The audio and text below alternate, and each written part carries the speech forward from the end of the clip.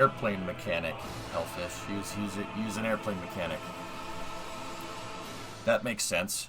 Also a sports nut also makes sense. Family tree and stuff, right?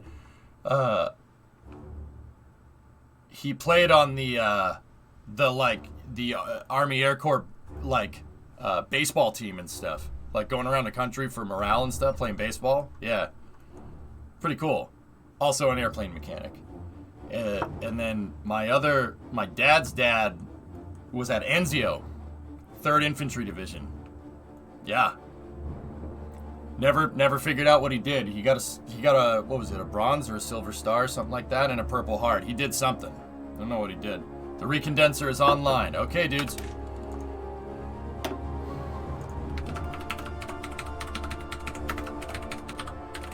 It's time. We'll switch over to I'm gonna save the game, and we're gonna switch over to SN20 coverage. This schedule, obviously, because of SN20 coverage, is gonna be all shifted around. So we might do more Hearts of Iron later tonight or something, and go from there. So if I can't get you more Hearts of Iron today, we'll do it tomorrow. Okay, so Starship SN20 static fire coverage. I wanted to play more hearts today, but that's okay. It's just a static fire, dudes, but static fires are still cool. It's cool to see it. So,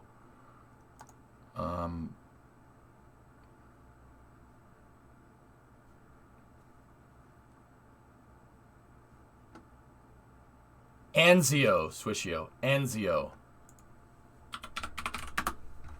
My dad's dad, here, I'll show you. Read last, okay. You never found out what he did? No, Chief, I don't want to. He didn't want to tell it. He took it to his grave, so I don't want to know. I don't want to know. It's probably bad. That's not what I meant. The entire movie was one shot, no cuts. No, it wasn't. No, it wasn't, Crackerjack. But there's a couple of cuts in there, dude. There was a couple of them, but most of them are shot in one take, which is pretty awesome. That's really hard to do. Are you planning to take the week or days near Christmas off? Yeah, probably, Sean. I'll probably take Christmas Eve and Christmas Day off. That's all I need. As long as I have some time to... I might be going off to Detroit. I forget. We'll figure it out. At most, it's going to be 4 days, at the very most.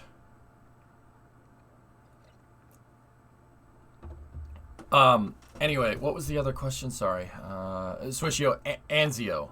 So, in 1943, the Americans, you'd think that you'd go through Sicily, right, and up here, but somehow, I forget which forces did that, but in the Italian campaign, the army in the 3rd Infantry Division landed at Anzio, right here. It was not D-Day big. It wasn't a big D-Day landing, but it was close. The Italian campaign gets largely forgotten because D-Day was so much crazier, right? When, the U.S. landed here at Omaha and Utah and Juneau Sword and Gold. That was the Americans, the Canadians, and the British. But the Americans landed here as well. What happened to Hearts of Iron? SN20 static fire is happening. So the 3rd Infantry Division in the Army went in here and tried to cut Italy in half, and they did. That's where my dad's dad fought. He fought there. But yeah, he has like a I think it's a bronze star. I don't think it's a silver star. He's a bronze star and a purple heart. So he did something. I don't want to know. But like I said, he took that to his grave. So I out of respect, I'm probably not. I don't want to know. And then my So my mom's dad was an airplane mechanic. Like I said, played on the Army Air Corps baseball team and stuff. But his brothers, my grandpa had 7 brothers, and one of them was in the Battle of the Bulge in '44. Another one was at Iwo Jima. Yeah, those guys. Yeah, I actually should probably go read about it, which would be pretty cool. I should probably go read about it. They were all over the place because he had 7 brothers and they spread them around everywhere. Okay, we're on. They spread them around everywhere to not do a Sullivan's things, if you know what that means. So yeah, I should probably go look into that more. We fought with Audie Murphy, eh? I don't know what here. Audie Murphy. What division was Audie Murphy in? Was he 3ID? I don't remember. He first saw action in the 43 Allied invasion of Sicily. Then in 44 he participated in Anzio. I guess. Yeah, I guess he was there.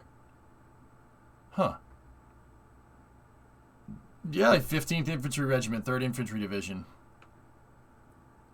Frick. Huh.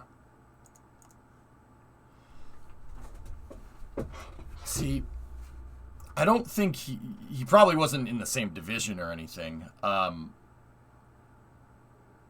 If I know that he was in a mortar company in the 3rd Infantry Division somewhere, but that's like 1,000 different things. Well, your granddad's fought in 43 on the Ukrainian front line. Jeez, Kim, that's insane, dude. It's amazing. It's amazing you're here. Like, and I mean that in an endearing way. That's insane, dude.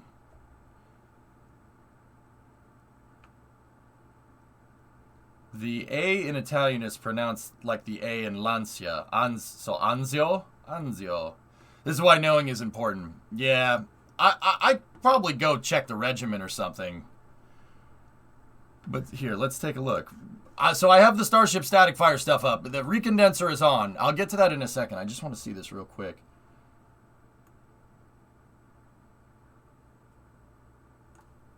I mean, I know it was mortars, so that's the only mortar battery. So 3rd Trench Mortar Battery, that probably there, if I had to guess. That was the order of battle. Oh, that's for World War I. Screw that. Let's see. World War II, Order of Battle, Headquarters 3ID, 7th, 15th, 30th, 9th Field Artillery, Engineer Combat, 3rd Cavalry, Troop Mechanized, Headquarters. It's got to be one of these. There's a Field Artillery Battalion, 155, 3105s, 3rd Cavalry, Mechanized, Headquarters, Special Troops 30. Headquarters 703 Ordnance, Light Maintenance Company, Quartermaster Signal Company. Yeah. No, it's got to be one of these. Can we? I wonder if we can see the unit structure of the 7th Infantry Regiment.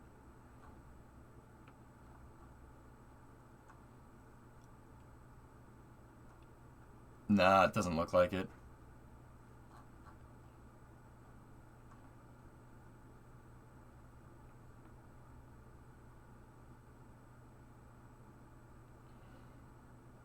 Nope.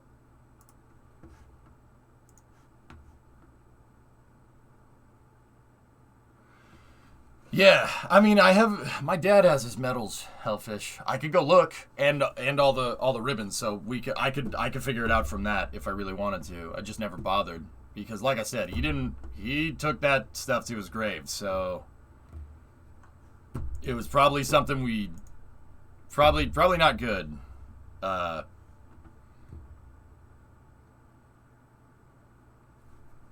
Yeah, I don't know.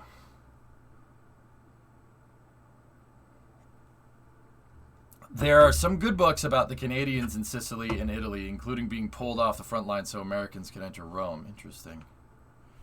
Hey, Steve, you know what's funny, just on a side note? And this is the last kind of thing I'm going to, we'll talk about with World War II stuff. Canadians can fight. You wouldn't think, because everybody's so nice. Canadians can fight. You should read about what the Canadians did. They were the first one to liberate a city on continental Europe. Kane or Khan. I forget how to say it. The Canadians went in there and wrecked the Germans, like wrecked them badly. They were the first. That was the first French city to be liberated. It was liberated by Canadians. Khan like Khan. There you go. War overall is not pretty. Shooter gets shot. Ken, it's a waste of time. It's a waste of time. I mean, not a waste of time. Last resort, I think, is the better way to say it. Dude, there's 1,000 better ways to solve your problem, dude.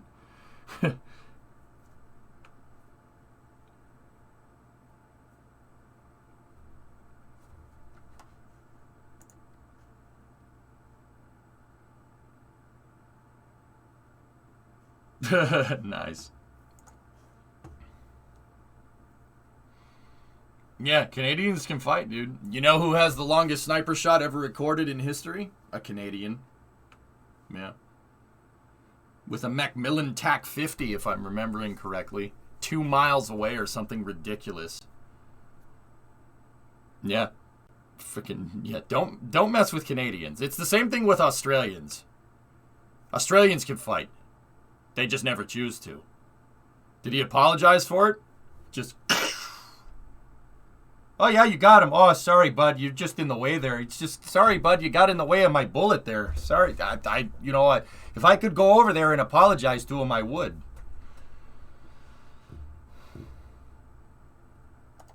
$3,871 yards.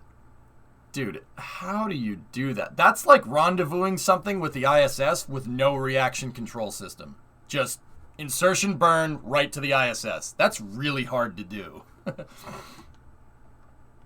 Anyway. Cool. Reminder that Australia lost the war against emus. Yeah. Also, Australia helped the US in the Vietnam War.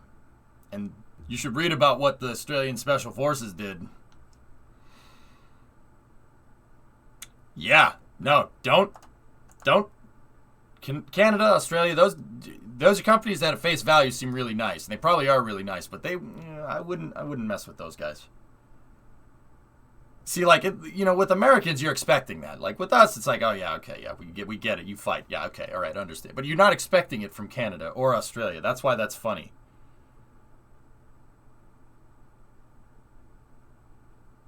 Confirmation is a desk post job. Yeah, 3,871 yards. That's impressive, dude.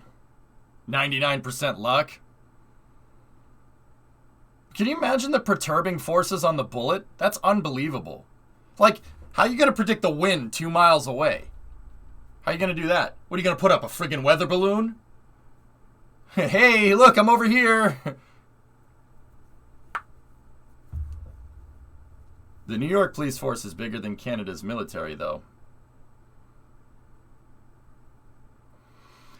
So, who do you think would win? The NYPD or the Canadian military? I'm pretty sure the Canadian military would whack the NYPD. Hey, Evil Bit, what's going on? Canadians only apologize so much because we don't want to be mistaken for our southern neighbor.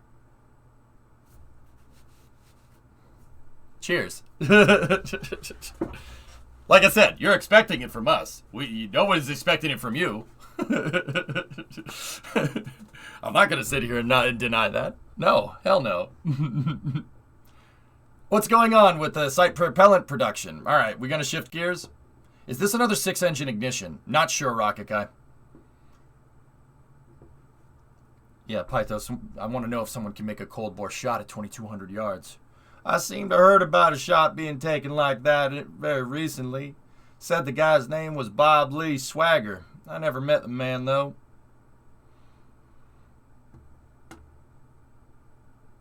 There is one crazy guy, but he don't shoot no more. Ruthless son of a gun.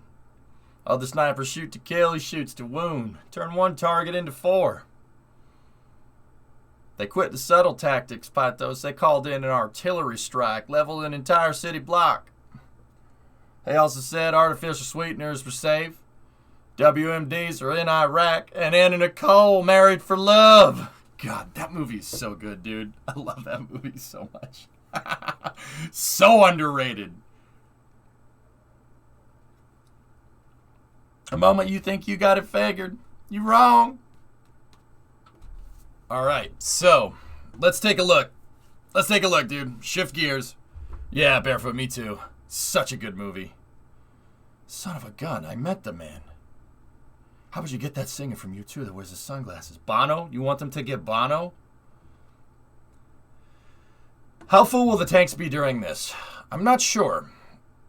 All right, so let's take a look. So once again, guys, NASA Spaceflight said we could look at this footage. That's totally cool. We can restream it here on Twitch. That's fine.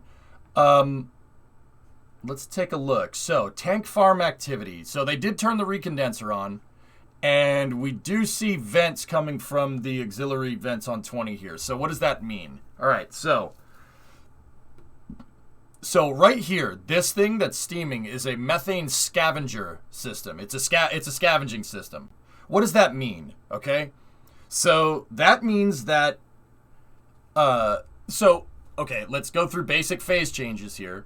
If you have a pipe that's sitting in the Texas sun all day, right, and you take liquid methane and you put that into the warm pipe, what's going to happen? It'll evaporate, right? It's like if you pour water on a hot pan, it'll evap very quickly. SpaceX basically has a system that takes that evaporated methane that's involved in cooling down the pipes and Starship, and they send the gaseous methane back to a system over here that recondenses the methane, that condenses it like an air conditioner almost, and turns it back into liquid fuel. Okay? Now, oh man, they're really going quick with this. Okay, so long story short, this means that they're pumping methane into the vehicle. Now, you do see vents on Starship. The vents on Starship right there are, man, this is going fast. The vents on Starship indicate that propellant is being put into the vehicle. This is a chill down. So for the same reason why you'd pump the methane and the liquid oxygen, for that matter, you need liquid fuel and oxidizer to get the rocket engines to boogaloo, right? The reason why you need that is because you don't want to thermally shock something. If you take liquid methane and you put it into a ambient temperature engine, right, what's going to happen? The liquid methane is going to flash evaporate against the warm engine before it cools down. So what they do is they open up pre-valves on Starship that are pneumatically actuated. Yeah, I know. Cool, right? They go pts, pts, pts, pts, pts. Sound like the doors opening on Star Trek. You know? Come.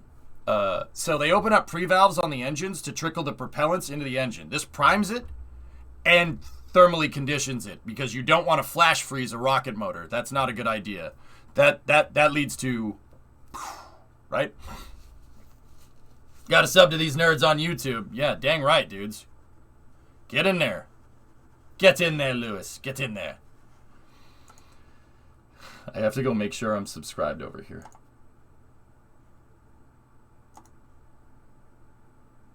Yes, I am subscribed. Okay, cool. Hello from Greece. Eptimos. What's up, man? Octavius, how are you? So, long story short, this vent right here and the vents that's coming from the recondenser, the recondenser vents indicate that fuel is flowing into the vehicle. These vents right here indicate that fuel is flowing into the engines. So that means we're getting ready. What? I didn't see that coming. Sorry, I was playing Hearts of Iron.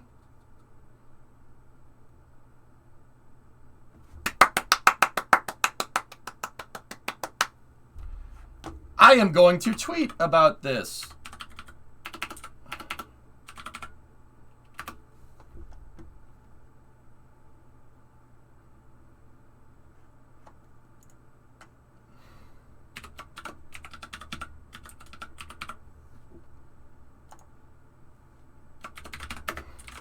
Discovery, go at throttle up.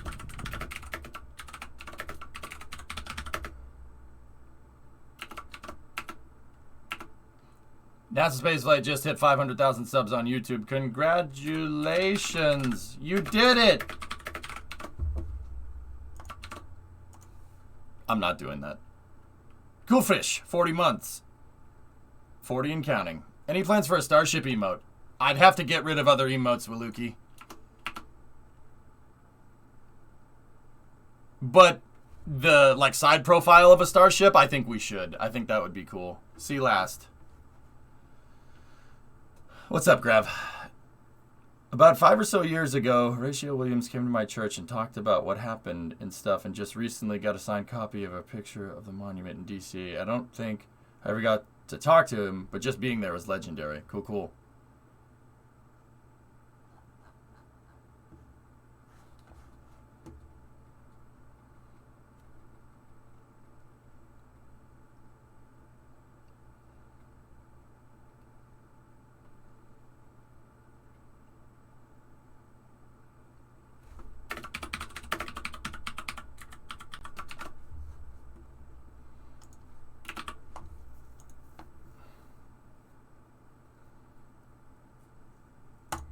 I have tweet.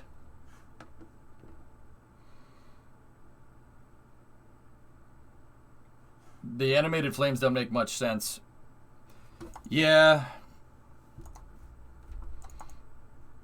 Well, maybe we could fix it. But anyway, so grats to NASA Spaceflight on 500,000 subs. That's no small feat. I have clicked the like. Thank you. Yeah, Grav, that, it's cool, man.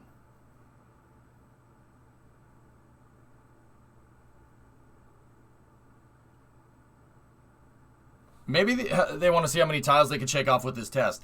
Adam, I honestly think that is the exact reason why they're doing so many static fires. Yeah, testing all the plumbing on Starship is fine and dandy, but they've already proven that could work. They've already fired 6 engines. Why are they doing it again? They're doing it again because they want to see what tiles get shaken off here. I firmly believe that for the past 6 months, SpaceX's entire effort is being focused on getting this thing to work. The tiles. How are you going to do that? What's the best way to test it? Well, the best way to test it is with an orbital launch. Re-entry. Tested how it was designed to do, right? Test what it was designed to do, obviously. Tested how it was designed to do. That was a sentence, right? They also fixed the tiles in a few days. They're working on basically making the tiles easy to fix and replace. That's the idea. So you can quickly turn one of these things around. I firmly believe that's what these static fires are for.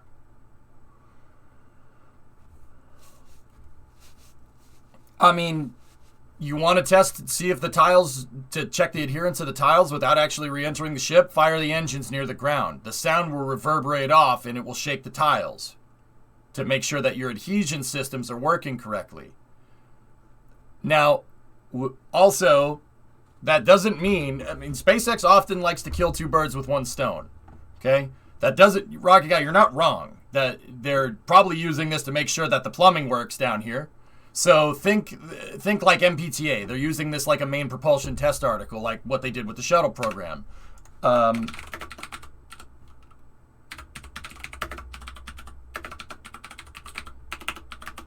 So the main propulsion test article was basically the back of a space shuttle, a full fidelity back of the space shuttle that they used to do the green run test with. And they fired it with the MPTA ET on the B2 test stand. It's basically, it is a real back piece to a shuttle. It's an aft segment of a shuttle. And it was 100% high fidelity. It was exactly like what went under the big orbiters. It wasn't a mock-up or anything. That you could use this as a shuttle backing piece. You could install this on one of the space shuttles and it would have worked. They use that to test the MPTA. That's basically what they're doing. But also, I'm pretty sure it's about those tiles too. Pressure ratios, feeding from different tanks, oxidizer to fuel ratios, turbo pump parameters, etc. Yeah, there's a lot to do, but there's a lot to test, right? And Rocket Guy, I'm not going to say that they're not probably sitting there and finding better ways to do that. But I firmly believe that everything is centered around getting these tiles working.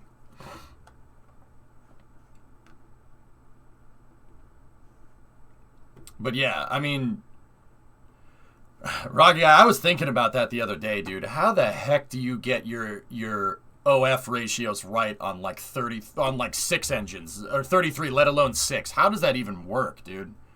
How do you ensure that the manifold is delivering even pressure the whole time? Like, I was thinking about that the other day, and I'm like, damn, dude, that's actually really frigging impressive.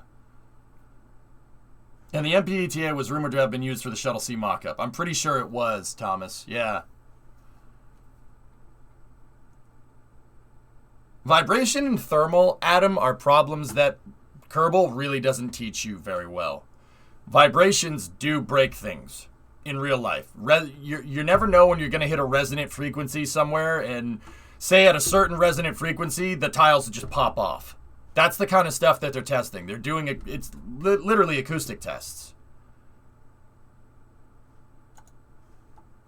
Math and lots of math. It'll be interesting to see if the bottleneck shifts to tiles later down the timeline.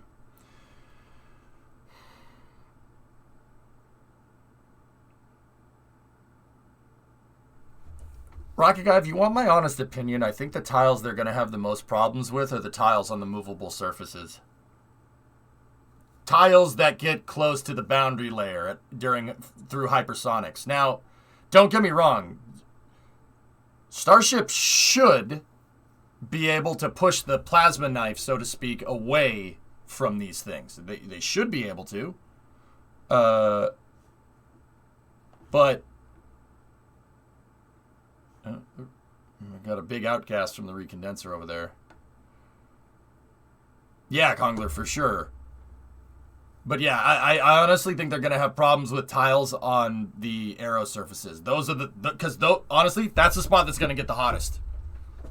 I mean, we saw it yesterday, dude. You saw how thick those tiles were. The tiles are like 3 times as thick on the aero surfaces than they are on the hull of the ship. They want to avoid Kraken strikes.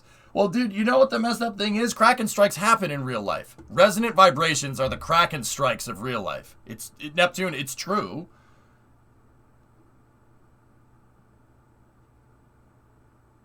Are the tiles shaped differently on the aero surfaces as well? They have square tiles and home plate shaped tiles and hexagonal tiles on here. But yeah, to wrap around like the outside of the wing, they do have a little bit of a different shape. And don't get me wrong, this is SpaceX's tiling system. The vast majority of tiles are the hexagonal mechanical adhesion tiles that are on the hull of the ship. These are the ones where you have special tiles. Thank you for your passion with this stuff. We're better off for it, seriously. Oh, thanks, man. Like, I appreciate it, Taco. Right on, man. It would be crazy to see a molded thermal protection system for Starship like Dream Chaser. That'd be cool. Taco, it's my pleasure. Dude, I always try to keep it in the back of my mind, you know, to not get too full of myself, you know what I mean? Like, I know, I give chat crap and all the time, and I get pissy about things from time to time. Sorry, it's just kind of how I roll sometimes, dude. I'm Italian, I can't help it. Can't help it. No, but, you know, hearing stuff like that is really what drives me to do what I do. Like, I love this stuff, and I can't believe people freaking give me an audience. Even to this day, you guys, I think you guys all need help. No, it's probably me that needs help. I'm not sure, Iron. So I do appreciate it, man. Thank you for those words. It really means a lot to me. And I'm trying not to say that and sound like, oh, thank you very much. It means so much. I really do mean that. Like, so thank you, Brian. I'm glad, guys. My takeaway is that I want you to learn something. I don't care if it's how a carburetor works on a 59 F100 or how Starship's venting system works. I don't care. Learning something is a dopamine hit, dude. It's good for you. It's like eating good food for your brain. I believe you're sincere. Thank you. I'm trying, man. I'm trying. But, you know, one thing is to just keep it in the back of my head that, you know, stay humble. And, you know, don't just be like, oh, thank you very much. You know, every thank you that I say to somebody when somebody says some kind words, I try to be very clear about it. And I try to make sure I don't give the same answer every freaking time. Oh, thank you very much. Oh, thank you very much. Oh, thank you very much. You guys mean so much to me. No, if I can, for the viewer, I'll tailor an answer for the viewer because frick me, I care about you guys. I don't know if that's That probably hinders and helps me at the same time, but, you know, you guys give me an audience, so I care.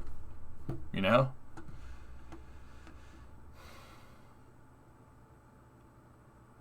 Definitely learned a lot of the past 4 or 5 years. Right on. Hey, Astro. Thanks, man. Are these Raptor engines used, or will they be used for anything else? I think these are the ones, Skydiver, that are going to at least try to find their way into space. Thank you very much, your viewer 11432. But yeah, Taco, I appreciate those words, man. Thank you. I'm trying. I'm just trying to just keep going and just do my thing, you know? Patient 24602. Oh, Burnham reference. Nice. Also movie quotes. Anyway. What's the chance of a Firefly-style run for Starship? Neptune, not to be so, like, incredibly doom and gloom, but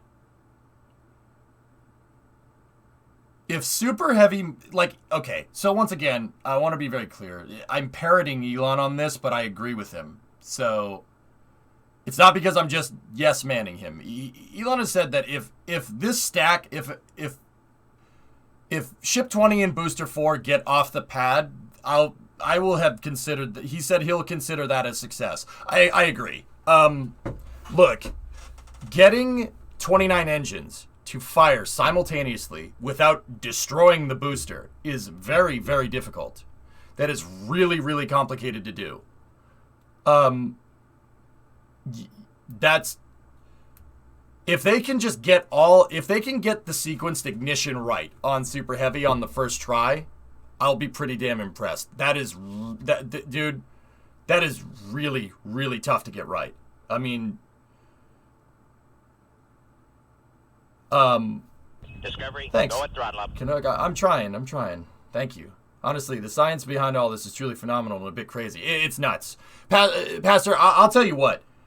Dude, when I was younger, just like everybody else, like, I saw stuff like the space shuttle and I was mystified from it. I'm like, wow, that's so damn cool. That's so damn cool. The fact that I actually went and learned what the heck it does, like, I have that understanding of how hypersonics work and how the tiles work and how reinforced carbon-carbon works and how the space shuttle engines work, etc., etc. I have that knowledge, and now I'm even more mystified. Like, as a kid, you can understand, oh, it's got wings, it flies and it lands. All right, oh, it goes up into space. It looks like an airplane with rocket engines at the back. Okay, I can understand that. Right? And you're like, oh, that's really cool. As an adult, I actually understand what all the systems on that stupid thing do, and it blows my mind every time. Like, even now, I could sit here and tell you, like, how the hydraulic power units work on the space shuttle, and it's freaking mystifying. Like, the fact that the shuttle didn't just pop the first time they flew it is miraculous. Like, and then you see stuff like this right here. Like, I'm not speechless because I don't understand what's going on. I'm speechless because I understand what the hell that thing is doing, and that's kind of like, damn, dude. Like, I know what that thing is. I understand what's going on here, and that's kind of crazy. His language is very kind of like... Top 5 experience in your life: seeing the space shuttle at the Cape, and I have 2 kids and a loving wife. Dude, the Atlantis exhibit is so good. 33 missions, over 126 million miles. Atlantis, welcome home. Oh, dude. Oh, I get fired up. Just thinking about it. Yeah. How many times was the first shuttle flight scrubbed? Once. Swishio, once. Yeah. Yeah, Astro, if you know, you know. Hey, Forge, I'm great. How are you? What's going on there? Pop, did we already talk about the potential bankruptcy due to the Raptor bottleneck? Yeah, we had a fairly lengthy discussion about it yesterday on Space News, Pop. Long story short, dude, it's just Elon cracking the whip. You know, Pop, you know how Elon always talks about probability? I don't think that SpaceX is generally facing bankruptcy right now. But you know Elon is super focused on long-term goals and probability of achieving those long-term goals. And that's really important context to understand here. he sees that down the road, the amount of Raptors, or he thinks, let me put it that way, he thinks that down the road, the amount of Raptors that they're producing, the rate that they're producing Raptors right now is unsustainable in the long term. And they won't be able to scale Raptor production correctly to be able to mass produce starships in the future. Not right now. Right now it's fine. But they're producing Raptors at a rate that's sufficient for a test regime, for testing. But you got to remember that SpaceX wants to be able to launch Starship once every 2 weeks at the very bare minimum, right? So down the road, the financial model that they have right now is not sustainable. It's sustainable just fine for a testing program, but eventually this thing's got to start making some revenue somehow. And I think what SpaceX is doing is they're providing a means for Starship to get Starship on the books, making money, to get it as a profitable venture. The means to profitability with launching Starship and achieving rapid flights is the same exact thing that they did with Falcon 9. Starlink. Starlink is the key. So in the future, Starship launches Starlink satellites, comes back down, lands. You know, they launch it again and again and again and again. They build up the Starlink network, and then over time, those satellites will decay, right, or break, or run out of fuel, and they'll deorbit, right, because Starlink is in a decaying orbit, and they'll use Starship to keep maintaining that. And the revenue that comes from those Starlink missions will fund further Starship development. It's one kind of going off the other, right? It's leapfrogging one over the other. One gives the other one the means to succeed, and the other one gives the means to succeed, and you go further and further until we're multiplanetary. That's where Elon's mind is at. He's not thinking about this year, dude. This whole statement was next, like 2023, 2024, right? Which once again, that's par for the course. Elon's always thought that way. He thought that way about Falcon Heavy. He thought that way about switching Starship to stainless steel. That was a similar type of decision. He pulled the plug on the original BFR carbon fiber thing, and he switched to stainless because he didn't see carbon fiber as sustainable in the long run, which is correct.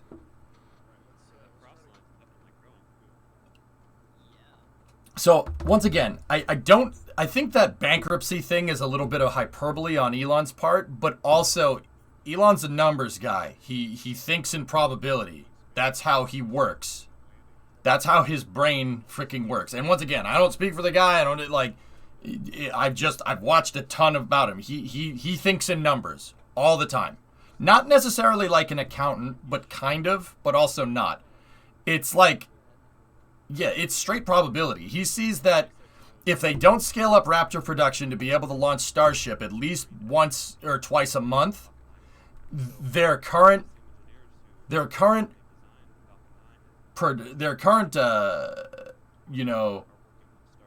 production is unsustainable in the long term, which makes sense. There's still very much upgrading Raptor and changing things, etc., etc.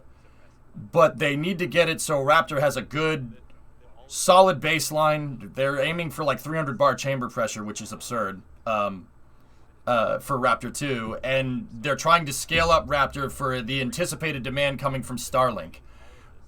I honestly think that Starlink 2.0 is going to be ready before they can scale up Raptor demand.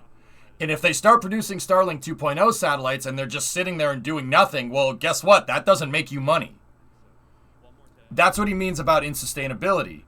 Raptor production will be ready in 2024 for like mass production. And Starlink satellites are ready at the end of 2022 and the beginning of 2023. That's a year of producing Starlink satellites that do nothing. That's easily billions of dollars down the toilet. Billions of dollars down the toilet like that due to a production bottleneck could increase your odds of bankruptcy down the road. This whole scaling up Raptor production is trying to safeguard SpaceX against recessions, against insolvency, stuff like that. That's all. He's playing chess and he's covering a bishop with a rook, or covering a bishop with a knight. That's what he's doing. in anticipation of like 3 or 4 moves down the road where the other guy tries to take the bishop, right? When do they start?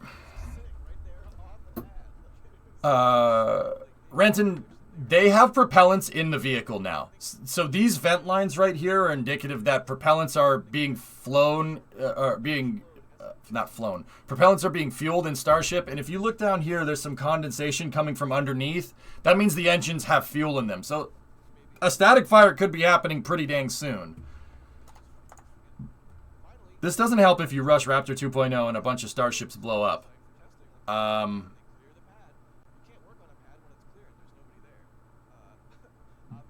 What? Wait, what do Starships have to do with increasing Raptor production?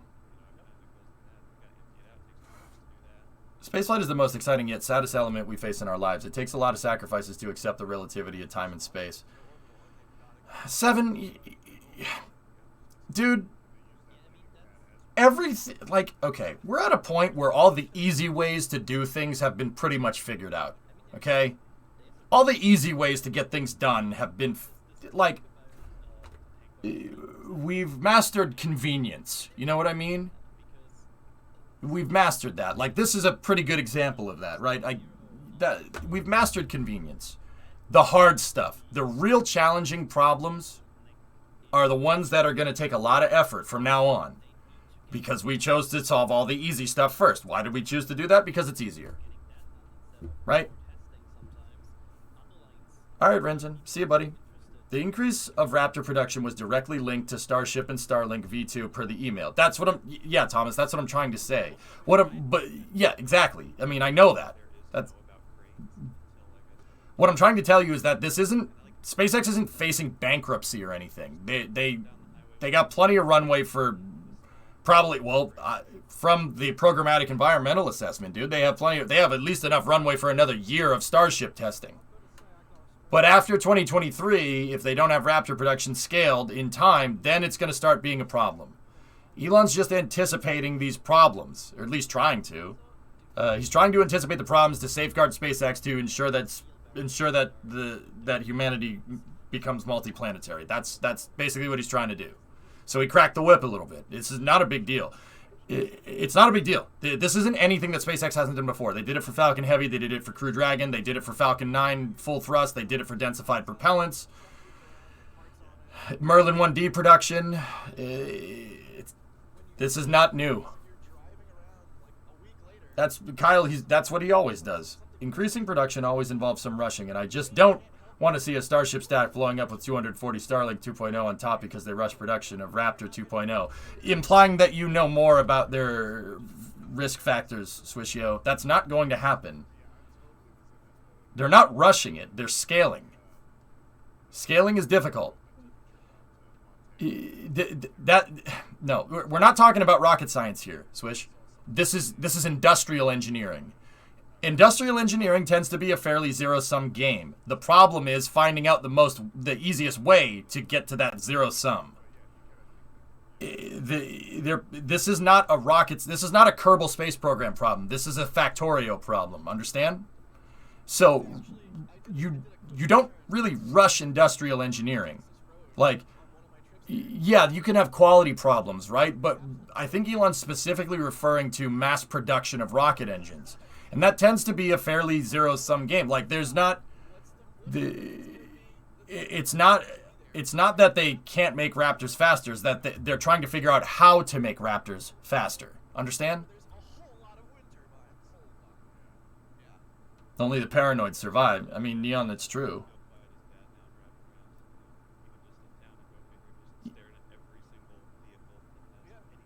Yeah, I mean, Swishio, unless you can point me in a direction where somebody has a moving assembly line for rocket engines, I think this is a warranted problem. And I don't think that rushing it is necessarily going to cause problems. But, see, Swishio, the other thing is that Starship has engine out capability. Guys, you see that? You see this big metal tube behind Starship? This thing? That has 29 engines in it. 29 engines in it and 33 in the later versions. Okay? So hear me out here for a second. Okay? Even if you're worried about quality control from Raptor engines coming off the assembly line. One, every Raptor engine is tested at McGregor. before it even finds a Starship. So if there's problems, they'll figure it out. Every single engine that SpaceX flies and puts on a vehicle is tested strenuously at McGregor in Texas, north of here. So that's how SpaceX has been able to. You ever notice that SpaceX rarely has engine problems because they test everything. Everything gets tested rigorously. The Merlin 1Ds, before they even find a Falcon 9 on the pad and leave the pad, are tested 5 times. Well, no, not 5, twice. No, 3 times. 3 times. They test the individual engines at McGregor, ship them back to Hawthorne, assemble them, ship them back, build the Falcon 9 first stage, ship them back, test all 9 engines working in unison at McGregor, and then they ship it to the launch site, and then it's static fired again on top of that. And then it flies. So SpaceX has probably the most rigorous engine testing, propulsion testing in the industry by a long shot. Nobody else tests rocket engines like that, and they're doing that with Raptor. Source: I know guys that work on the Raptor test stands. If you really want to know, I mean, you needn't look no further than the people that sit outside McGregor and listen for engine tests. They're literally firing a rocket engine every day. So, on top of that, Starship and Super Heavy have a ton of engines. Starship has 6 engines. Super Heavy has 29 or 33 in the later versions. Super Heavy is pushing 50 meganewtons of thrust. 50 meganewtons. That's double a Saturn V. That's 14 million pounds of thrust. Actually, 15 million pounds of thrust. Dude, half of that will get you to space. That's the safeguard, dude. They could lose half of their engines, and the thing, barring like something like Astra where they lose engines right off the pad, if they lose 4 or 5 engines on the way up, no problem. No problem. That's what I'm talking about. He's trying to safeguard it as much as possible. And Starship, the way it was engineered, dude, is designed for mass production.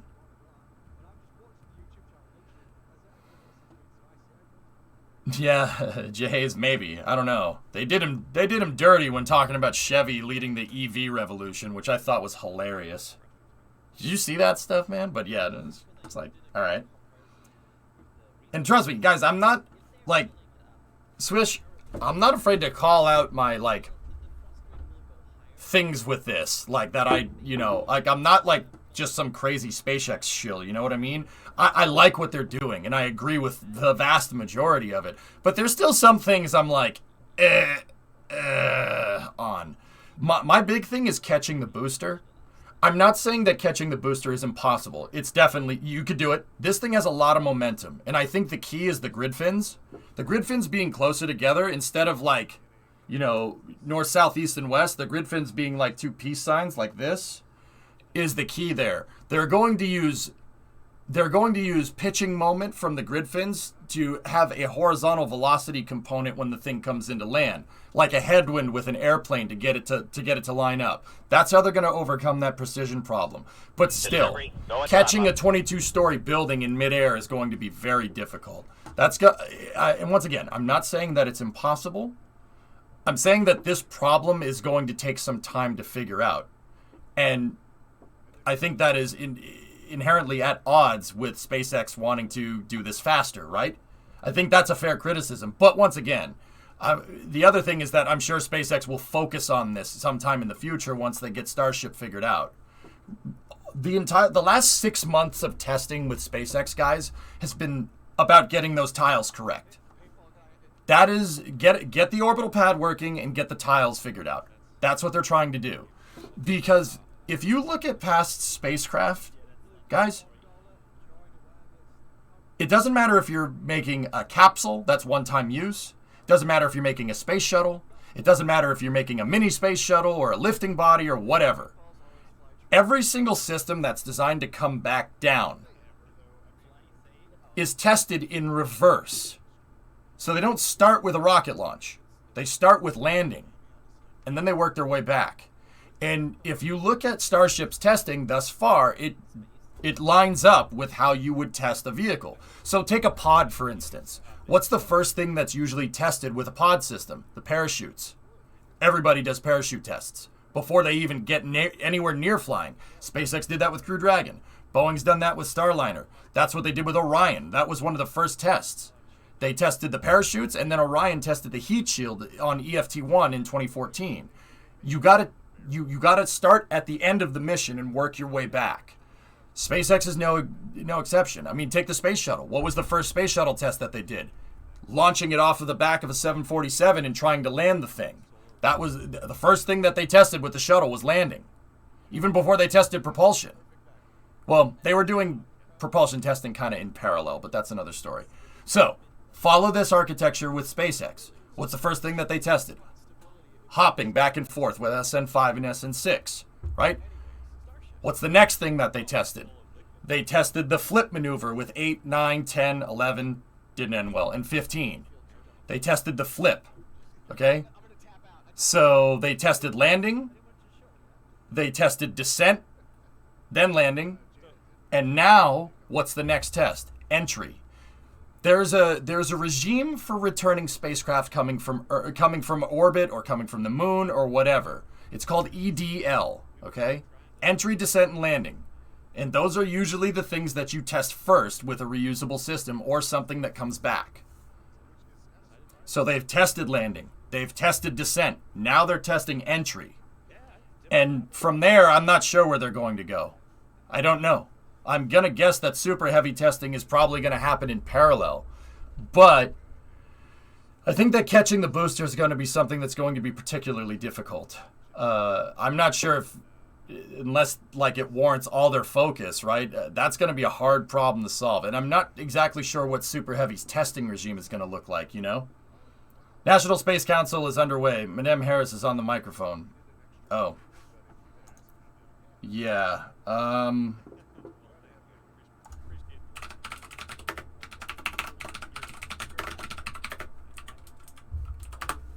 Let's see if I can double box that. Our nation achieve new heights. And while our exploration of space takes us up to the moon, to Mars, to the edge of our solar system, like the Apollo 8 crew, I believe we have a responsibility to also look to our home planet. In this new era, we must see all the ways in which space can benefit Earth.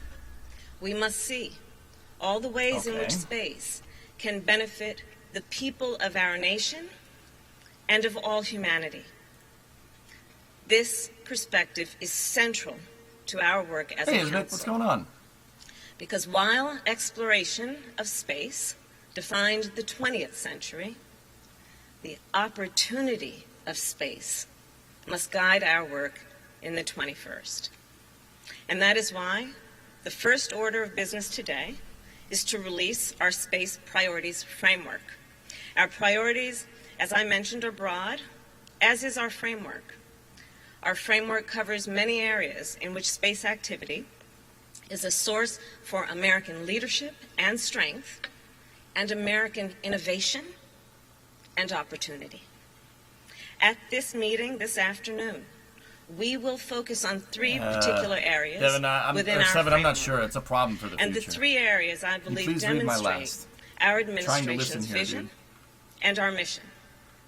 Three areas in which I believe we will make significant progress. 1, building our STEM workforce. 2, addressing the climate crisis. 3, promoting rules and norms that govern space. So first, on STEM. I have visited several college campuses over the years, including this year I visited Hampton University, an HBCU in Virginia. Hampton University hosts a NASA mission, the Ames satellite mission. The students there are scientists, and they are working with scientists to track atmospheric changes. And I'll tell you something about these students. They are both inspired and inspiring. And so we must ensure that more of our nation's students Hey, Cammie. have So over access here we have the to National these Spaceflight important Council meeting, opportunities. and then we have We Starship must Static Fire encourage on the left. more of our students to pursue STEM careers. The truth is, the United States used to lead, I said past tense, used to lead the world on innovation. But right now, our nation is falling behind as others develop their STEM workforce. Explain.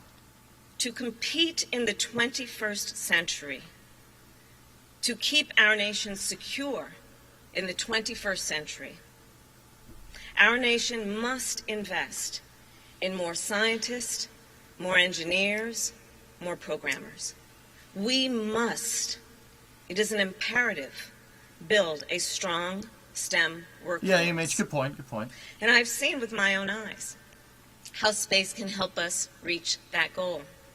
From the elementary school student be good, with a telescope, please. Let's listen. All right? to the college student analyzing satellite data, to the trades apprentice who is learning skills to help build rockets. So today, as a council, we will discuss how we can strengthen space policy and how we can partner with union leaders and business leaders and educators to build the workforce that will solve the challenges of our time. And that brings me to our second area of focus today, the challenge of our climate crisis. The Ames satellite mission at Hampton University is one of the many that is measuring the impact of the climate crisis. Yeah, I was recently at the Goddard Space Flight Center in Maryland, and I was honored to be the first to view images from the satellite that has been named Landsat 9. These are but two examples of the fleet of satellites and sensors we have as a nation that provides citizens and scientists with the data they need to mitigate and adapt to the impact of the climate crisis. Just think, these satellites provide real-time images of the landscape of our nation. As natural disasters increase in frequency and ferocity around our country, these images are being used by first responders. These images are being used by farmers to assess their crops as drought and heat threatens their livelihood, threatens our ability to produce food as a nation, and by scientists who are working to combat the climate crisis head-on. Today, this council will commit to make this data more accessible to more people, and we will expand our global partnerships to increase the data we are able to collect. Last month, I announced that the United States will join the Space Climate Observatory. That's an international initiative that's being led by France to support climate action to local communities. The work of our council will build on these types of partnerships, which lead then to the third focus of today, probably one of the most important in terms of our nation's leadership around the world, and that is how our nation can lead in our world to establish, to expand, and to accelerate the rules and the norms that govern space. Over the past weeks and months, I've spoken with heads of state and governments about our priorities in space. Leaders of France, India, Japan, Mexico, Singapore, among others. In these conversations, the opportunity of space has been clear, as has the risk. Without clear norms for the responsible use of space, we stand the real risk of threats to our national and global security. Just last month, we saw what can happen. Russia launched an anti-satellite missile to destroy one of its satellites. By blasting debris across space, this irresponsible act endangered the satellites of other nations, as well as astronauts in the International Space Station. As activity in space grows, we must reaffirm, yes, the rights of all nations, and we must demand responsibility from all spacefaring nations. Okay. We must establish and expand rules and norms on safety and security, on transparency and cooperation, to include military, commercial, and civil space activity. As but one example, the United States has led the development of the Artemis Accords to establish clear norms for civil space exploration. 13 nations have signed on so far. From here, we must work to expand the number of signatories We'll see, fed up. on the Artemis Accord. In my recent meetings with the presidents of France and Mexico, both nations have indicated their intention to join. So, promoting rules and norms, addressing the climate crisis, building on our STEM workforce. These are the 3 areas of priority for this council rocket science, interesting, huh? that will guide our work today. And there are many more that this council will address in the days and the weeks and the months ahead. So keeping that in mind, I will conclude with this. The astronauts who have returned home from space, they describe with wonder a new awareness of not only what is out there, but what's right here. Looking at Earth from hundreds of thousands of miles away, they see what I know we all know. Our planet is fragile. Our planet is beautiful. And it is filled with billions of people who are at once different and the same. From space, all of humanity is one. And through our work in space, we have an opportunity to benefit not only the American people, but all of humanity. Our framework is therefore comprehensive. Our agenda, yes, our agenda is ambitious. But as an astronaut once told me about the advice he received ahead of his first spacewalk, he was told, simple, just focus on what's right in front of you, and from there, widen your view. That, my friends, is how we will move forward. Focused on what is in front of us, and widening our view, and expanding our work as we go forward. So again, I thank you all for being here, and let's now get into our agenda. Thank you all.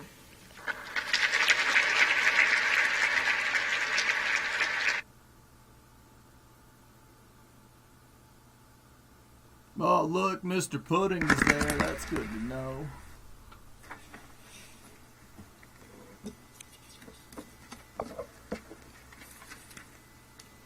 What's ASAT? So Anti-satellite. to begin, we will start with our It's a first missile panel, that hits a satellite and blows which it up. will be to discuss the norms and rules. And we have many extraordinary American leaders who are the members of the President's Cabinet who are here taking a role of leadership not only in this discussion, but as heads of their agencies on the work ahead and the commitments that we are prepared to make today and going forward. So the first topic on norms and rules is essentially how do we modernize the norms and rules that govern space. So we know from Apollo 8, from previous missions, space exploration is not new. But we are in a new era where we are, I think, more than ever before, appreciating the capacity and, yes, the opportunity. So on this topic, let's consider the challenges that are also presented, in addition to the opportunities. The challenges, for example, being congestion, debris, and threats, including the need to de-escalate threats through deconfliction and ensuring that we are all working with the same norms and rules so that we don't compromise the safety or integrity of any of our missions because of confusion coming out of a lack of rules and norms that govern the road. So with that, I'm going to introduce Commerce Secretary Gina Raimondo.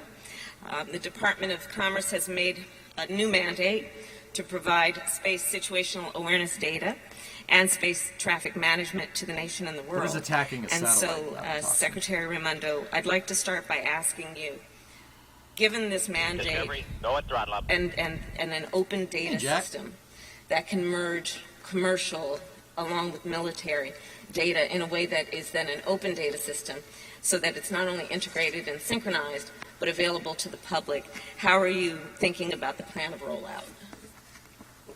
Yes, thank you. Thank you, Madam Vice President, and thank you, most important, for your leadership in this area, which is, as you said, so vital to our national security and also our economic security. I also want to extend my appreciation to all of you and to the members of the National Space Council present today, and to the members of Congress and other distinguished guests who are here. So, as you say, commerce is not always necessarily thought of as the space agency. However, we do play an important role in space, particularly on the space economy and U.S. commercial space industry. Our work at the Commerce Department, and I'm joined here by Dr. Spinrad, who runs NOAA, covers climate and weather data services, space safety and sustainability, workforce development that the Vice President just spoke of, manufacturing, and management of the nation's radio frequency spectrum. We're also involved in standard setting, cybersecurity, export controls, and promoting space exports around the world, which is, of course, an increasing area of our economy.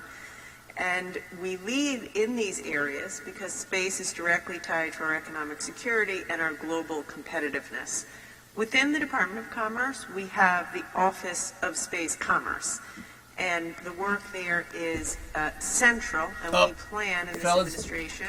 We got the siren. I'm going to switch us to Starship. Siren's here.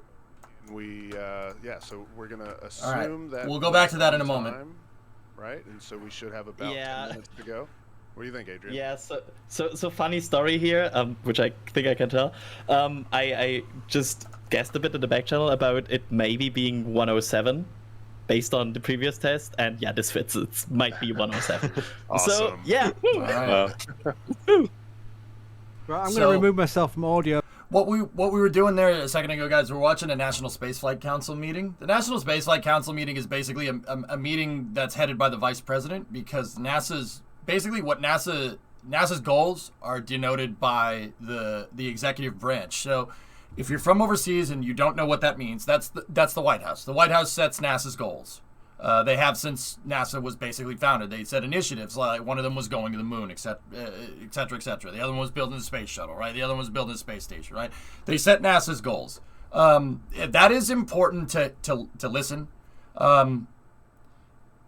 We had a pulse from the vents right there. So we should be seeing a fire soon. It's important to listen to, and it's important to understand, to kind of gauge, what the executive branch wants to do with NASA. And I'll say what I said before when we watched the 6th and the 7th one with Pence on there. Guys, look, I'm here to listen. I'm here to listen. I might not necessarily agree with some things. I might agree with some things. But it's important to listen and understand. So I'll say the exact same thing that I said before. I guess if people want to make snide remarks, I can't stop people from doing that. The mods can. But, it's important to just listen, engage it. I mean,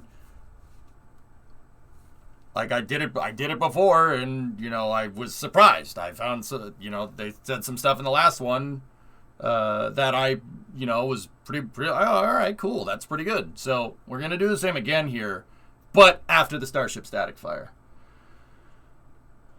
I could tell you read the headline when you had an oh crap look across your face. I mean, man, I'm not going to lie to you. Okay. I don't mind if NASA's going to do climate stuff, but climate stuff is only one step of the battle. You can't focus everything on climate stuff, just like you can't focus everything on human spaceflight. that's not a good idea.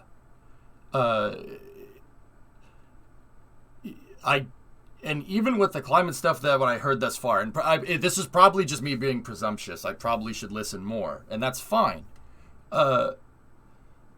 You know, we got to solve this climate crisis. Okay, give me some deadlines. Give me some goals. Because just like the human spaceflight program, dude, just like, you know, okay, we got to go back to the moon in 2024. Deadlines are what's going to solve that problem. If you just say we need to do this, or we need to go back to the moon, and don't give a specific deadline, you're going to have trouble scaling to solving that problem, right? So, I mean, the same logic can be applied to the Science Mission Directorate. If you're going to make a goal to combat the climate crisis, right? If you're going to make a goal to do that, I need some dates. Like, what's the plan here? Are we going to make a climate monitoring system? Like, I want something concrete, something that I can go off of. Like, but that's, once again, I might be being presumptuous in that regard. So, you know, we'll go back and listen in a second, but I want to see this thing happen here. So within SpaceX that have surfaced. Can you move to the left, please? Sure. I would assume that he's talking about the Elon email on that. I'd say likely not. I was referring to this. Boca US team satellites is are being attacked real focused every day, on according their to the Space test Force campaign. General. I'm sure this test has been... Well, actually, I guess we know that the test has been planned for a while because they've been scheduling and canceling road closures since even before Thanksgiving here in the U.S., so... I'd imagine. Pythos, the reverse side of that is that, look, there's going to be people in here that disagree with some things that you see, you know, with some things that you agree with, and people are going to disagree with that, or some things that you like. The important thing to remember is that that's just words. It's just some words on the internet, man. People are always going to disagree. People disagree with me about how I think we should conduct spaceflight. That's fine. Some people think spaceflight is a waste of time. All right, sure, I can understand that. I don't agree with it, but, you know, don't let people get a rise out of you, dude. It's not worth it. It's a waste of time, and you're just going to psych yourself out. Like, people say things in chat all the time that I don't agree with. I just kind of let it go. Get me on Twitter, or you can email me at Jack Byron. I disagree. No, I disagree. Shut up, App State. All right, let's see. Boom. Where are we at here? Got him. About to hit 1:02 p.m. Central Time. So about 5 minutes from our sort of projected time of 1:07. Well, I disagree that you disagree. Dad. Ugh! All right, Derek Ross asking, after the static fire, what's left in the testing campaign before an orbital attempt? Oh, there's lots left. Adrian, want to take that? Yeah, I mean, we still don't know if they are done with Ship 20 after that, because we thought they might be done after the first static fire. And yeah, here we are. And we also have to see them testing Booster 4. Like, I think the reasonable guess at this point is to what is that? Yeah, what is this? What do we got? Oh, uh-oh. It's weird. That's hot gas, right? Because it's rising? It's rising, yeah. Or is it... Could the wind have shifted to... I don't think so. I think that's hot gas. That looked like it popped or so. Like it looked like it came up all of a sudden. So that didn't happen last time, dudes. Just on a side note. Everything. Yeah, could the wind blow just right to make it kind of blow up the side there? But why would hot gas be coming out of the cold vents? These are chill down vents, so you generally have gas. Oh crap! It happened again. Uh-oh. Doesn't it? Yeah. Maybe it's just regular condensation, but the way the vent is aimed is upward. This is interesting. Yay, new behavior. Yeah. Oh yeah. It's not a bug, it's a feature. Boil off, once again, fellas, that's not a boil off vent. That's a cold gas vent. You have hot gas coming out of a cold gas vent, which is not ideal. Well, actually, you know what? I don't know if that's not ideal. I have no idea. That could be normal for all I know. We'll have something to care and talk about. It's like, oh, how about we turn the nozzle on this vent 90 degrees? Brilliant! Yeah, do that now. It'll be a hit. So it's important to note that this is only happening on one vent, and they got some kind of hot gas. So once again, the NASA spaceflight guys called it. That gas is going up, so that's how you can tell it's warm. It's rising, and the cold gas is going down. But two things to note. This didn't happen last time. That didn't happen last time. I'm wondering if we'll see it on the left side vent here. Could be cold gas that shot upwards. I mean, I guess.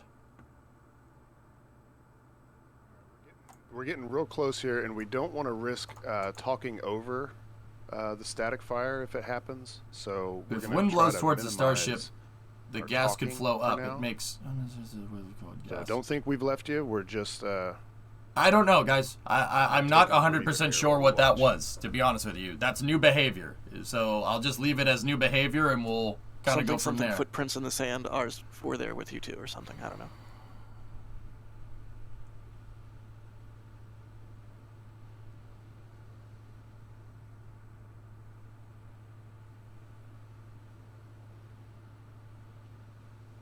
And really quick, I think I can squeeze this in here. We want to say hello to Alderwood School and Aldershot, UK.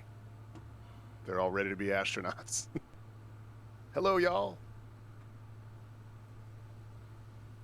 So what's the deal with Raptors taking too long to produce? It's not that they're taking too long to produce electrocutors. SpaceX produces like 1 or 2 Raptors a week right now. The problem is that the way they build the Raptors is not sustainable over the long term for mass production, and that's the problem that Elon's trying to address with that email.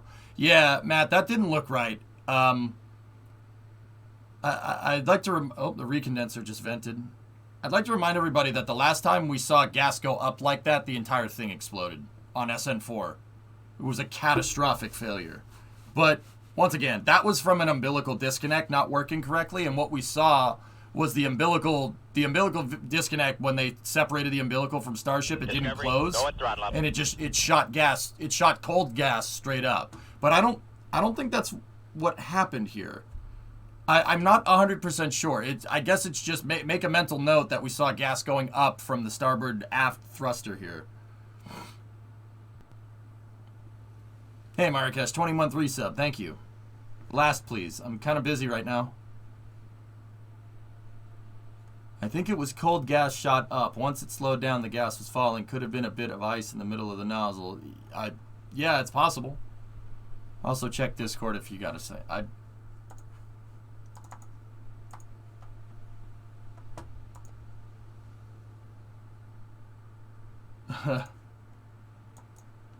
Restart KSP, yes.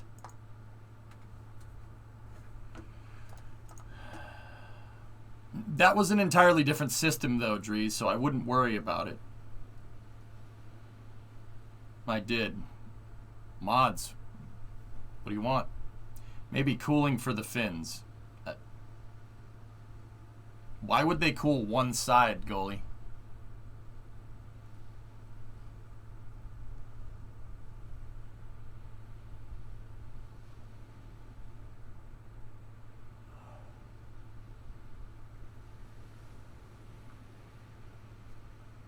Should be coming up on the fire now.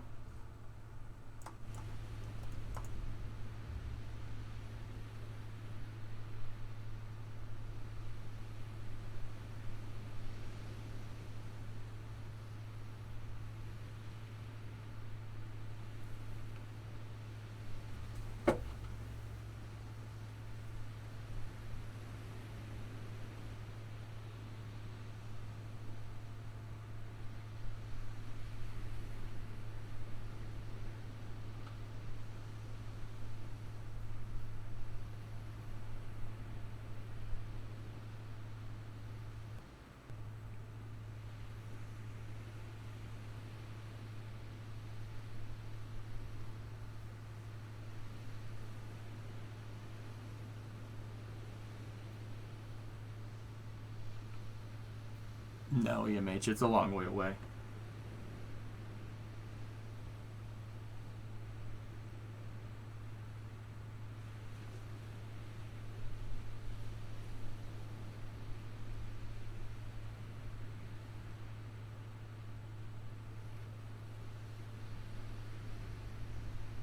Water deluge system. Why would a water deluge system be on the rocket, Swishio?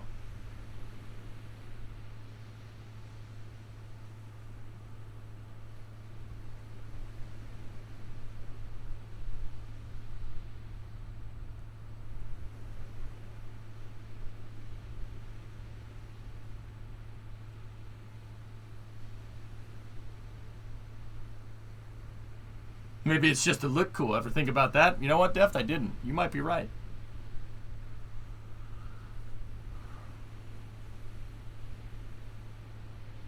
We're past 10 minutes on the siren, dudes.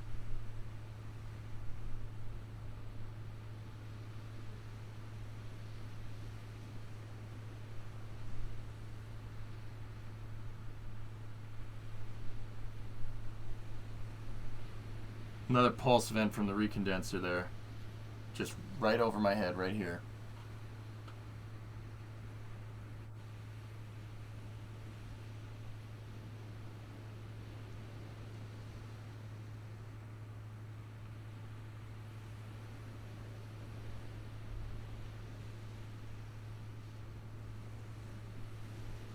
Well, Alex, if the recondenser is topping 20, that means the carrier umbilical hasn't disconnected, which means Starship isn't a closed system for firing the engine. I mean, you know, right? You gotta purge the lines before. You gotta purge the lines before you fire the engines. You do not want your fuel lines connected to the rocket with propellant inside of them when you fire the engines. That's a bad idea. Rocket Guy, we saw some different behavior coming from the starboard aft vent. It looks like gas got shot up in some way, shape, or form. I'm not exactly sure why or how it happened. It happened in one vent and not the other. I don't know what it could be. That could be 1,000 different things, dudes.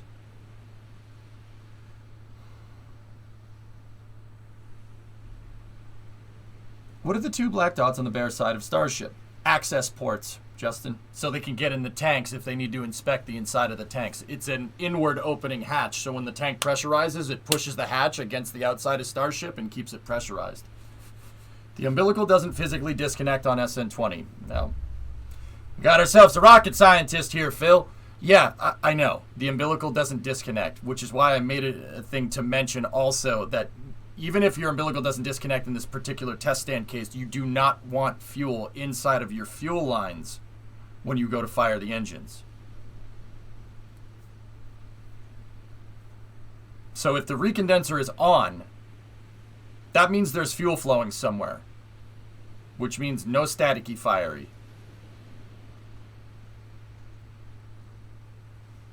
But it is a good point to note that this thing, yeah, that umbilical down there at the bottom does not disconnect. They've replaced them, Harp, yeah.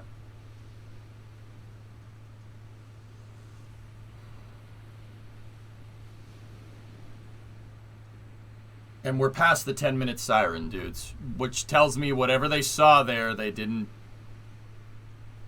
They scrubbed the static. Well, not scrubbed. They stopped the timer on the static fire. So whatever that was coming out of the vent was, I guarantee you that was something that they did not mean to do, because it happened on one vent and not the other. So that was some weird behavior, and yeah, that's why we haven't seen it go yet.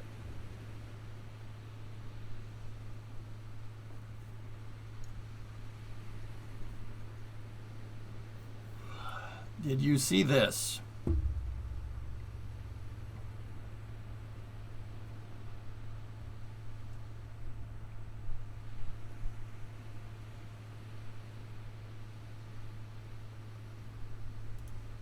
Interesting, Forge. It hasn't static fired, Chaos. Are those vents fed from different sources? The vents are connected into a pre-chill system for the center, for the Raptor engines, Mab. It's not for the center engines, it's for all of them. Hey, human. Long story short, Mab, so, like, okay, Mab, you know, you start the car, you hear the and the system pressurizes, your fuel pump starts pumping fuel, pressurizes the system, right? So you prime it and you pressurize it. That's the rocket equivalent of doing that. So they're not priming it in the same way. The system's already pressurized. It's pressurized via tank pressure. So they open up pre-valves and use tank pressure to flow propellants into the engine. So that they don't have a fuel pump. The engine, the rocket motor has the fuel pump on it, right? the turbo pumps. So 2 power packs on Raptor. What they're doing is they're using pre-valves to flow propellants through the engine and keep it chilled down. And the engine obviously isn't on, and they just don't want to leak. They don't want to leak liquid oxygen or gaseous oxygen out the bottom of the engine until they're ready, until you hit the go button, right? So there's a tap that goes out the sides here from the engines. These vents going right here is indicative that propellants are flowing into the engine. It has liquid methane. The Raptors have liquid methane and liquid oxygen in them right now. But once again, we heard the siren, and the siren is usually indicative of 10 minutes. So 10 minutes till they fire the engines, right? That's why they have it marked here. We're 15 minutes past the siren, and one of these vents did something that you hadn't seen before. So that means there's something weird going on with this. I guarantee you, whatever that thing did, putting the gas up instead of down, because the vent started shooting out gas and the gas went up like it was smoke or fumes, not gaseous liquid oxygen or gaseous oxygen. This is gaseous oxygen all down here that's being vented. I'm just going to talk really quick so something happens. But no, this is obviously a really long time between siren and... Jack's basically saying the same thing that I'm saying. So something came out of that vent line that was not supposed to. It did something that's not behavior that I've personally seen before. I've watched every single one of these static fires, dude. And I guarantee you that whatever that thing did is the reason why they haven't fired yet.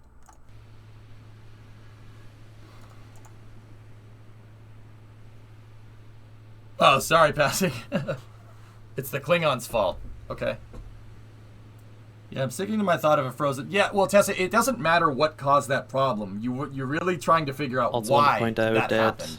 If you want to watch for something, watch for the possibility of a deluge system starting at the bottom of the ship. Sometimes it's visible. The White Rabbit object, QMP.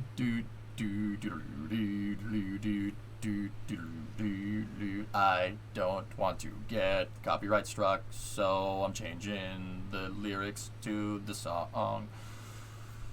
Pre-burner test gone wrong. Unlikely. Hey, Snow, what's going on? Hellfish, that's not consistent behavior with what we've seen from pre-burner tests, dude.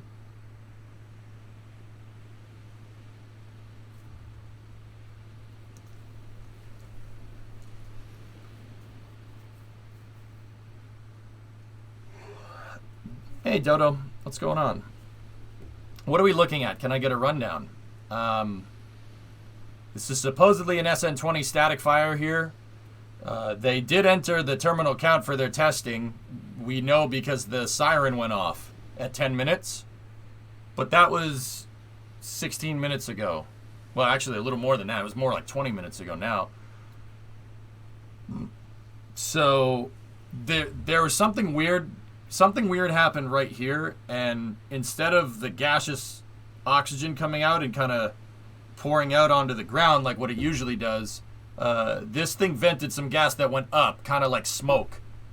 I'm not sure what it was. I don't know. It could be 1,000 different things. I guarantee you SpaceX is trying to figure out why, because I'm pretty dang sure that wasn't normal, because one vent shot out a puff of smoke and the other one didn't. So I guarantee you what SpaceX is trying to do is they're probably topping the vehicle off. You can tell from the recondenser. They're probably just keeping the vehicle topped off, and they're trying to figure out what happened there. Are the vents the same height? Yes.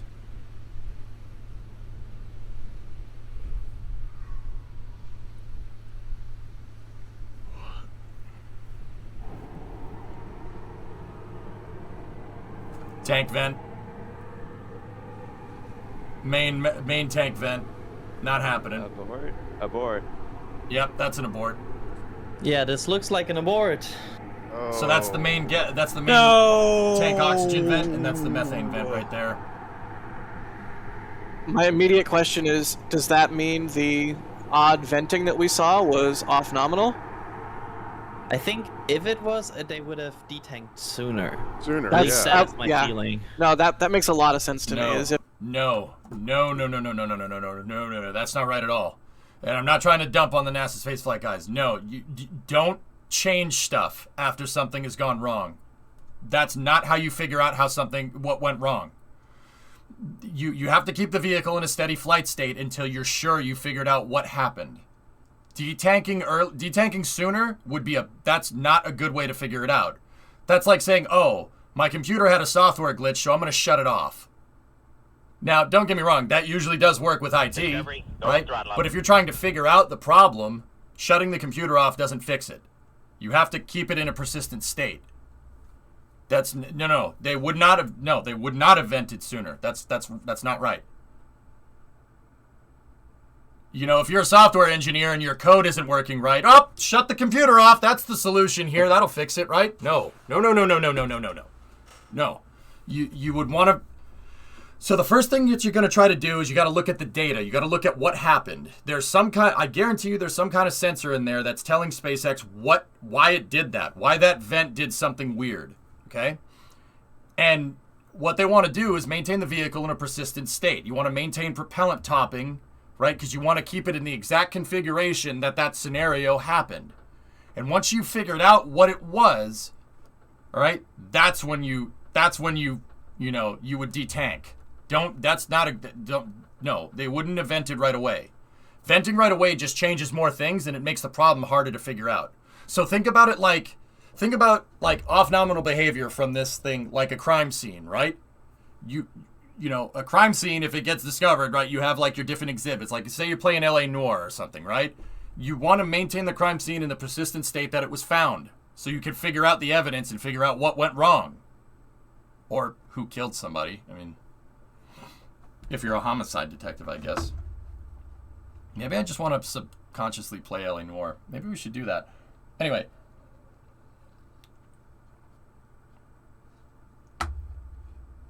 So, something here is not right. And what they would do is they try to figure out what went wrong first and then safe the vehicle.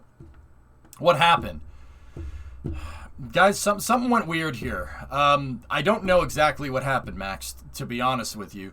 We did see some weird behavior coming from this gaseous oxygen vent. Also, Thomas, you're right. The liquid oxygen inspection hatch is venting. That's probably not a good thing. So you can see that the recondenser vent is off, meaning that they've stopped topping the vehicle off with propellants, and they've brought the vehicles down from flight pressure by venting the main tanks. It's a little sus. No, it's not. Yeah, something peculiar is happening here. This was This is in the industry. It's called off-nominal behavior, meaning the vehicle did something that you didn't anticipate, which is not a good thing. Oh, yep. See, they depressed the fuel lines over here. Yeah, I don't think they're going to attempt again today, guys. That was not a good thing.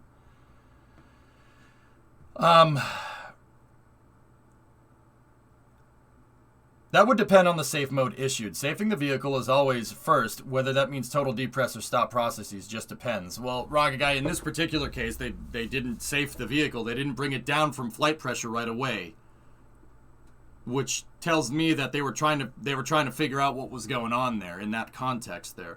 I don't think it's anything, Max. This stuff happens. Discovery, go at throttle up. This is why okay, I know that people parrot this around like willy-nilly, but, they use this as a blanket justification for this. But this is why you test things, all right? In the context of what the situation means is that Starship, they went to try and pressurize it and fire it just like last time. It did something different this time. So all you did now was find what's called a failure mode. So deviant operation, basically. It's doing something that you didn't anticipate.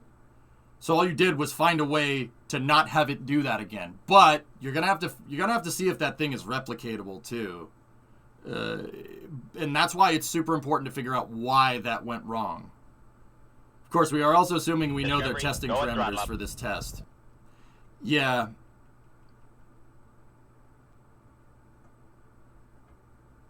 I mean, yeah, Rocket Guy, I suppose that's a good point. We could be blowing hot air just as much as Starship did. Maybe that was on purpose. We don't know.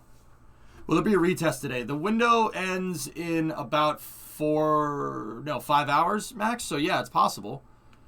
Can we go back to the NSC meeting? I'll double box this for now, guys, and we have the National Spaceflight Council meeting going on here. I'll give us the double box, and I'll turn the audio back on over here. Farmers to utilize climate-smart agricultural practices, precision agriculture. So we're double boxing the National Spaceflight Council less meeting, land, less water, less inputs, and the SN20 static fire right now.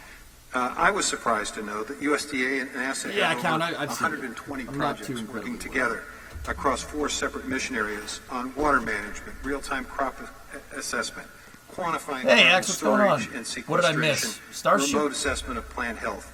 All of this is... Starship did something weird when they were inside of the sirens, so that when they were in terminal count for trying to static fire the engines, one of the vents on the starboard aft side started shooting out some kind of gas that went up instead of down, which, I don't know, that could be 1,000 different things, but at face value, I would guess that gas going up means it's not gaseous oxygen, because gaseous oxygen goes down because it's cold.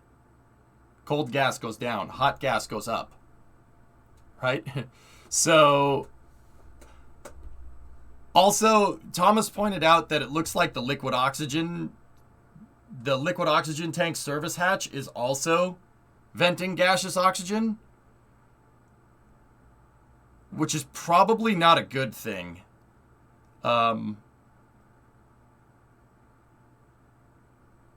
Yeah, that's probably not a good thing. Would helium vent upwards?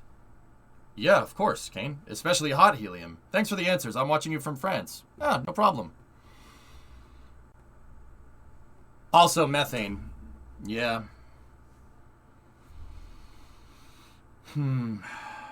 Yeah, it could have been normal. Rocket Guy's right. We don't know the parameters of the test. Whatever they did there could have been induced. It could have been something that they did on purpose. It's possible. I'm not ruling out one thing or another, fellas. But honestly, I don't understand why you would induce a test where you'd blow hot gas out of a cold gas vent. I don't. Because whatever came out of that and went up was not gaseous oxygen. The clouds propagated in an entirely different way that gaseous oxygen kind of falls out of the vent. The flames went up like something popped, and it was a lot of heat being expanded. You could tell because the gases kind of mushroomed a little bit. So I'm not 100% sure, but whatever. Well, not whatever. We'll figure it out. Can we see it again? Yeah. Let me see if I can find it.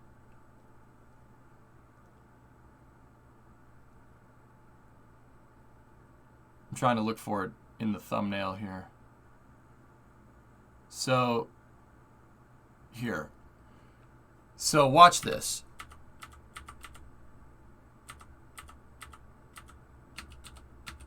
Watch, here, let me pop this on the big screen. Watch right here.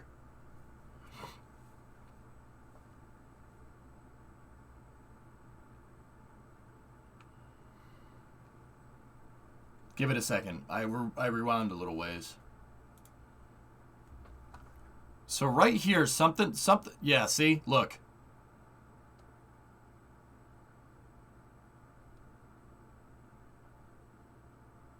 You see how it's the gas is kind of like mushrooming as it goes up? That's not, it's either heated gaseous oxygen, which wouldn't really condense like this. I mean, it could, or it could be methane. It's not just regular gaseous oxygen that's coming out the vents. That's definitely not normal. I hope not, Cyberlink. Oxygen would go up if under pressure.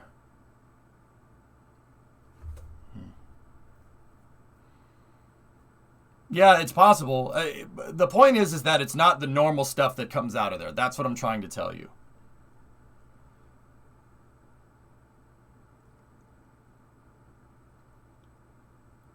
It could be gaseous oxygen, guys. I'm not...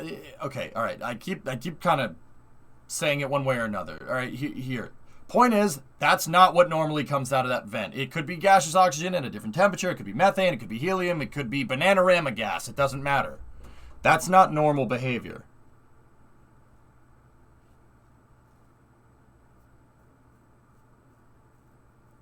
Ziggy. Yeah, it's not supposed to do that.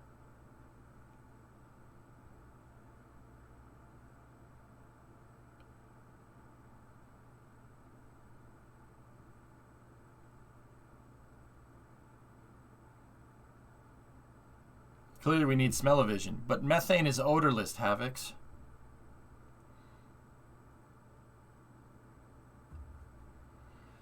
Yeah, that whatever that is, that's not supposed to. I'm pretty sure it's not supposed to do that. I'm pretty sure whatever that was the reason why they stopped. Yeah, I mean it could be a blockage, but you got to figure out. See, like if it is some kind of blockage in that line, you really need to figure out why it's doing that. That's not. You do not want to block the vent lines. That's not a good idea. Because then the vent line turns into a pressure cooker. I don't know. Hear me out. We know Raptors use liquid oxygen for pre-cooling and helium for spin-up and purge. What if they decided to purge an engine mid-pre-cooling, forcing first the liquid oxygen and the helium lines, resulting in the two gas flows? Yeah, I mean, even if that was the case, Alex, why? Why would they do that? I'm confused.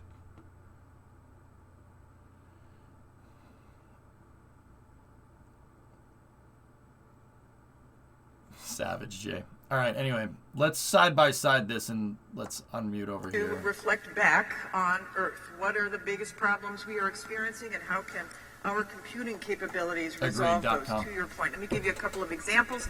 So at Los Alamos National Lab, researchers have developed these algorithms to make a better sense of the flood information that we get from satellites. So the algorithms merge a range of space-based data to produce this holistic picture of the changes that are occurring on Earth, on the ground, and that allows us to measure, for example, deforestation, gives us a better idea of where global carbon emissions stands. It allows us to track the extreme weather events created by those emissions. Similarly, at Lawrence Berkeley National Lab, which I know you know well, we are now pairing these high-resolution satellite images with advanced computer modeling to track groundwater in California, which officials can then use to better manage the state's water resources. And we can also use space-based data to anticipate and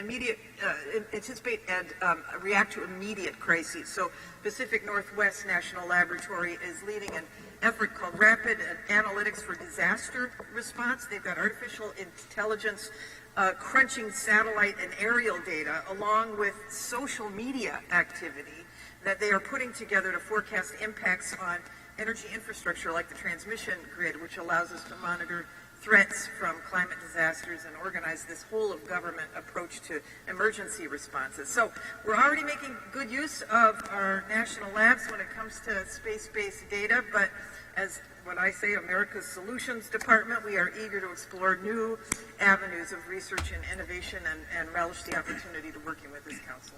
Thank you, and for highlighting some of the jewels of our federal government and the investments that have been made over a very long period of time. Our national labs really are part of the real incredible work and innovation that we have produced as a nation. So thank you for that. Our National Climate Advisor is Gina McCarthy. And I want to thank you, Gina, for all of the work you do. You are a leader in the country, if not a global leader on the issue of climate. You've been banging the drum for quite some time, and finally more people are saying, oh, she was right, decades ago. I better start paying attention.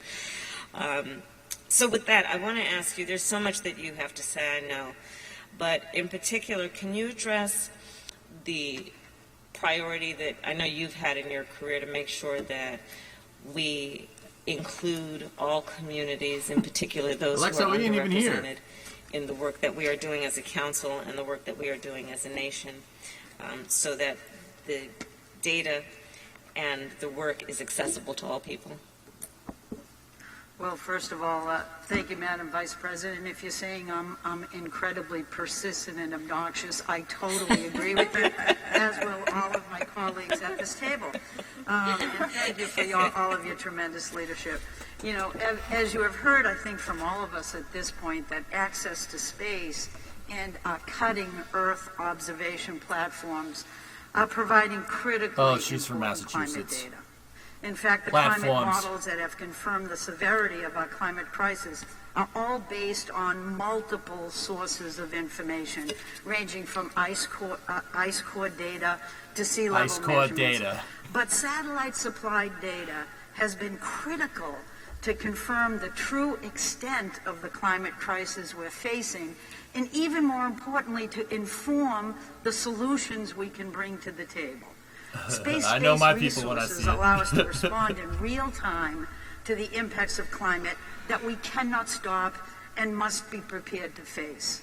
Whether that means NOAA tracking hurricanes as they form, USDA spotting wildfires, USGS mapping the severity of drought, so distracting, isn't it? EPA tracking. Imagine if I talked like this all day. Or understanding the flow of harmful algal blooms and whose water resources are at risk next. Or DOE, helping to make solar project planning easier and solar energy generation more efficient and affordable to consumers. So thanks in part to satellites, both from the federal government and commercial industries, we have more data than ever before about the climate crisis, and that data will not only allow us to more fully understand the depth and breadth of the challenge that we're facing, but it'll also help us judge the effectiveness of the actions we are taking and the consequences of inaction. That's South Shore all day, dude. Only with this wealth of data can we truly find the path forward that will protect the future for our children and grandchildren and generations to come. I think the challenge before these agencies, along with other agencies on the President's National Climate Task Force, is really to make sure that look at this kid over here. She's talking all about the climate. Oh, she's wicked smart. To inform our strategies and to design our tools that empower our states, tribes, and local communities. And to your point, Madam Vice President, especially the most disadvantaged and vulnerable communities who have constantly been hit the hardest by climate change because they've already been weakened by having to face too much environmental degradation and disinvestment. And it's these communities that need these answers. They need data-driven, science-based solutions, which is exactly what we're all talking about today. And this information is going to give them the opportunity to fully engage, to be fully supported, and fully invested, as other communities are, so they can build back better. And yes, I had to get that in, build back better in ways that are healthier, safer, more secure, and more resilient to the challenges ahead. Thank you again for your leadership, Madam Vice President. Thank you. And yes, our Build Back Better agenda extends from Earth to space. There's no question. But I do want to emphasize or repeat what Gina just said about the importance of satellite data. One could argue that without the satellites, what would be happening to our climate would be happening to our climate. The significance of it is that it allows us to now confirm what we've been experiencing, what we've been knowing, what certain people have been talking about for a very long time that has not been given the priority that it now is receiving. But the data, so it allows us to confirm, it allows us to then judge our effectiveness, but it does also allow us then, with this satellite technology, with our work in space, to actually mitigate, to actually perhaps have a real substantial impact on the course of what is happening to our climate in a way that will benefit all people. I'm asking the Climate Policy Office and the Climate Policy Office under Gina's leadership has agreed, in coordination with the Office of Science and Technology Policy and the Space Council staff, to establish essentially a baseline of available space data and decision-making tools that are needed to tackle the climate crisis and to provide that information to all communities with a particular awareness of those who have not historically received this or have access to it or the tools to analyze this data. And the understanding and the work that they will do going forward is to then take this baseline and coordinate the development and implementation of I did it for the last Space Council meeting. I'm trying to do it for this one. I'm trying to listen, data dude. and to decision-making tools. I'm also asking the State Department to work with I'll be very candid with you here. I put Mike Pence front and center on this stream, okay? You don't think that was a dumb thing to do? I'm not saying that this is any better or any worse. But hey, I gotta listen. I gotta understand. Because people are gonna ask me. People are gonna ask me, hey, what's the new plan for NASA? I get asked this question daily. I mean, the only question I get asked more is SpaceX going bankrupt right now? But that's another story. If you want to hear my thoughts on that, yesterday's Space News, we talked a lot about it. But guys, I gotta listen. I gotta understand. I mean, it's important to do. You have to. I did it for the last Space Council meeting. I got to do it for this one too. Strength on this issue, I do believe, is firmly grounded in our commitment or lack of commitment, but I believe our commitment to invest in STEM education. And I believe, frankly, that we will risk losing their our biannual competitive edge without a priority in that regard. So we are, as a council, prioritizing that as an issue, and thinking of it in a way that also really understands the beauty of space to inspire so many people to engage in the process of education through STEM, to do this important work that, again, is, as much as anything, the most noble work of improving the condition of humankind. So with that, I'm going to ask our Director of the National Intelligence, Avril Haines, to talk a bit about what kind of jobs, where is she?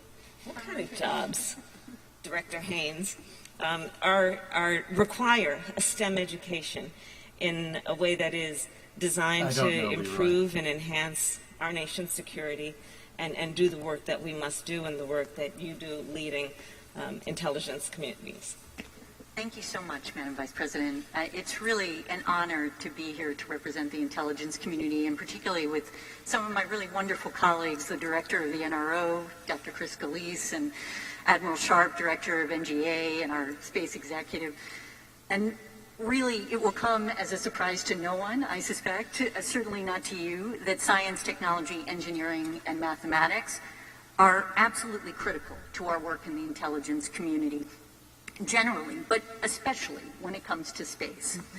And what I thought I would do is just give some examples, as you indicate, really of the work that we're doing, which will only intensify as we work to support essentially the priorities framework that you've mentioned at the beginning of this discussion.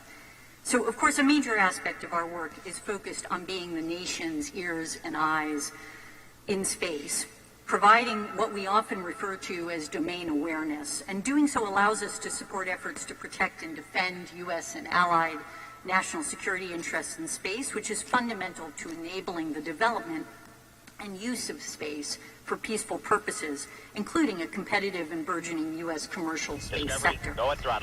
And as you know, there are serious, and as we've discussed, this is the National Spaceflight Council meeting right here, Laserman, and then SN20 static flyers over there. Satellite weapons by both China and Russia.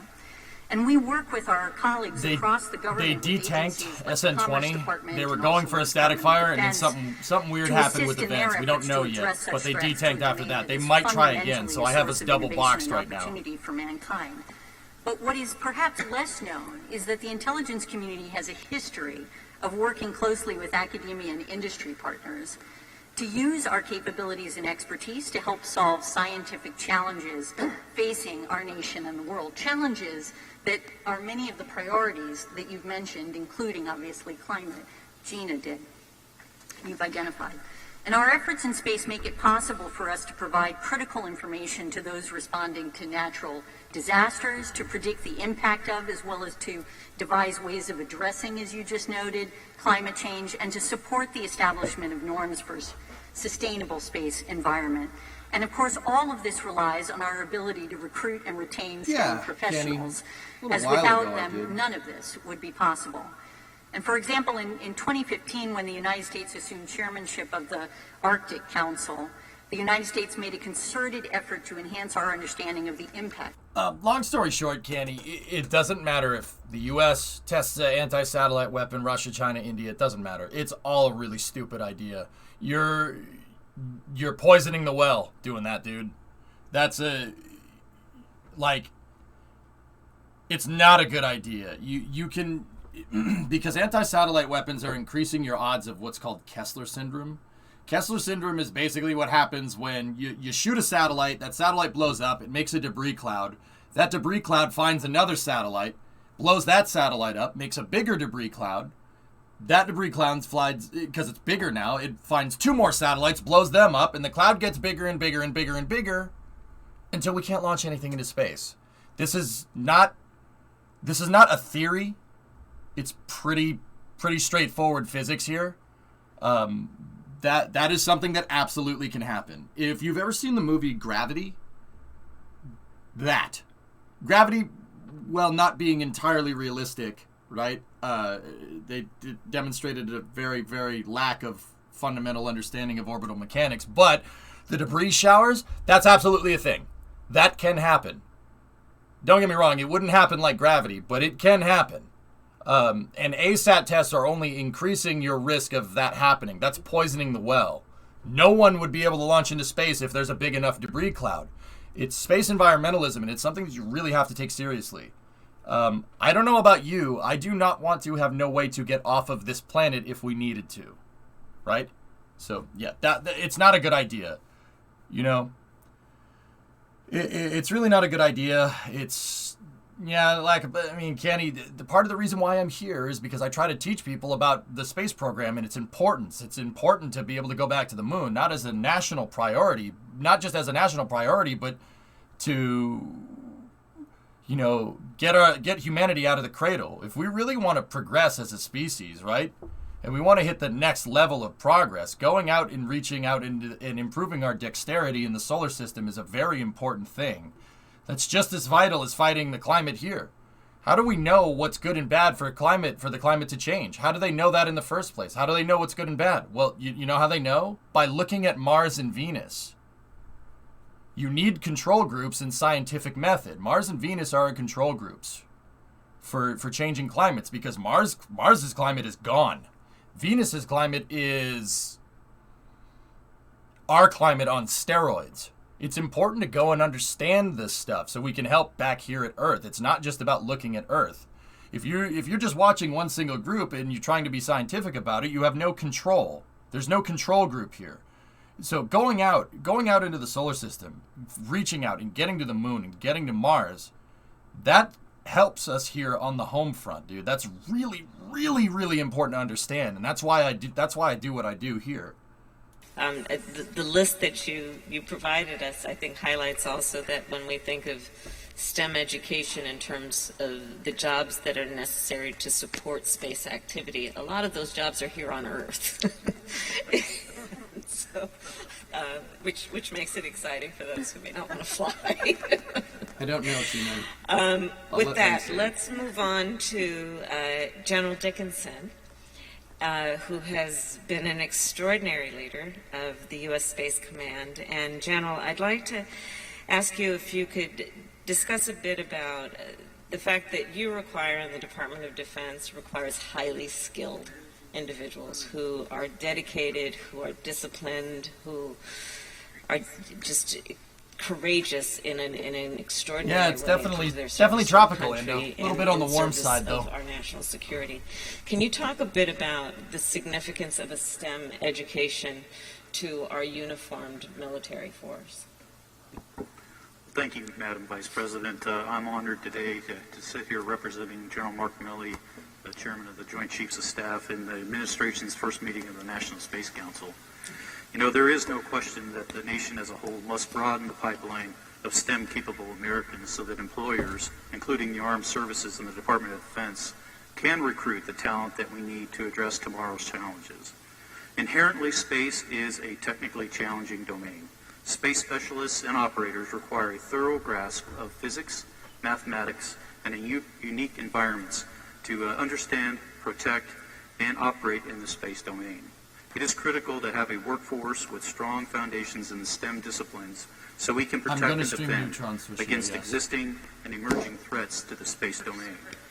And this joint force requirement extends across all the armed forces, all the combatant They depressed the tank all space the domains that we currently operate in. The temperature went down air, because they depressed land, the tanks. That's why there's ice. And in this case, space.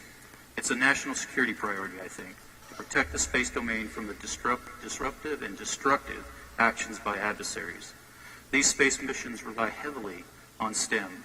Therefore, our workforce must bring that capability to the forefront and employ the next generation of diverse technical talent. We need space or STEM-savvy soldiers, Marines, sailors, airmen, and guardians to meet this priority and successfully execute space missions Well, on Kev, Earth, they started with in climate orbit, stuff, and dude, even so beyond. we'll hear what Bill has to US say Space about Command stuff and a US little bit Space later. Force It's not have that it's initiated entirely exciting focused new on climate. programs They and talked tapped about into climate at the existing previous programs Space that Council encourage meetings as STEM well. They education just didn't start and seed interest in future career STEM opportunities with the government. The U.S. Space Force recently launched the University Partnership Program to identify, develop, and retain a diverse STEM-qualified workforce to further its mission to secure the nation's interests and maintain its advantages in space. In addition, programs such as the DoD SMART program, Premier College Intern Program, GSA's Digital Core Intern Program, and the DoD Pathways Program provide opportunities for STEM talent to get a foot in the door and a taste for future careers. We are committed to carrying this momentum forward through interagency exchange programs as future steps in strengthening national capability. The services and the Department of Defense are expanding outreach and engagement at the university level to encourage and inspire minds to pursue careers directly impacting our national interests. Again, Madam Vice President, I appreciate the opportunity today to comment on this important issue and the importance of STEM to our United States Armed Forces. Thank you, General. And that's a great segue to our NASA Administrator, Bill Nelson. Okay, let's listen. Let's listen what Pudding has the President talks often with me about your role of leadership for so many years and your consistency in terms of your enthusiasm about what we have yet to do and our capacity to get there. And so if you can talk a bit, Administrator Nelson, about the efforts in particular that NASA is taking on the issue of STEM. Agreed, and what you see as our challenges, I'm not going to weigh but in also until I our listen to goal everything, okay? to increase and inspire the number of students who will pursue a STEM profession. Thank you, Madam Vice President. Thank you for being an enthusiastic Vice President, which harkens back to President Johnson when he was Vice President, establishing the first National Space Council. And we know that that work took us to the moon successfully in a great space race. That was the Apollo generation. No, cerebral. Now it is the Artemis generation. And the picture to your left is of Artemis 1 being stacked in the Vehicle Assembly Building. It is the most powerful rocket ever, 8.8 million pounds of thrust at launch. And it will take us back to the moon, as already has been stated here, and thank you to everybody because you've told what NASA does. Particularly since we work with all of you. It will take us back to the moon where we are going to learn how to exist for long duration under very hostile and adverse conditions in order to go with humans to Mars. True story, Andy. Now, how this relates to STEM, just look at the sparkle in the eyes of the kids when the topic of space and space flight opens up. It opens their little minds into wanting to get involved. And we saw that that was the case in the Apollo generation. for a couple of generations thereafter look at the engineers and the mathematicians and the technicians that we have. And so, thanks, Kyron. NASA, like so many of you, and thank you for what you're doing. We have paid interns and fellowships. We get them in, we have them work with the NASA professionals. They bend hardware, they write code, they write all kinds of things, they do additive manufacturing, and as a result of that, 30% of our interns come to work for NASA. So STEM is so important, and it is not only a direct cause, it is also a result of our space program. Thank you, ma'am. Thank you. Thank you so very much. And this is a perfect segue to go to our Education Secretary, Miguel what Cardona. About the and rocket Mr. Secretary, in addition to the great potential that we have, as Administrator Nelson mentioned, to induce that sparkle in the eyes of our children and to let them know what we believe in them and what they can believe is possible.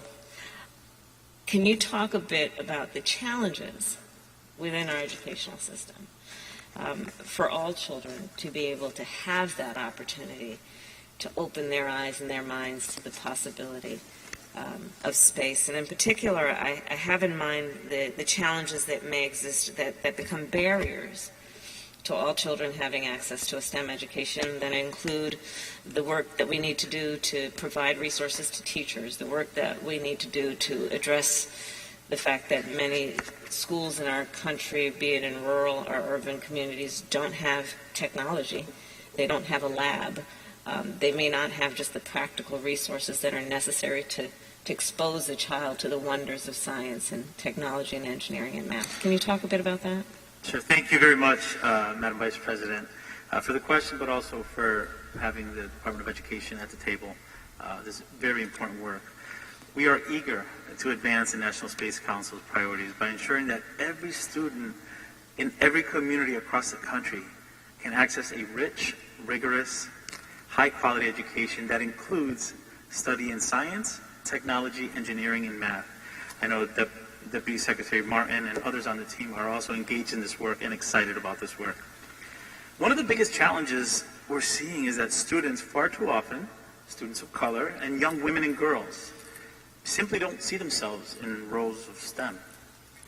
A recent survey of young people ages 13 through 29 found that students of color in particular simply didn't feel they had a place or a career pathway in STEM. And there's disparate access to STEM coursework in our schools. Only 50% of our high schools across the country offer calculus. And that number drops to 38% for high schools with high enrollments of Black and Latino students. It's unacceptable. As a nation, we can and should make STEM and space careers a possibility for every young person who has ever looked up at the sky and marveled. All students are STEM students. While we're eager to inspire the next generation of space explorers, we also need to expand STEM education and how it's defined and how it's delivered to more effectively reach a majority of students, including students who may not pursue a four-year college education. For example, welders are needed at NASA to build these rockets, right? And I'm sure the astronauts in the room appreciate a good welder. We're going to do this by working with states, industries, and communities to strengthen and diversify the continuum of STEM education from pre-kindergarten. Isn't welding a trade? For example, in partnership with NASA, the Department of Education currently supports the 21st Century Community Learning Center National Activities Funds to develop STEM design challenges for students in 3rd through 8th grade. Calm it down. These challenges are based on real mission data and experiences that occurred during human and robotic exploration of the solar system. We need to invest in these opportunities and expand who they're available to. At the post-secondary education level, the Department of Education is working with HBCUs like Hampton U and Hispanic serving institutions, and the Minority Science and Engineering Improvement Program to bring STEM coursework to more students. We want these qualified, diverse graduates to come work for all of my colleagues around the table. So please, when they get out of school, hire them. Importantly, we must also invest in our teachers, especially our teachers of color who are preparing and inspiring the 21st century workforce right now. We want our students to get the whole scope, to see what they can be. To be competitive in the global economy, and as our country's population grows more diverse, the U.S. must catch up with other industrialized nations in STEM outcomes for our students and STEM career pathways for all communities. Education will get us there. Thank you. Thank you. Thank you very much. And on the point of welders, I think we should go now to our Labor Assistant Secretary for Policy, Raj Nayak, who is there.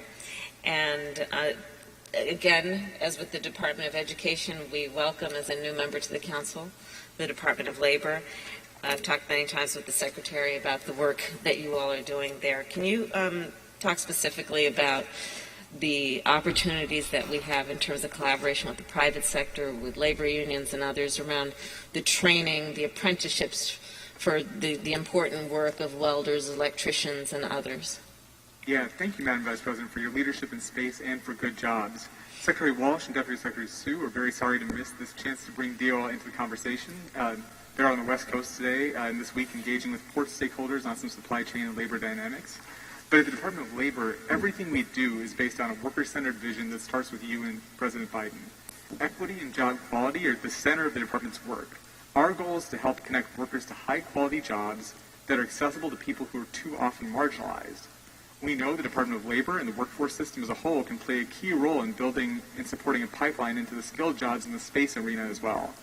As you suggested just now and in your opening address, one great way to develop the next generation of skilled craftspeople in the jobs that you suggest, like welding, is to invest in registered apprenticeships. It's because they depress the tanks, which is a proven workforce model and the gold standard of the job training system.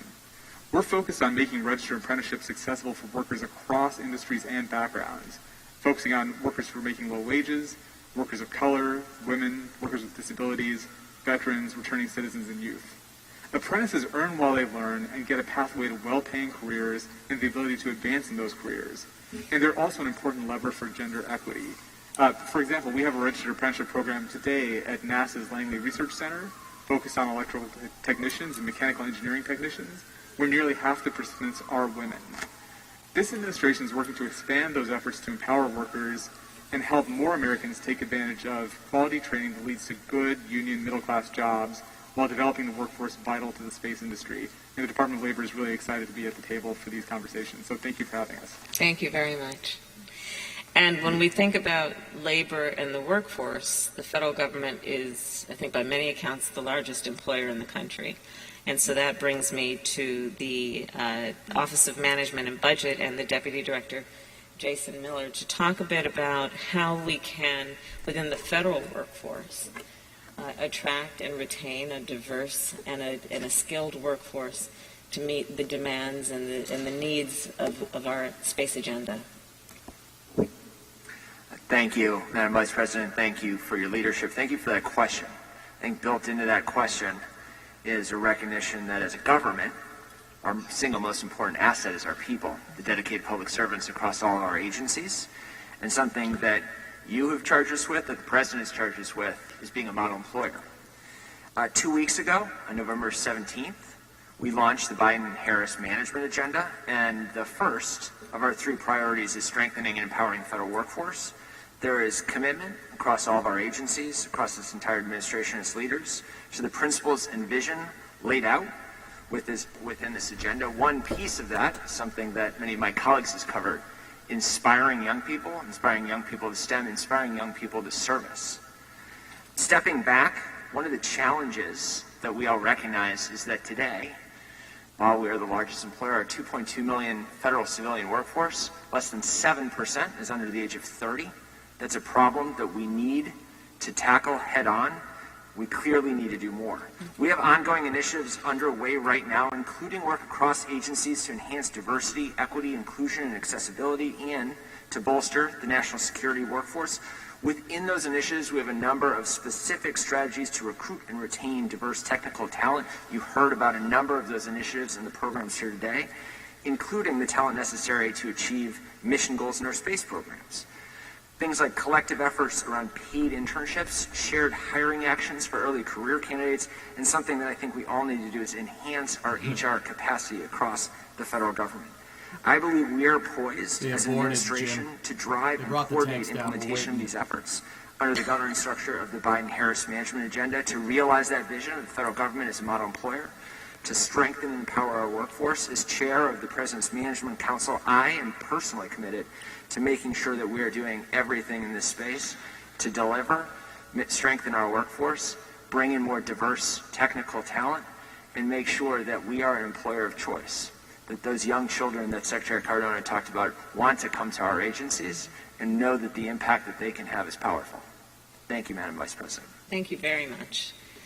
And our last panelist on this subject is with the Office of Science and Technology. She is the Policy Deputy Director, Dr. Alondra Nelson. And if you can talk a bit about how we can collaborate across civil, commercial, government channels in a way that is about recruiting a new generation of diverse and talented folks that can also see a pathway in their career for growth and for sustainability. Can you talk a bit about that?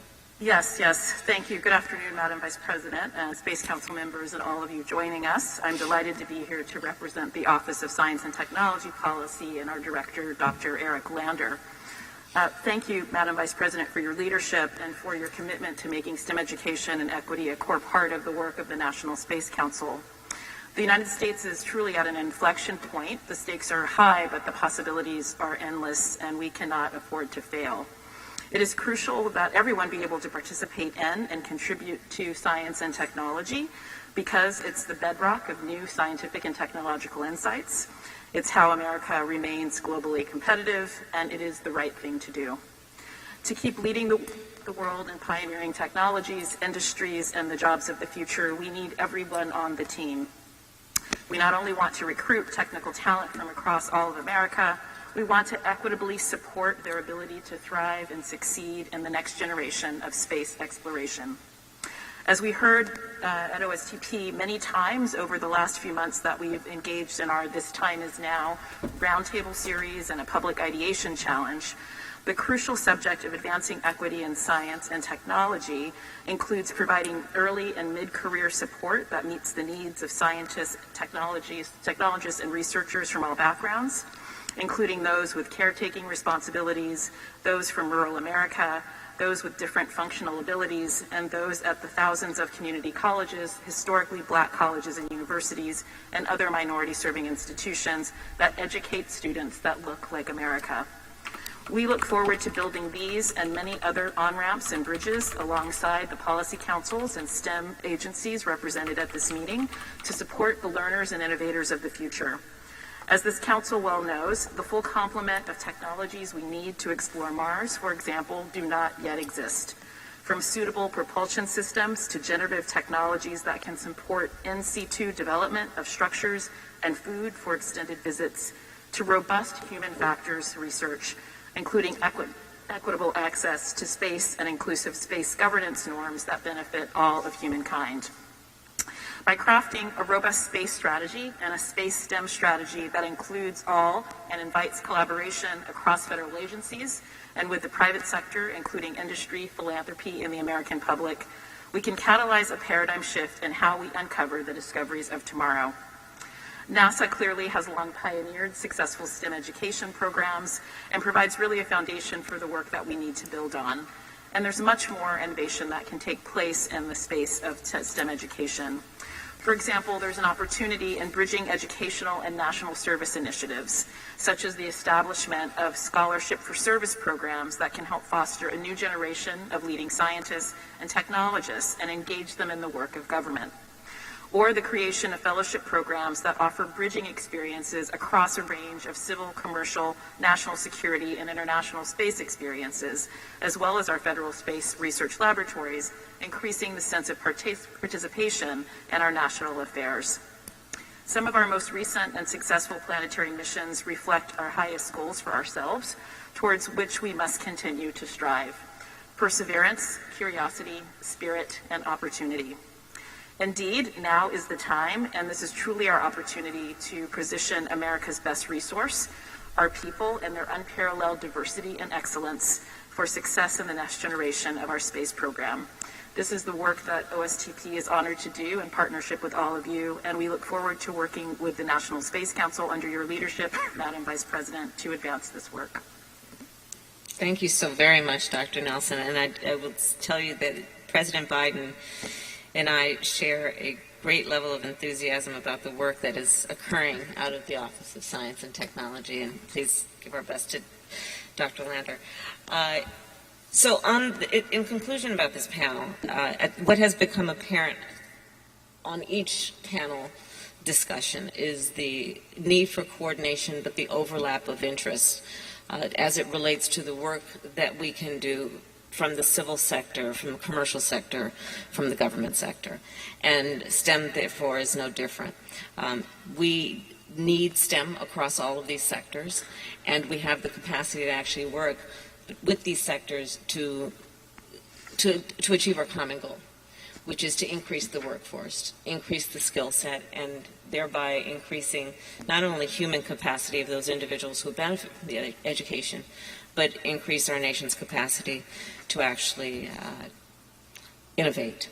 So to that end, I'm asking the Office of Science and Technology Policy to lead an effort to address two things in particular. One, how we can use space to inspire new STEM students, and two, how to identify, how we can and how we must identify and then reduce barriers to entering and staying in the space workforce. So these are two of the charges that we have issued to the Office of Science and Technology Policy, and we look forward to the results of that work.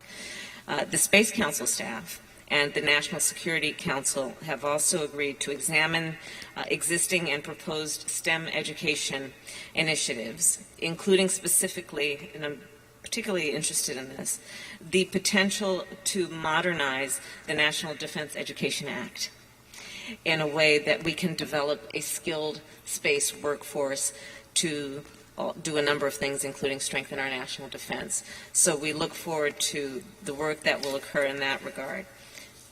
With that, I would like to invite Admiral James Ellis to say a few words on behalf of the Users Advisory Group. And I believe, there you are. The Users Advisory Group consists of commercial, academic, and other non-federal entities to provide the National Space Council advice on all matters of space. And Admiral Ellis, based on your experience having been the chair of the advisory group, I'd appreciate any words that you can offer in terms of your perspective on how the advisory group can support what we have discussed this afternoon. Madam Vice President, Chair of the National Space Council, and distinguished members of this important body.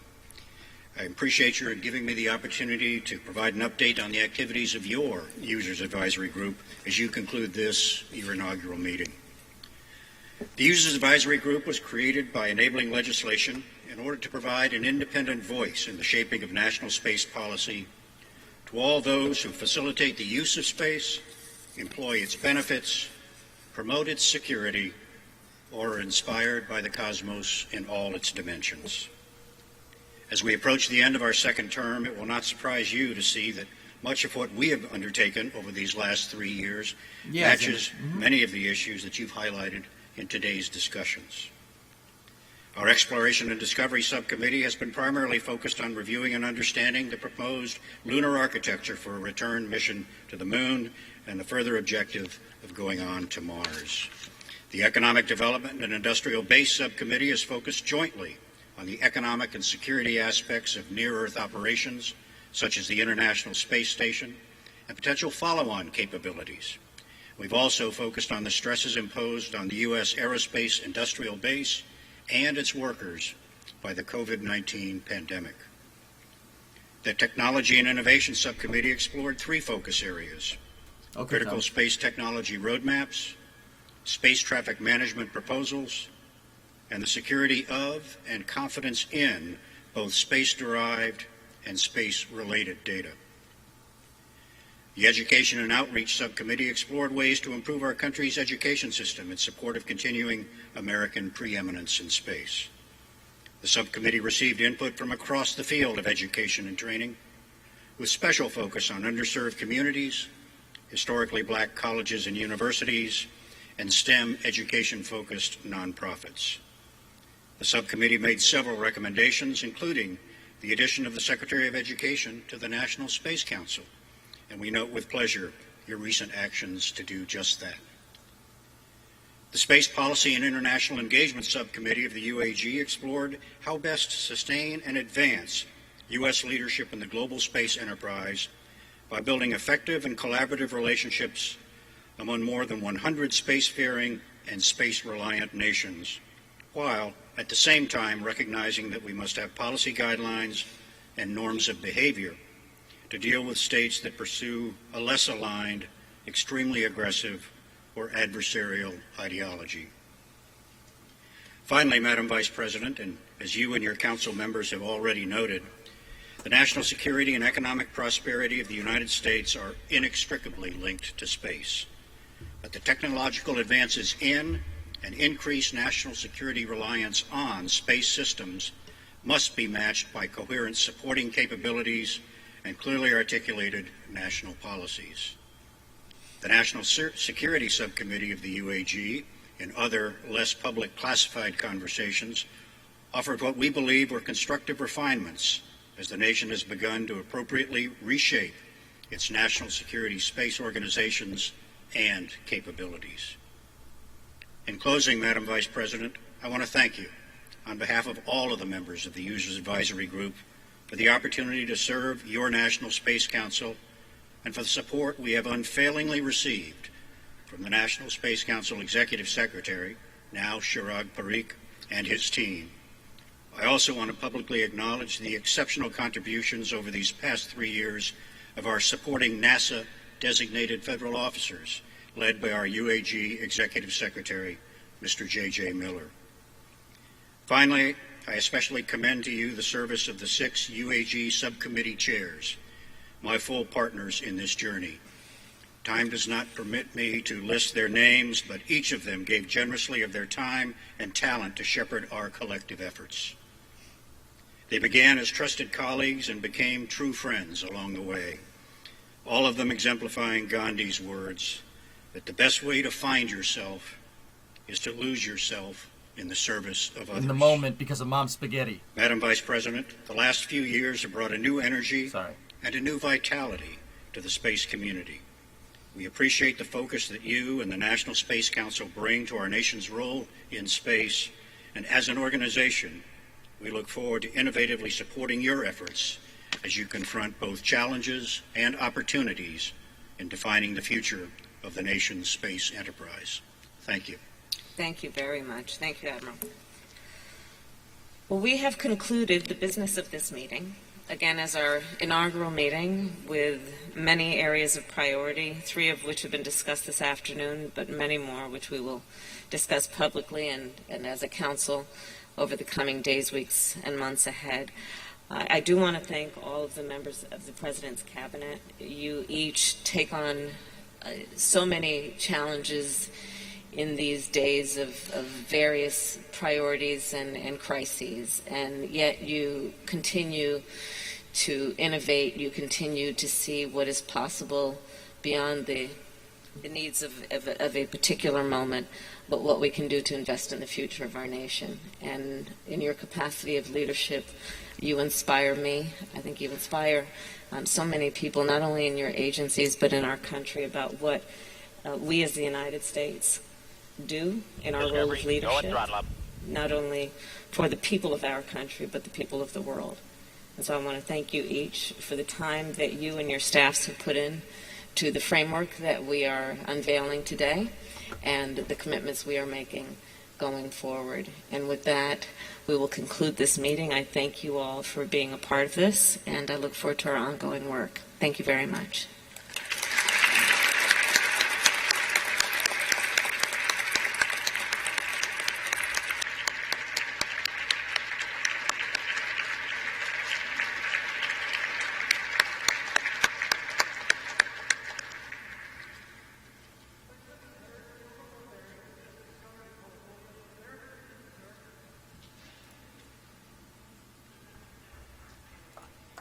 We are always focused on the public health and the health and well-being of the American people, and we will continue to prioritize that. Thank you. Thank you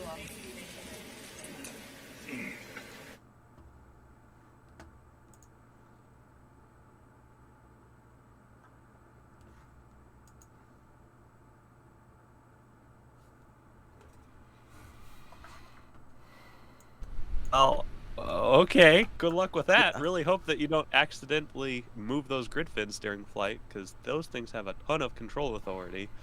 If they're not perfectly in line with the flow of the air, yikes, that could spell some bad things. But that's SpaceX, right? They're not looking to the most over-engineered part or the most elegant solution. They just want to have something that works every time, and 9 times out of 10. Having something that doesn't exist works much better than having something that does exist. Yeah, when I found out about the grid fins, it was like an affront to my nature. I was just like, no, why? Ew, no, I hate it. But it makes sense. I'm not saying I love it, but it makes sense.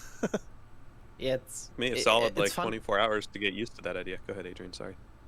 It's so funny for me because it's always things that are weird first suddenly become normal over time with Starbase. At first, when I first saw the renders of the belly flop, I was like, yeah, no way that's gonna happen. That looks crazy. And at this point it looks, yeah, okay, of course they're going to do this. Then there was this tower catching, and that was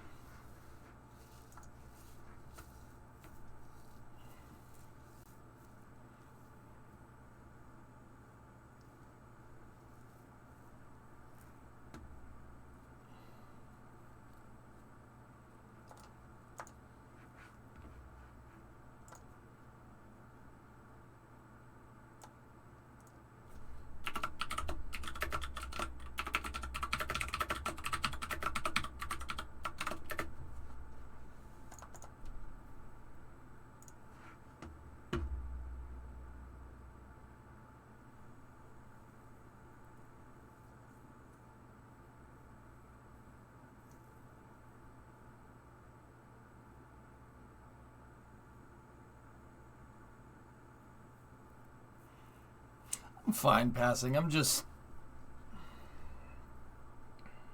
know. I don't have any particular problems with anything that was said there. And keep in mind, we didn't see part of it. I blanked part of it out because we were watching the static fire, but like, as far as I could tell, they talked once about SLS and the Artemis program. Bill talked about it for maybe 30 seconds, and that's not a good sign. Like, that's not good. And once again, I want to be very clear. It's not necessarily that I disagree with anything that was said. It's just, this is a National Space Flight Council discussing, our matters in space, and all we did was talk about matters on the ground. That's like, going to the moon is not a high priority here, or something like.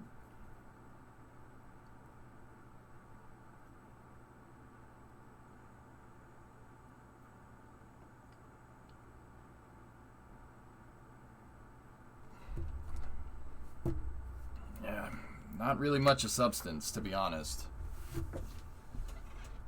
Let's watch the super heavy catch animation. Thanks for the legitimate criticism.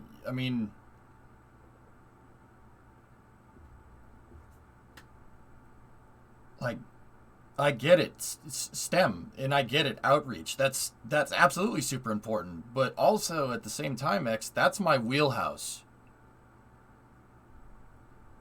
You know what does the most outreach, man? Launching things into space. You know what has out of launching things into space, you know what always gets the most views? Launching people into space. That's the best outreach that you can do, man. They even said it. They said it in the... I think the vice president said it in the speech. The Apollo was one of the best forms of outreach ever. But in the same exact meeting, they've referenced the rocket that they're going to use to go back to the moon once. I mean...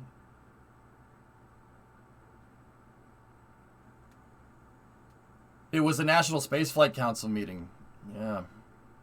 That was discussing people's agenda in space. The executive branch's agenda in space and what they want NASA to do. And guys, I'm not going to lie to you. As a spaceflight fan, as particularly human spaceflight, and someone firmly believes that, we need to get out of the cradle.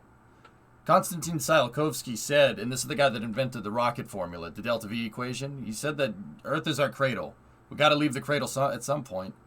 I really, it was frankly a little bit alarming, the amount of, the lack thereof of talking about Artemis.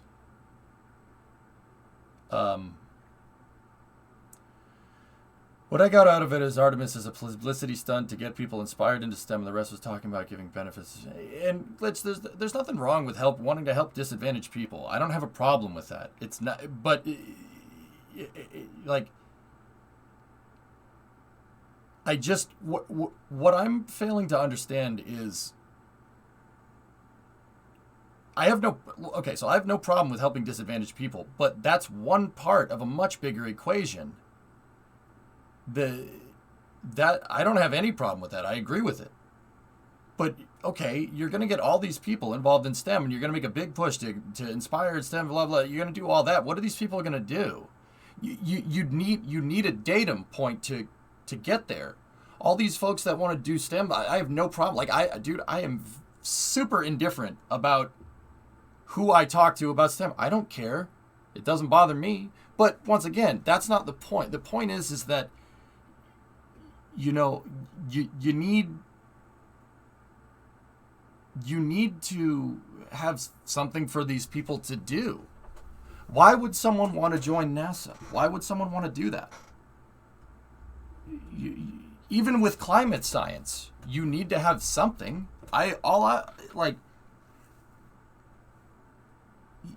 There has to be a goal with climate science. My thing with climate science has always been, should we observe the Earth more? Yes, absolutely. Duh. You'd be stupid not to. Right?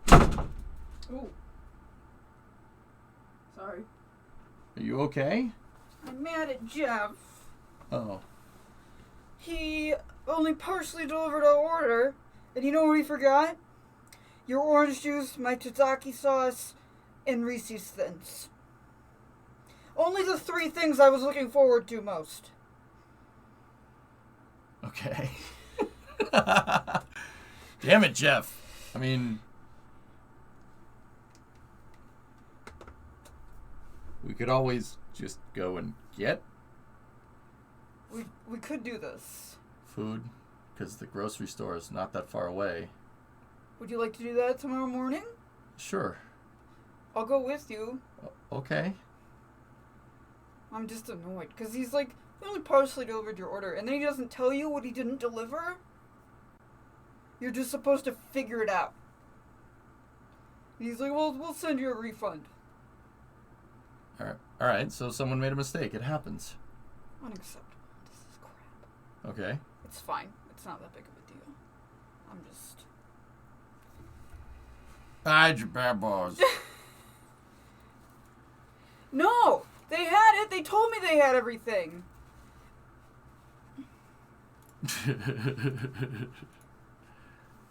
I'd love to work for NASA to get a better resume for SpaceX. Route 154 to the grocery store. I don't do... no local Route 154s. That kind of defeats the point. Exactly. My disappointment is immeasurable and my day is ruined.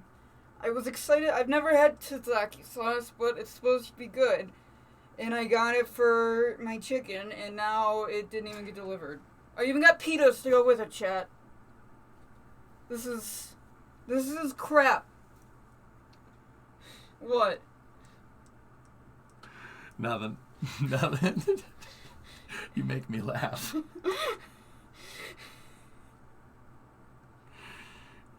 I didn't get the sauce, and I want to put the sauce on the damn chicken, and now I couldn't put it on my damn chicken. I'm sorry, it's just funny. No, I've never had... I'm not even saying it right. But the point is, I've never had it, now I can't have it tomorrow because, yeah, where's my sauce, Jeff?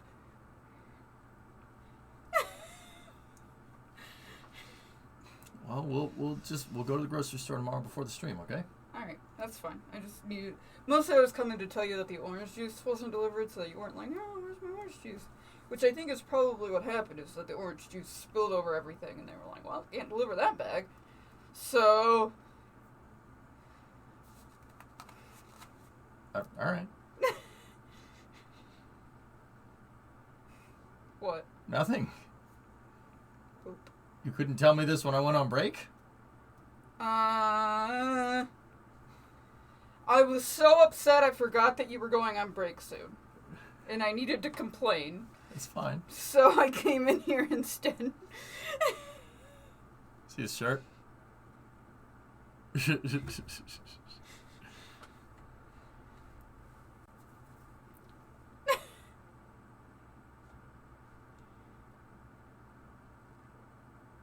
The definition of duties of the National Space Flight Council changed today via executive order. Oh boy. Yeah, it was important information. Rocket went boom? No, it did something weird and then they detanked it. Alright. Alright, baby. I love you. I love you too. We'll get you your sauce. Yeah? Yeah. Will you? We will do that. Thank you. No problem. I love you. Love you too. Sorry. James, a little climate decision. Okay, that's what I was saying, dude. Even if your goal is to, that's what I was saying. My thing about climates is that, look, getting more climate observation satellites isn't gonna increase or decrease our understanding. That's like saying I need 100 microscopes to look at one petri dish. Okay? That's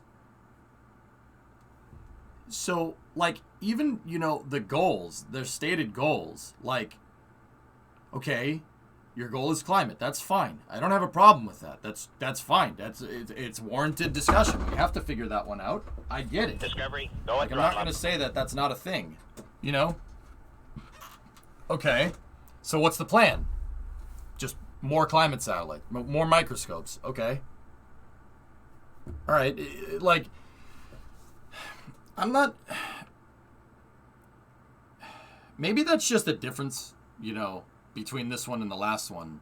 But the last one, they talked about goals. Even for climate, they had goals for climate observations. They had goals for going back to the moon. They had goals for, space situational awareness, space debris management, stuff like that. They had goals for everything. This just... I don't know. I didn't really hear much of substance, But then again, that just... Today was supposed to be announcing the plan. Like, this is what they want to do. Not so much how they're going to do it, I guess. But, I don't know.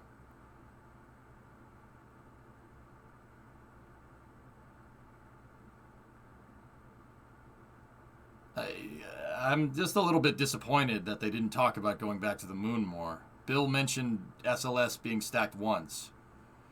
For all this talk about outreach and all this talk about Apollo 8, even referenced by them, like, we didn't hear much of substance for actually going back to the moon.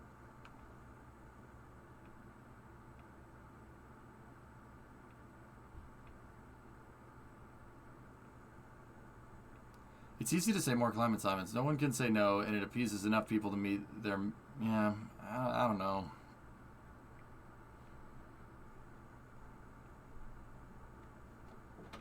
That jerk forgot my hummus, too!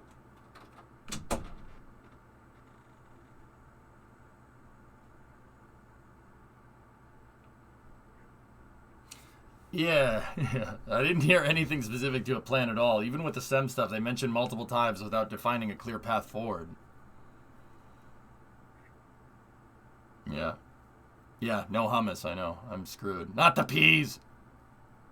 You aren't gonna hear the end of that. Curtis, not my fault, man. Yeah, Embers, that's the real vibe that I got. Can anybody here give me, like... And once again, I missed about 5 to 10 minutes of the council meeting. But, like, where was the Department of Energy, for instance? The Department of Energy was on the National Spaceflight Council before, talking about, like, nuclear engines and advances for nuclear power in space, like, last time. Where did I miss that? Like... Always set your expectations low. That way you don't get disappointed. Yeah, fam, I know, right? Wefrel, it's not a problem. It's fine. I don't know, man. I just really wasn't... And once again, I want to be very clear, just in case anybody thinks, like, oh, you just don't like it because... No, the stuff that was stated is not stuff that's unfounded. It's stuff that needs to be addressed. I totally agree with that. It's just... I'm literally at a point where I just, like, tell me... All right, that's fine. Tell me how. I'm on board. Let's do this. Give me some substance. Give me something to go off of. Like, there was nothing to go off of there. They just talked about how they want to do this for... Or not... They just talked about what they wanted to do for 45 minutes. And I'd like to add that National Spaceflight Council meeting was awfully short. The other NSC meetings went on for an hour, 2 hours before, you know? I just...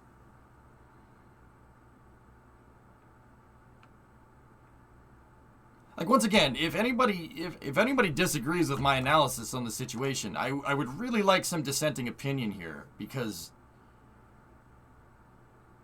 I think that this is not something... You shouldn't just focus on climate, and you shouldn't just focus on human exploration. They're two sides of the same coin. Discovery. So going all in on one over the other, or going all in on STEM and climate and not focusing on planetary science, asteroid defense... human exploration operations is very, very concerning. Not even the last guy did that.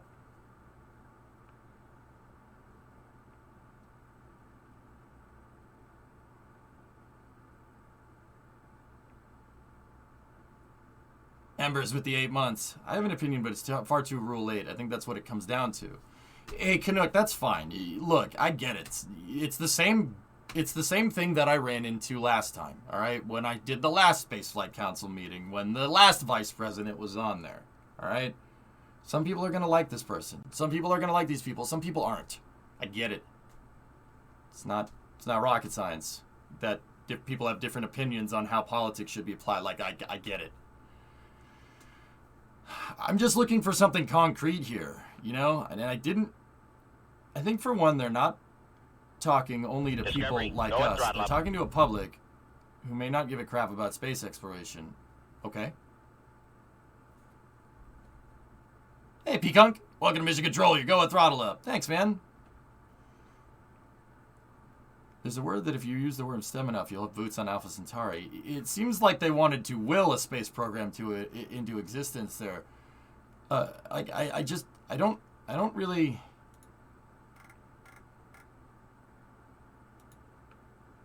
Yeah, I mean, Jack, that's fine. And it's not... Look, like... That's fine. I have no problem with people wanting to... Not dumb stuff down, but explain it in plain words. I do that all the time. But one thing I don't do is try to pretend like, you know, this isn't something that's really complicated and hard to fix and hard to change. Like, rocket science is tough. You know, I never try to I don't know. I get wanting to tone it down so people can understand. But that doesn't mean that I take away from the potency of what I say, right? I'm not dumbing it down enough to the point where the concept's hard and abstract to understand. You know?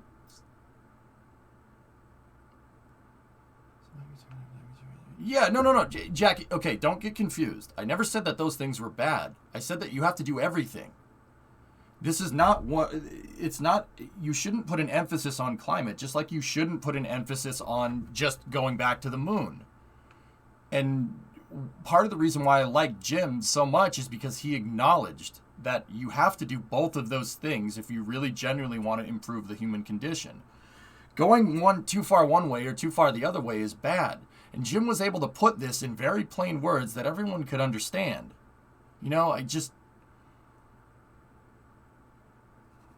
don't know.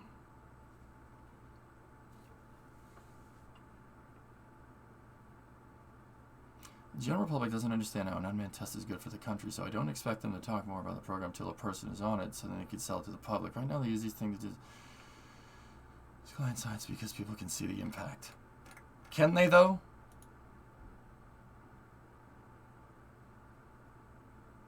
I mean, I get that, but does the overall U.S. public? Yeah, Jack, but I just never really was on board of dumbing down your message so much that it's diluting your own message. Understand? And that's what I mean about substance. I think every single person here can understand that everybody deserves a fair shot. That's really easy to understand. You only need to say it once. Like, obviously, duh. Like, but, okay. But they kept saying it. They kept repeating it. They kept repeating it. They kept repeating it. Like, okay, all right. How dumbed down does it have to be? I don't know, man. Like, I get it. That those type of council meetings aren't necessarily for me or the average person, but you know, I just keep going back to the last National Spaceflight Council meeting there. They had people from the Department of Energy there talking about nuclear physics and adaptation of nuclear reactors in space and stuff. And they were able to succinctly explain what that does and how it's supposed to work and why it's a benefit. I don't know, man. And once again, don't get confused. It's not that I don't agree with what was said. I absolutely do. I 100% do. Give me a plan. Give me something. Yeah, sure, Gold, go ahead. I'm not talking about dumbing down. I'm talking about them focusing on things that the average person can relate to in their lives.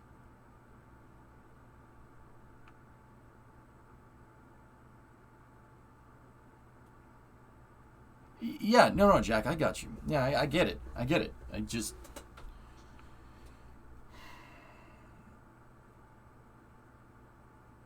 It's just for a meeting that has to do with space, they didn't really spend a lot of time talking about space, man.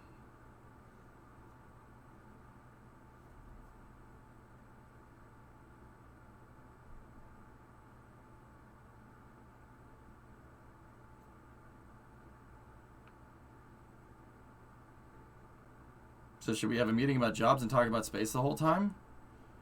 I mean, Tiny Buckshot, I would prefer if the space meeting was talking about space and the job meeting was talking about jobs. I mean, I don't think that's a hard thing to understand, right?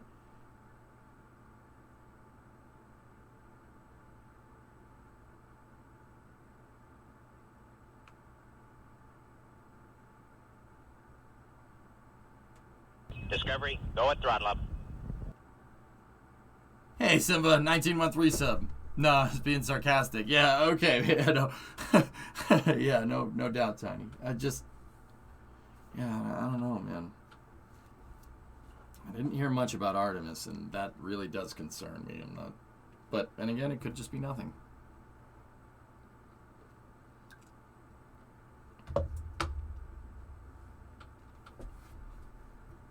Yeah, today for sure.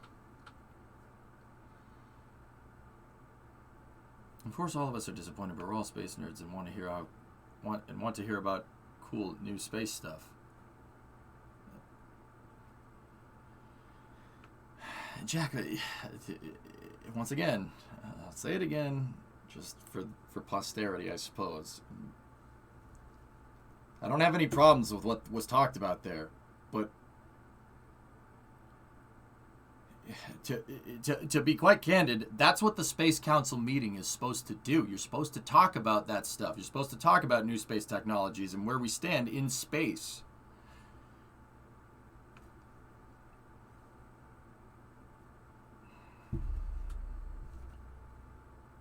Hey, Aura. Question from drivers, Aura.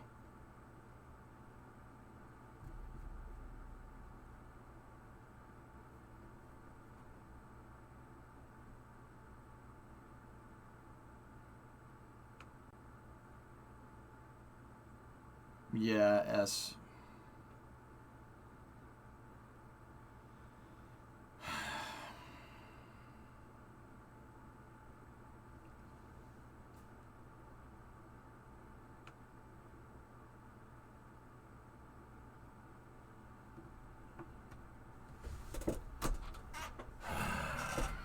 Yeah, Embers. I'm with you.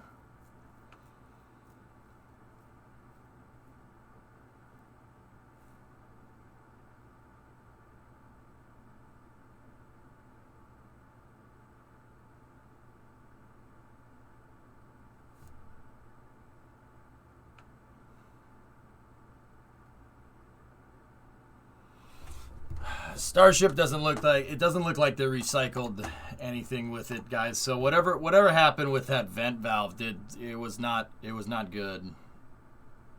Can you explain Rule 8? Urban Diction. Rule 8 is my stream rule, Fim, about politics. Don't really talk about politics. And I know at face value that seems kind of weird watching a National Space Flight Council, all right?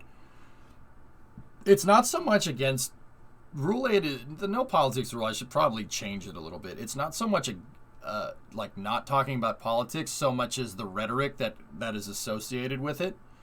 If we want to sit here and have a civil discussion about things, I don't have a problem with that. However, it is, especially in the past, I mean, I've been doing this for a while. It wasn't always like this. Past like maybe 6 years of streaming, you can't really talk about or have any civil form of discussion because everybody wants to, throw the match on the powder keg. And that's annoying. And it's annoying and it's very counterintuitive, How did the test go? They aborted the test, Kim. Yeah, or try that.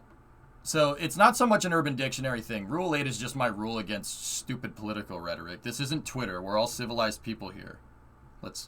If you can't articulate points without being a jackass or insulting somebody, well, piss off. I don't want you here. I'm gonna be very straightforward with that. Like you said, I hope a future Space Council meetings are more into the substance of space exploration. That wasn't a good start, Jack. Dude.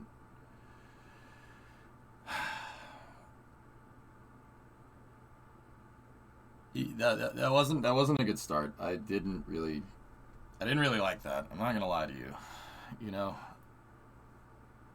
I hate to bring it up, but do you think we are heading for a constellation cancellation situation?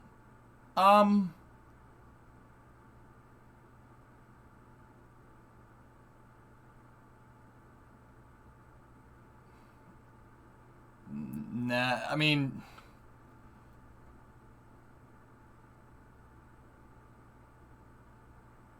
2024, S. Yeah, absolutely. Dudes,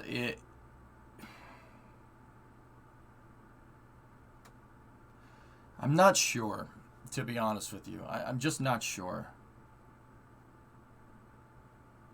Well, Fim, yeah, no, that's totally fine,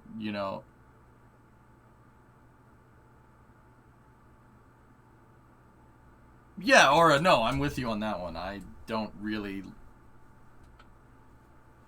I mean, Brimo and I basically, after, I think, when did we do it? Like in November, we both decided to just detox from the news and politics and stuff.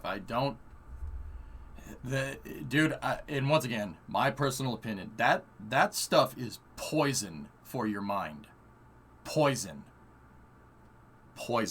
I don't care what side it is. It's poison for your mind. And I firmly believe that. Because it's the same reason why you see stupid articles about spaceflight that are trying to hype something up about nothing. The news is there to get you to keep watching, like a sitcom, like a show, like The Walking Dead, where they just sit there and talk about nothing for an hour, and then they have one episode at the season finale that has a little bit of action, and then that's it. It's poison for your mind, dude. You're not watching a sitcom here, I firmly believe that, and I'm not saying that you should or shouldn't do it. All I'm saying is from personal experience. You try to be in touch with politics and stuff, and you try to listen to the news, and that it's poison for your mind. I couldn't do it. And just because I can't do it doesn't mean other people do it. Once again, I think it's very, very... This is very, very my personal opinion. This shit's poison, man. It's no good for you.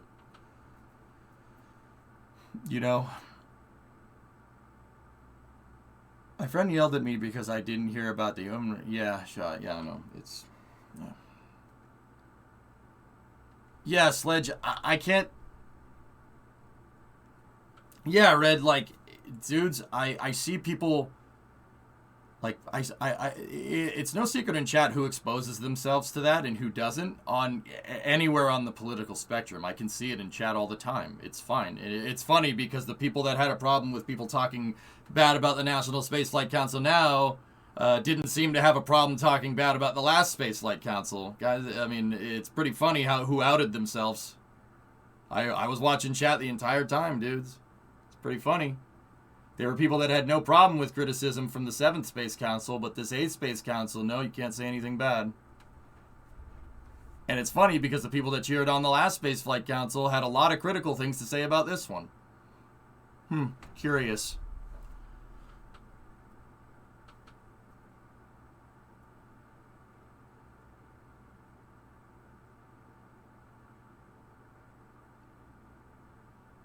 And that's what I mean about that stuff being poison. It affects your judgment. It affects your judgment because you're not being told the whole story, either side. And that's why I choose to listen to it. Do you think I don't know the repercussions of putting Kamala Harris front and center on my stream, or Mike Pence for that matter? Come on. I have to listen and I have to understand. I'm being equitable with stuff that's going on here because I honestly, I can't trust anybody else to do that for me, so I got to do it myself. Race Bannon, yeah, excuse me.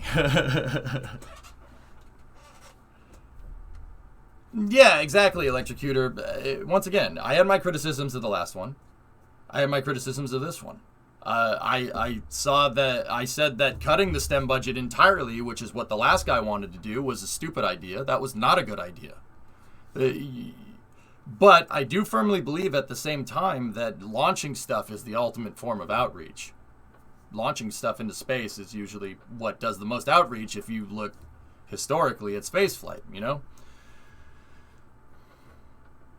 No, that's the thing, dude. I'm not going to not watch this on stream. People need to know, and I need to rebroadcast it. I don't give a frick if you don't like what they say. I wasn't really too on board with anything that was said in that last one, but I'm not going to be a wimp about it and just not watch it because I don't like what they're going to say. That's stupid. All that's doing is limiting your data set on judgment. And that's a real good way to get cynical about things. That's not good for you. That's what I'm telling you. That is not a good thing. You go around and you find stuff that you agree with, and then you think everybody agrees with you. So when people find somebody that disagrees with them, they get all bent out of shape. That's what I mean about it screwing with you. It'll turn you into a schizophrenic person. That's not good. Got to be honest, I don't think I watched the last one. Last one wasn't bad, X. There was a lot of good substance. There was a lot of good new emerging spaceflight technologies, nuclear power, supersonic research, bringing back the X-59, going back to the moon, talking about how we're going to do that. Like, yeah, dude, I'm telling you, go watch the last one and compare it to this one, and you'll be like, okay. Yeah, I get you, Ismic, I get you.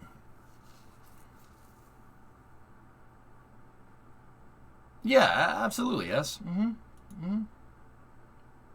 Yeah, Jack, that's right, which is why my politics rule exists. It's really more against political rhetoric. We can talk politics if you guys really want to, as long as you guys can stay cool about it.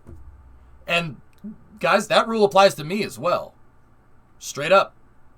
If I can't keep my cool, I don't deserve to talk about it. Straight up. Just like anybody else in chat.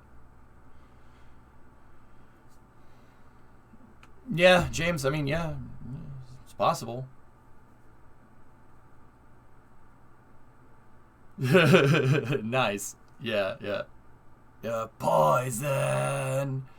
Yeah, NSF just shut off the live stream. Dude, check this out, okay? Eukerman, I'm gonna... It's like the other thing about it is that I don't want to get too generalized with the rules, just like mission mode. It should be at mod discretion because context matters. Right? Oh, that's really cool. Yeah. Ambers, that's so funny. Dude, I've seen people say that before. They're like, how dare you not take a side? I'm like, bro.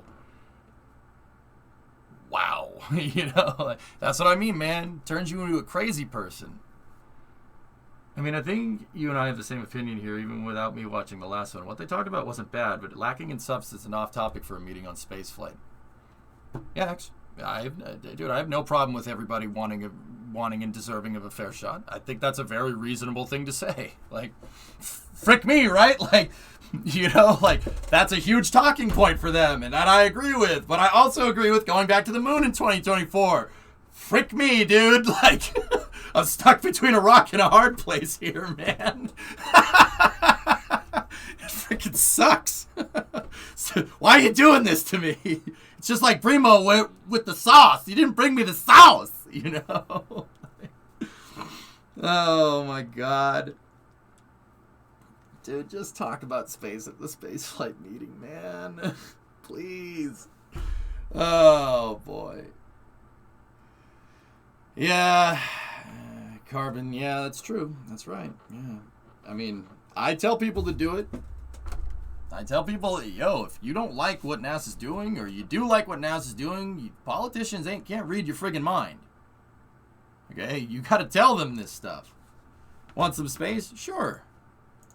And you guys, I just want to be fair. I'm not upset. Like, I'm a little disappointed that they didn't talk about space at a freaking space flight meeting, but hey, I do not think, okay, so I'm December 1st, 2021, 4 p.m. I don't think that Artemis is going to get canceled. I don't think that's going to happen.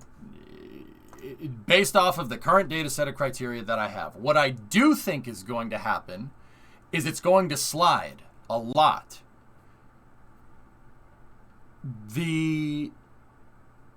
Why do I think that? All right, I'll cite a source for you. So when SLS first came about, it took a back burner to commercial programs and climate science. Once again, I don't have a problem with that. Any idiot that knows anything about spaceflight knows that you need to do both of those things if you really want to help people. You have to do both of those things. It's not one or the other. Anybody that poses that argument that we need to do more climate research, less flying people into space, or we need to completely ignore it and just focus on flying into space is a moron. You generally, that demonstrates to me, anybody that says that demonstrates a fundamental lack of understanding of what NASA does. First and foremost. So, going back to, do I think Artemis is going to get canceled? No, I don't think so. I don't think it is. What I do think is going to happen is it's going to get put on the back burner, just like the SLS program did when the last time climate science was prioritized. And once again, I don't have a problem with that. My problem is prioritizing one over the other. That's not good. That's not a good thing. Thanks, human. Yeah, I firmly believe it, man. It's... Look, Brimo and I, you know, like, we share some different views about things, right? And that's fine. Like me, it's mostly just pro spaceflight. Like I just want more spaceflight. I don't really care about anything else. I'm a horrible person. I understand that. Like we have different views on things, but the reason why we decided to detox from politics is we're not going to let some idiot like freaking talking head ruin our goddamn relationship. That's really stupid and really foolish. Are we 15? Are we kids? You're going to let the TV freaking ruin your relationship? That's way more important. You know what I mean? So, imagine letting some talking head on CNN or Fox ruin your relationship. That's the dumbest thing I've ever heard. You know? So we decided that we didn't want to do that anymore because it was making both of us nuts. And you know what? We're way happier, you know? Like,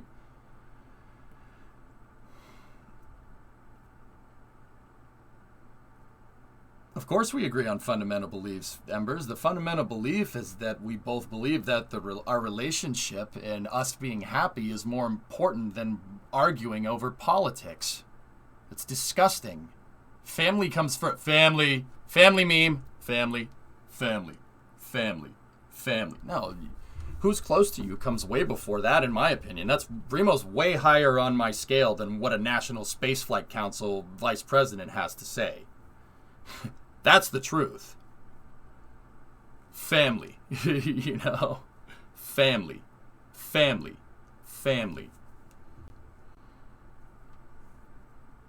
Does that make you the buster? Well, the buster kept me out of handcuffs. Yeah, exactly. Exactly, Buck. Brimo above chat? Outrage. I didn't say that element. No, that's going to get me in trouble. Even if I joke about that, that's going to get me in trouble, man. Brimo's going to be like, what the frick? You know? How are you doing? I'm all right, Obatine. I'm okay. But, like, isn't it important for a relation to have similar core values? What the hell do you think Brimo and I were talking about?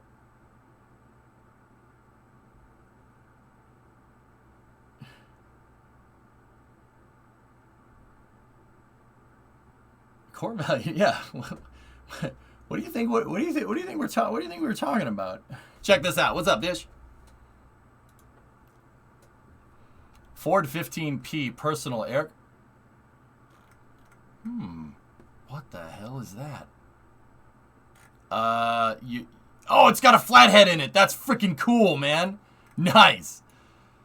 Isn't politics a manifestation of core values? Only if you let it. Only if you let it, Embers.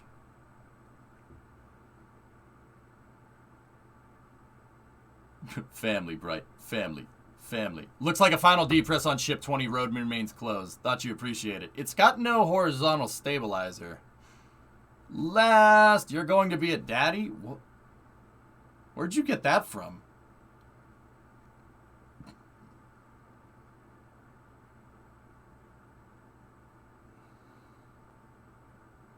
I'm not sure how that has any bearing on the conversation, Crafter, but alright, good to know. I read between the lines.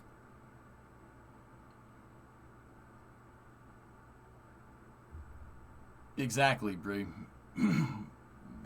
The core values that Bree and I have, you know, is way more important than the noise that gets generated in the daily cycle of politics. Dude, it's not good. It's not good for you. I'm telling you.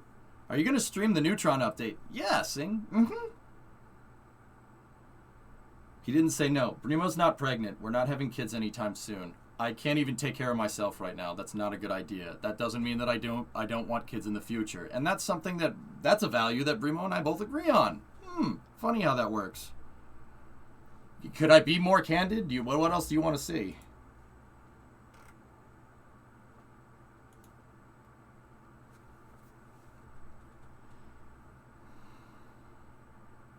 Or something like that. I mean, religion too, Brimo, but I don't want to talk about that here. We've already opened up the box, but... Discovery, go at throttle up. Levy! 65 months, 4 more months till the promised land. Am I right?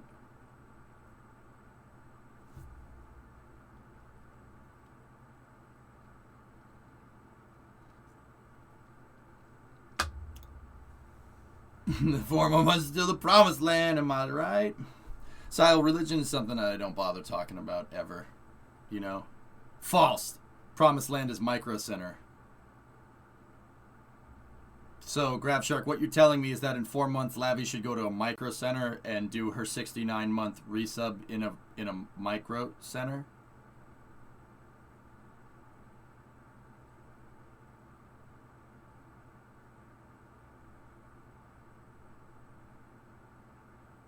Obviously, pay attention. Sorry, my bad.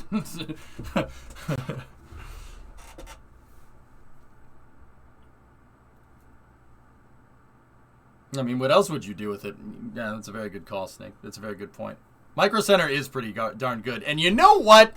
Primo and I both agree that Micro Center is amazing. Oh, there's your core values right there, boy.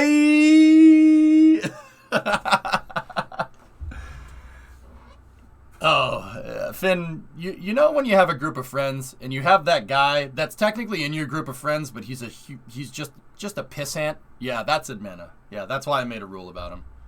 He's a jackass, but he's our jackass, all right? Does that make sense?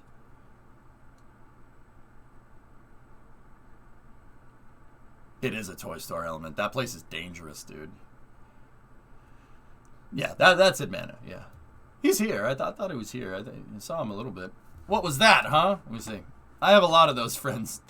Thanks, Pi. Hey, there's your boy in front of a micro center. Nice. Yeah, exactly, Embers. It's like that quote from Hot Tub Time Machine. It's like, he's not really our friend. Admana is coincidentally one of my good friends. But our micro center analog is dead now. Yeah, Fries went down the tube. That sucks. That's unfortunate. How come we believe you that Remo isn't pregnant? Chat kept asking when you were going to marry her, and you said not yet, and then you went and proposed with no warning. Kappa.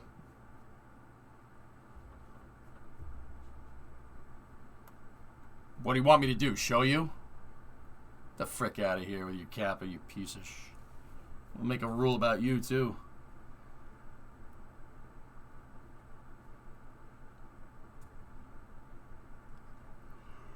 Yeah, make sure to pass your proposals by chat first. Jeez. Pregnant.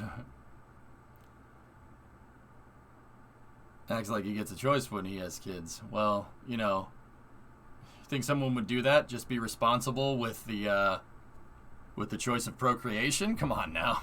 Come on now.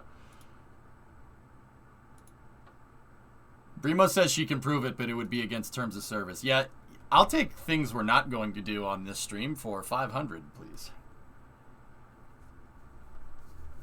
Pregante jokes are fine, though. That's okay. Yeah, there was a Paul Barak. Drummer just linked it up. All right.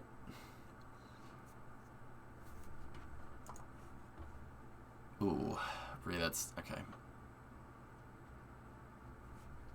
I don't consider trucks my children, Lavi. That's very strange. More like a pet. Like truck is like having a loyal pupper. It needs your care. It needs your maintenance. You got to take care of it. If you take care of it, it'll take care of you. I'll tell you what, boy. You take care of your truck, that truck will take care of you. You know.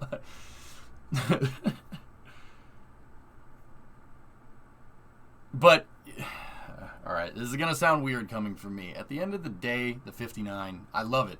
Love those things. 59, the 97, the Cornet, the Mustang. At the end of the day, it's just metal and rubber. It's just metal and rubber. Entirely replaceable. Brimo is not replaceable. So, you know, up here.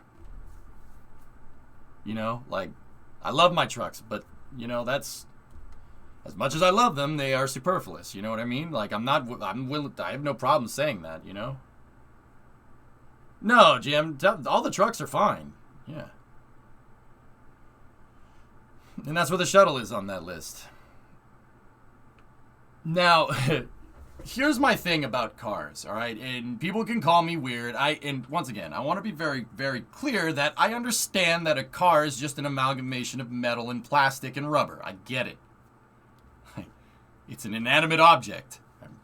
I'm not crazy. I'm not too crazy, okay? But with that being said, all right,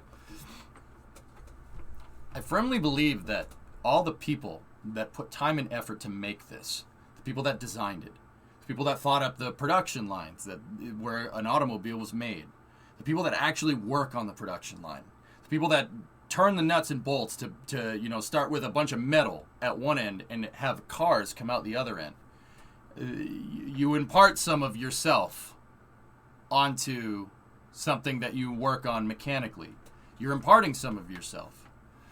For instance, take an auto mechanic that just is in it for the money, right? I don't know who is, but take auto mechanics just there for the money. They'll just replace parts. They don't care. And that craftsmanship shows. You imparted some of your soul onto that vehicle. If you just half-ass stuff, it's going to show. It's going to show. Half-assed work makes a half-assed job. Straight up. So, all the people that came together, all the people that, and don't get me wrong, it's not some spiritual freaking thing. The people are on the assembly line because they need a paycheck. I get it.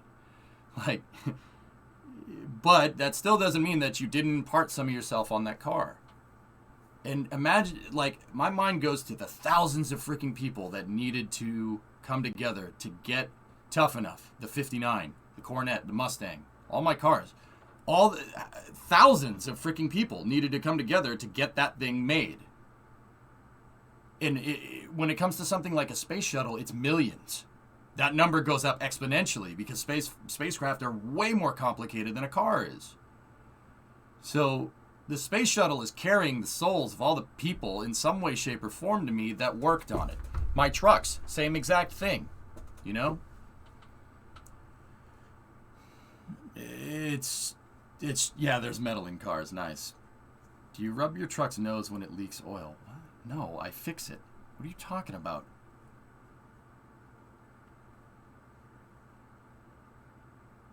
Yeah, Mutter, that's true. There's a lot of talent and a lot of things that needed to come together to make that. And I think about that every time we watch a rocket launch. Every single time, without question. And it's something that's very, very near and dear to me.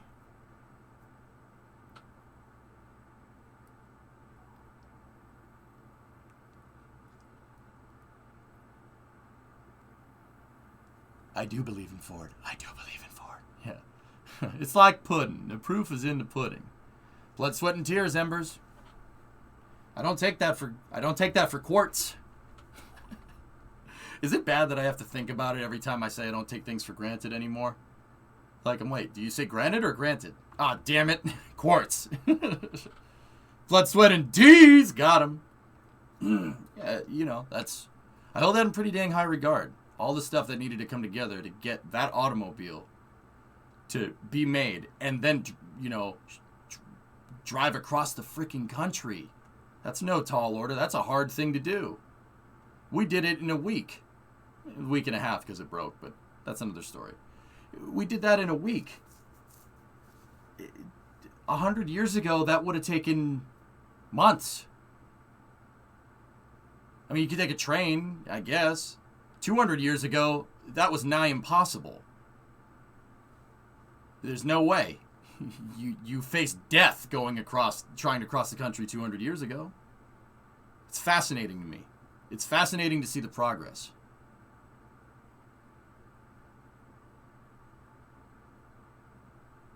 Yeah, Fim, right?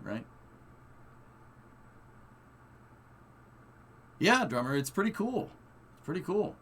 So, I mean, yeah, that's why I like my mechanical equipment, because all the souls of the people that put it together and designed it are imparted onto that vehicle. And that makes me pretty happy. That's why I like them.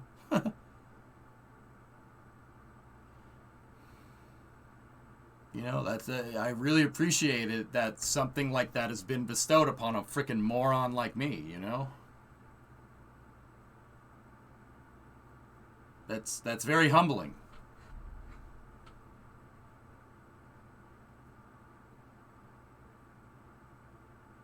Opie. How are you? Yeah, I saw about the announcement coming soon for City Series. Yep. Now get off that big American butt and do your part. Yeah. Yep. Yep. Yep.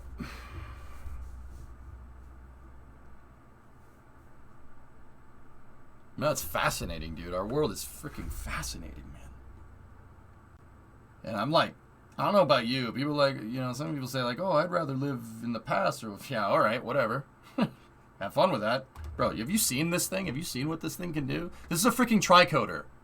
Something that 50 years ago was thought to be, no, that's science fiction. This is a freaking tricoder. That's awesome. So goddamn cool.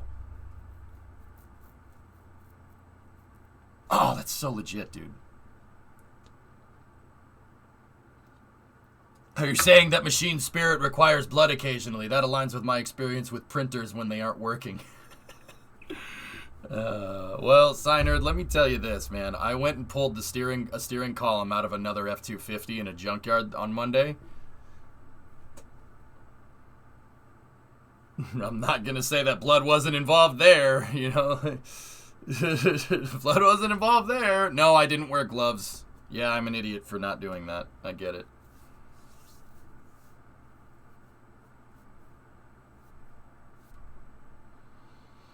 It's a few sensors short of being a tricoder, but it's 90% there. Point still stands. 90% there is pretty freaking cool. I just want a time machine to bring home a new F-250. People that say they would rather live in the past, I don't realize. Yeah, that's what I mean, Metroid. It's a very arrogant thing to say. Blood, sweat, and beers. That's right. Spack. I always say I should have worn gloves. Yeah. So, sorry for getting a little existential on you guys. My fault. I won't do it again. I'll go back to movie quotes and space news, okay? Okay, what is this? What do we have? What is this? Yeah, SN20 doesn't look good. Something weird happened. BuzzFeed, sorry, but you have the wrong idea. We're not okay. Can I go back to being existential again?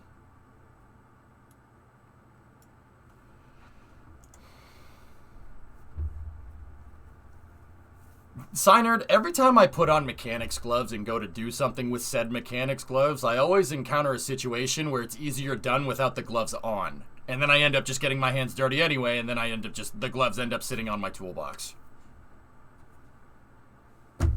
Maybe I'm not doing it right, you know? Now that I said it out loud, I'm like, maybe I'm not doing it, you know? Maybe I didn't do that right. I'm guilty of the exact same thing, man. Like, maybe I don't have good enough gloves. Get a pair of mechanics gloves. Yeah, I have like 3. At least you don't have splinters in your fingers, yeah. These cuts came from the plastic trim on the dash when I went to pull the steering column out. My hand got caught on the upper sill of the dash, and it was like, because I was grabbing the steering column kind of like this, and I pulled up on it, and yeah, that's what those two are from hitting the top of the sill.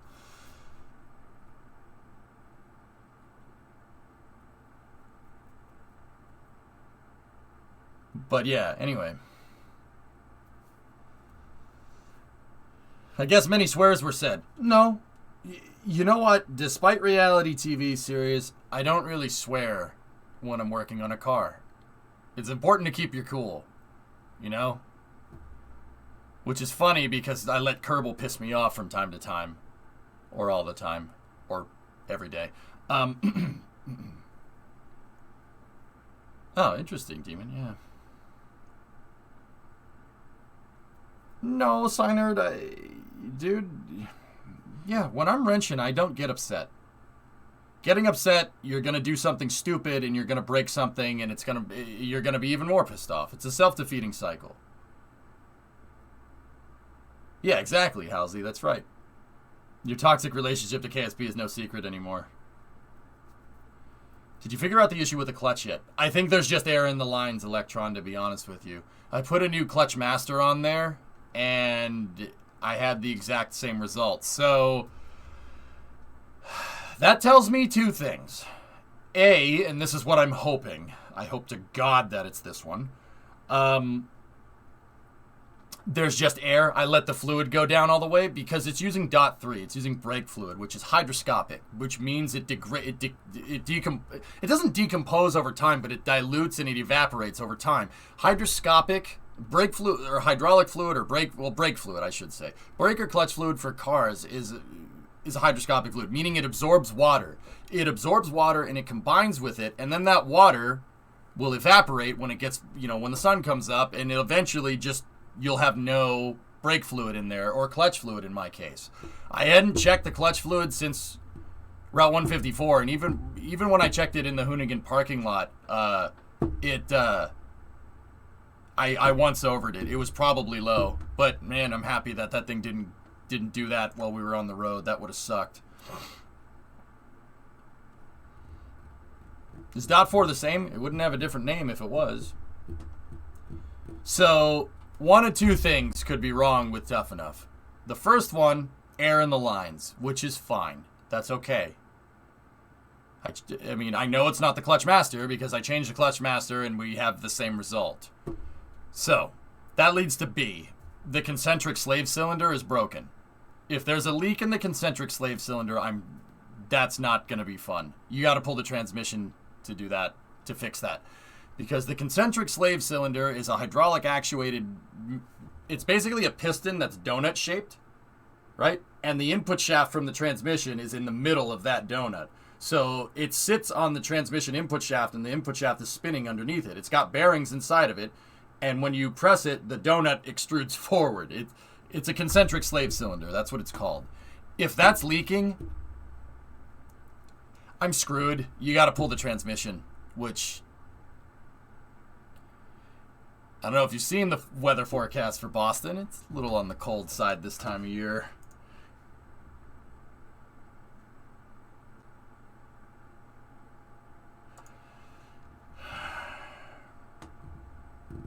The clutch doesn't need to be rebuilt, Gieson, but as long as if I'm taking the transmission, if I'm pulling the transmission, I mean, I might as well put a new clutch in, One of the few areas of technology that I'm kind of concerned is AI is becoming more intelligent than us, sort of like how we are more intelligent than monkeys. I mean, that's a valid concern, I think. Just don't drop it this time, drummer. That was a C4 transmission. This is a ZF547, dude. I'll show you this transmission. It's a freaking bus transmission, dude. The thing's heavy. It's a big heavy-duty transmission because it's a heavy-duty truck, because it's a 3/4 ton. This thing, I mean, I'm trying to see if I can find a picture that shows scale. It is a big heavy boy transmission. Here's a picture of one. Like, look at it compared to the pedals. It's not so much a long transmission. There are transmissions that are longer than this, but look at the freaking girth on this thing. And see right there? That's the bleeder screw for the concentric cylinder right there. It's a 5-speed, Jim, yeah. It's a cool transmission. I'm telling you, Tough Enough is a cool truck, dude. It's got a manual in it. It's neat. Cold builds character. Yeah.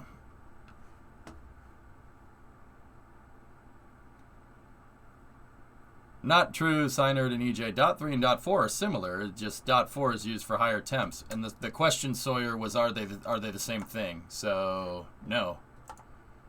And PTO. Apiro, I don't have a hydraulic pump on mine, but that truck that I pulled the steering column out of in the junkyard absolutely does. I was thinking about going and grabbing it just because.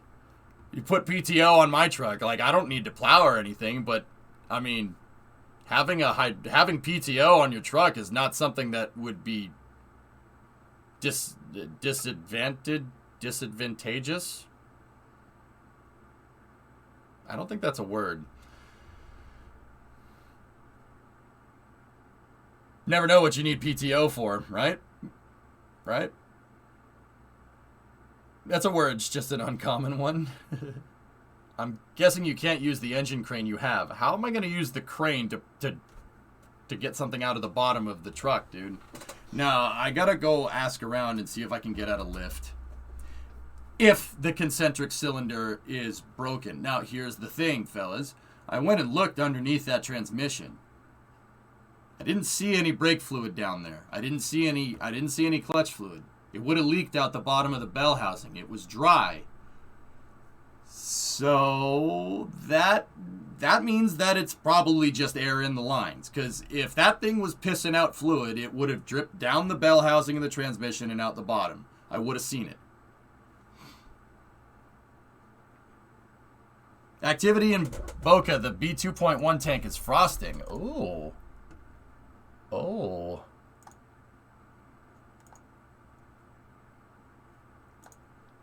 Huh.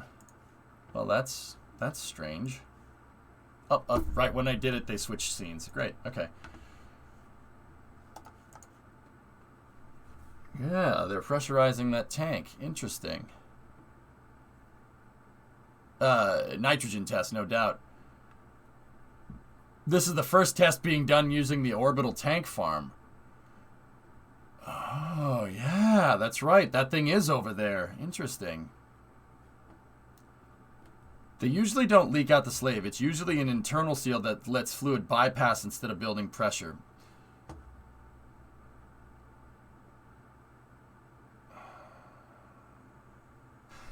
So, Kev, you're right. Yeah, that sounds right. So here, with that being said, let me tell you how this happened. So, like a week and a half ago, the clutch was working just fine. No problems at all. And then I started noticing that it didn't like shifting into second very well. Just second. Third, fourth, fifth, at first were just fine. And then I noticed it wouldn't shift into second at all. Now that doesn't mean that second gear was bad. When I did get it to shift into second, it worked fine. And then I stopped at a stoplight, I put the clutch in, the pedal went to the floor. So, and then I couldn't shift into anything. So, I'm not sure if that new information says one thing over the other. I don't know. Now that I said it out loud, I'm thinking the concentric slave cylinder is junk. But, yeah. Oh, we saw something. Oh, something's smoking. Okay, something's peeking. Hey, Squish. So, I met some folks from Kazakhstan yesterday. They were really happy to talk to me about the space program as they had family living near Baikonur as far back as the 1940s. Witnessing all the developments, good and bad, was really cool chatting with them. That's cool, Squish. 42 months. Thanks, buddy. If you got a transmission jack, would you use it? Yeah, Sawyer. I mean, I have a heavy duty jack that should be able to get it done. Yeah, there you go, Squish. That's cool. Yeah, look at that. So, I don't know, man. I'm kind of hoping that it's just air in the lines. So I'll try to bleed the slave cylinder and go from there. Oh, it vented out the top. I'll try to bleed the slave cylinder and see what happens. I don't know if I'll do that on stream. I get work done a lot faster when I'm not streaming things. But, yeah, we'll figure it out. How come Elon says Raptor production is bottlenecking but won't go deeper into why it's bottlenecking? Because, Waluki, that information wasn't supposed to be public. It's not a PR statement. It was a leaked email. Like cleaning your living room. Shut up. That was your fault. Don't try to shoulder the transmission. I'm not shouldering that thing, Demon. I'm telling you, it's a bus transmission. It looks like the transmission from the S-Car Go project that Bad Obsession is doing. I mean, that's a little more heavy duty than mine, but it's almost that big.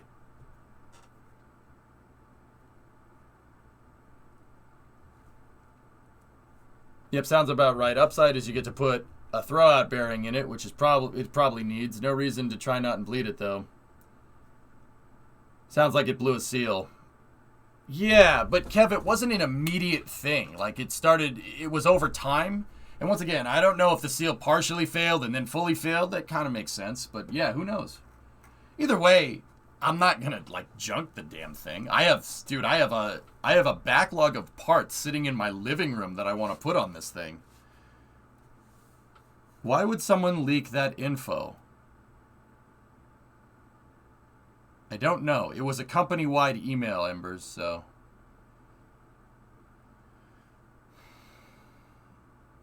Yeah, I know, Black. I know what you mean. It's not simple, Waluki. It's rocket science. Raptor is not simple. Or clutch... Or the clutch field pressure plate. Yeah, maybe. It's possible. But if you start the thing in gear, it works just fine. You just can't shift. That's how I nursed it back to the yard. I know the truck can be moved around if you start the thing when you're in second and hit the gas right when you start it, it'll move. I think the transmission is fine, fellas. I think the slave cylinder is toast. Are all Super Heavy cores unfinished stainless steel, or are they painted? They'll be unfinished, Sirius, from what I understand. Why leak SpaceX info? You see what we're watching right now? I don't know. Because people are dumb? We see people taking videos around Boca Chica of stuff that they're not supposed to be taking videos of all the time. It happens.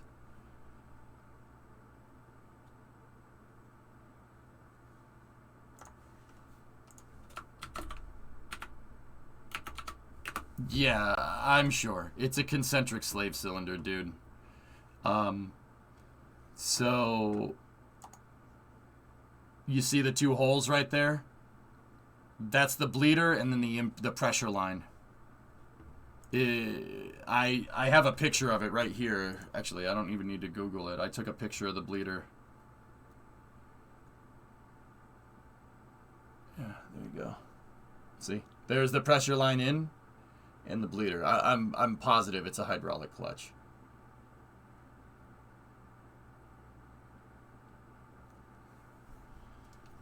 I'm not sure, Crafter. I don't think that one is the thinner stainless. Oh, nice, Sawyer. There you go. Yeah, I like the torque converter up there is pretty rad. Discovery, go at throttle up. Hey, Vasia gifted a sub to PY. Spasiba. Will there be logistics in KSP2? I don't know.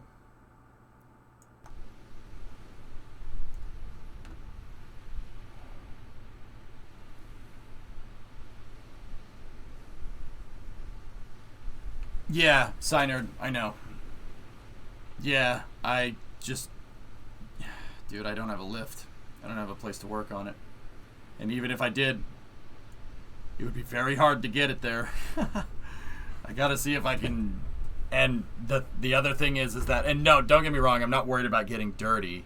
The lot where I have Tough Enough parked is a dirt lot, so don't get me wrong, I'm not worried about rolling around in the mud. I don't care about that. Just using floor jacks with mud is not really that good.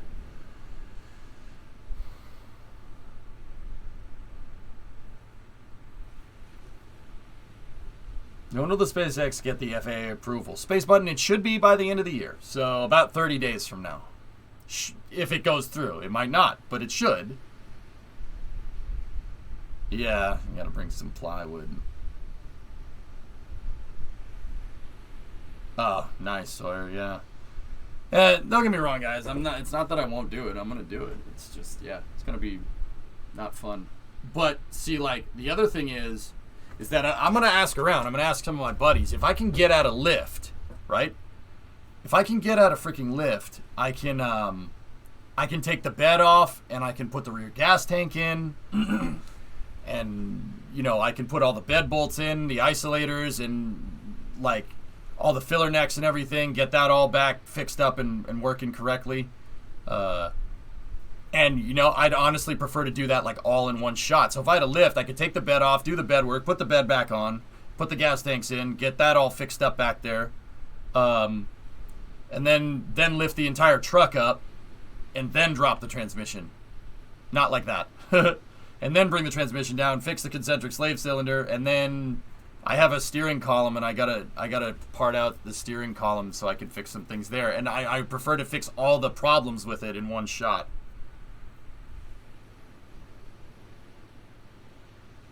Plywood would cost more than the truck, yeah, right?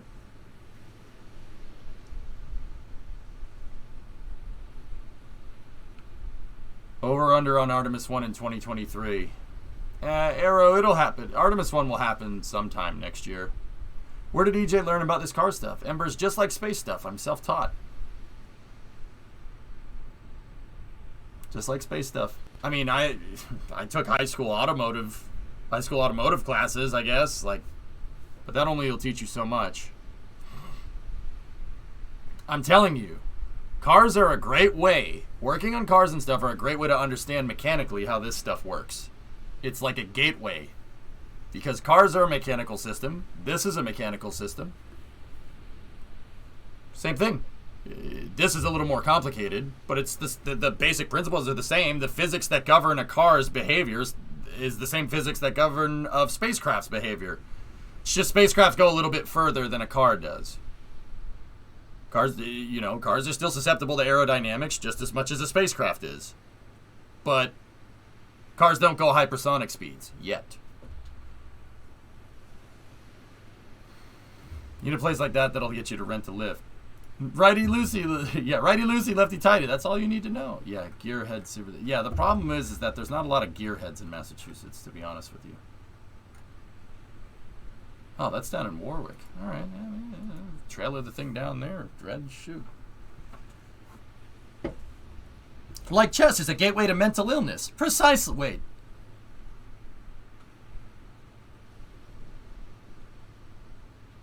That's right, Signer. Yep. That's why I use car analogies so much. Cars are easier to explain this stuff.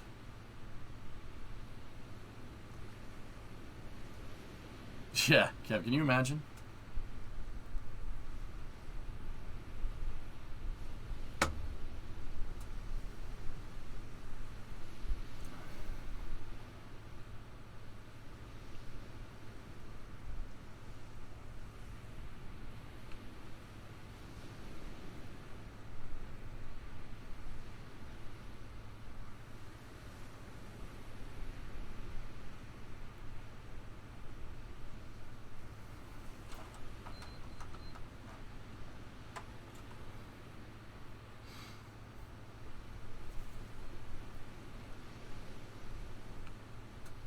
Discovery, go at throttle up.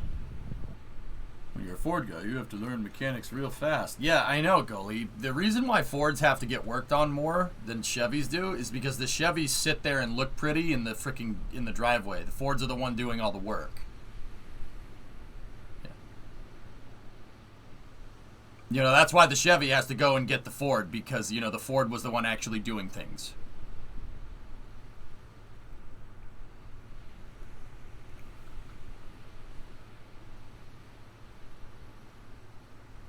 We don't want to get dirt on those rims. Oh, those are such nice rims. We don't want to get dirt on them. Sorry.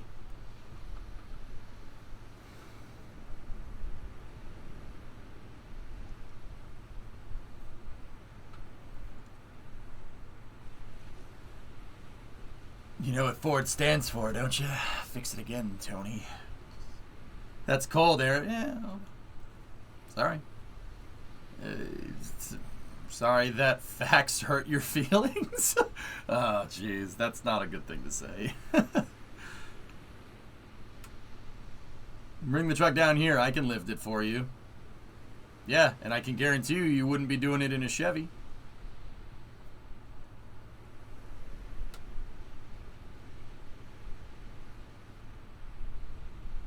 Yeah, Kev Hawk, that's, yeah. Yeah, that's annoying. Big boys drive Audis? Oh, nice Volkswagen.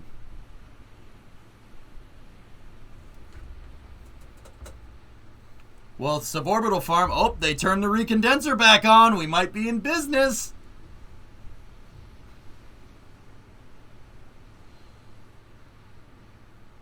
Yeah, Epic. Yeah, you could do that. When I nursed it, I went to third and I was able to go to third. It didn't like fourth though. So yeah, I mean, like I said, I don't think there's any problems with the transmission. I think it's just the clutch. You know, the clutch pedal going to the floor is a pretty good indicator that your clutch is bad and not the transmission.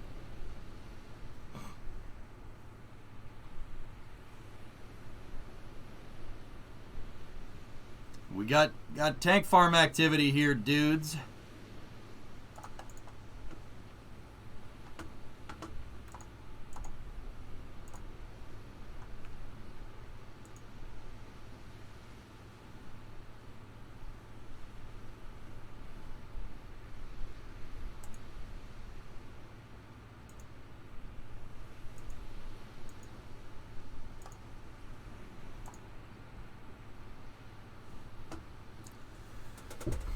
Have you ever had a clutch pedal crack on your shin because your foot slipped? No. I have a size 14 shoe, Hosen. I don't have to worry about that problem. Yeah. My foot usually just gets in the way of everything.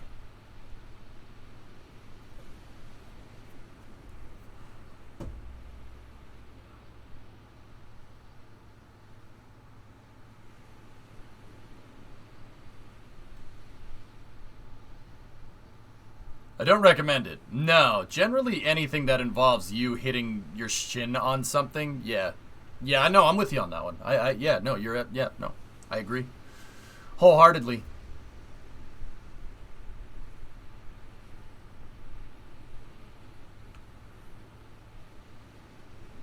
Your feet are only 8.5s. That's fine. Here, I'll show you. So, here, let me put my shoe next to this iPhone. My shoe is 2 iPhone 8s long. Here you go. Yeah, see, I have a Ferrari logo on it, so it goes faster. You know you have a foot cam, right? Yeah, I do.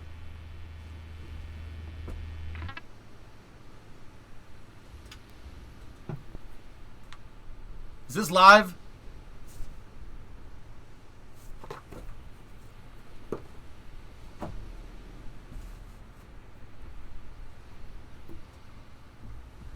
What do they say about big feet? Big hands.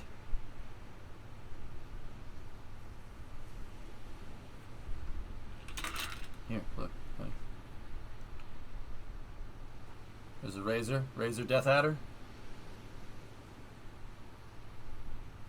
Should tell you everything you need to know.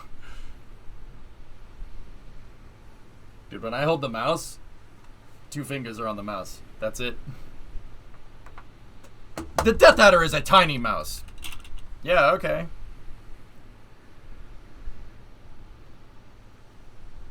Oh yes, the shoes are doing a lot of spinala. Spinala!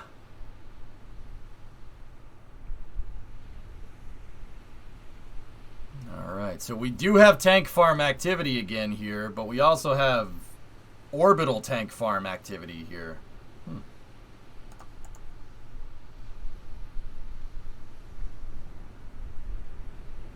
Huh. Huh. Huh. Huh. Huh.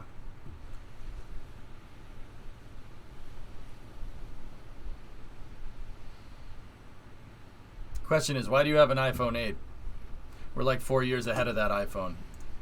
Liam, you want the honest truth? I don't care. Yeah, I only have so many fricks to give. Having whatever type of phone I have is not one of them. Nope. Yeah, I don't care. If the phone can call and text people, it's really all I need. I should probably just go get a flip phone, but that was a free upgrade, so I got it. Yeah, free upgrade. Okay. Did you catch the eBay listings that I sent your way?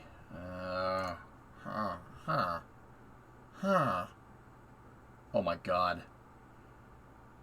Those are awesome, man. Nice.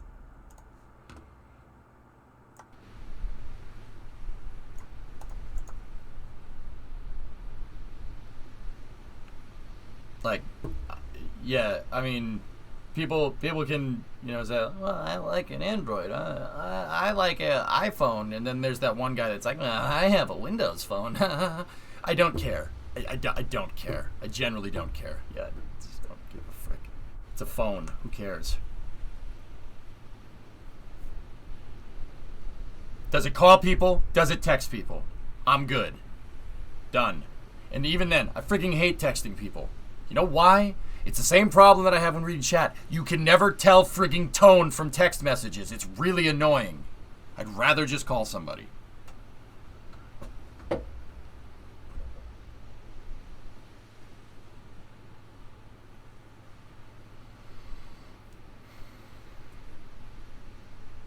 I'm all about the hotspot, if you know what I mean. All right.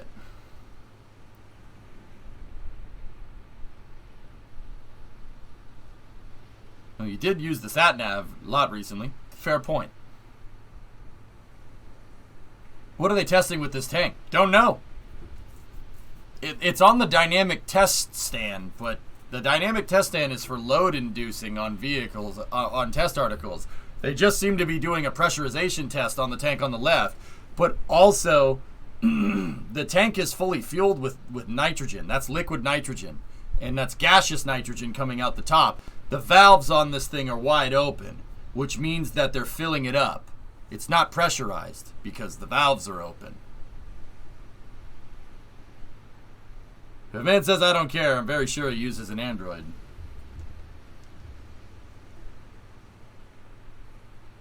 Explain. Yes, that is a space shuttle on my phone. But also at the same time, we have the vents opening on SN20, indicating that fuel is being pumped back into this thing. They're testing to see if it works. Excessum, we need a chess set made out of Starship pieces. I think that's what we need now. The pawns can be this little thing right here, okay? Look, you got king, you got queen right there. It makes sense.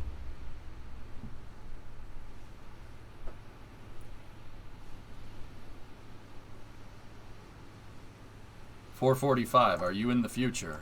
There's these things that they invented a long time ago called time zones.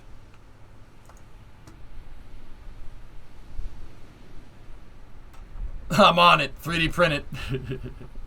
Why did they abort the static fire? Matt, something went very weird with one of Starship's vent lines. These vent lines down here, one of them did something very strange. It popped out gas, right? And don't get me wrong, these are supposed to pop out gaseous oxygen, or GOX for short. I just like saying GOX over and over again. GOX.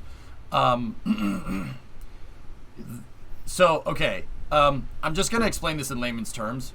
The cold oxygen, or the cold gaseous oxygen, when it comes out, goes up, it goes out, and then it goes down.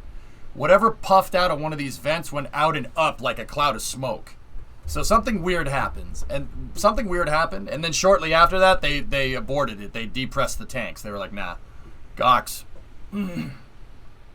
Yeah, Starhopper should not be a pawn. Starhopper should be a knight, because it hops over things. Obviously.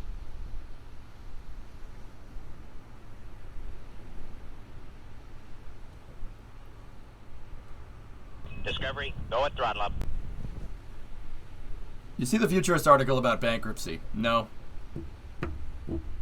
Is there anything exciting going on in space right now? Discovery, go at throttle up. This is pretty exciting.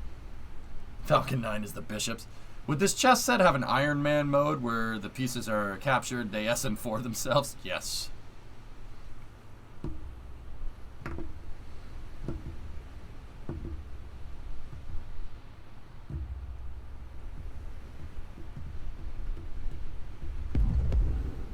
Hey, Joe. Hope all is well. Glad you came through my hometown. Sorry I missed you, bro. Take care of the best. Hey, no problem, dude. Should be back there sooner rather than later, dude. I like Michigan. A lot, actually. It might have something to do with automobiles. And the fact that my fiance's family is there. I mean, you know, yeah. Oh, wow, Arsenal. Man, really? What is this? Oh, this is actually the first I'm hearing about this. What is this? Wait, what? I'm just kidding, man. I can't keep a straight face. We've talked about this every day for like the past 3 days. It's nothing. It's nothing. It's bullcrap. It's just Elon cracking the whip. Anybody that thinks anything else is an idiot or reading too much into it. I'm serious, dude. It's nothing. Like, if you want to know why, watch the space news from yesterday. I go into it in pretty good detail.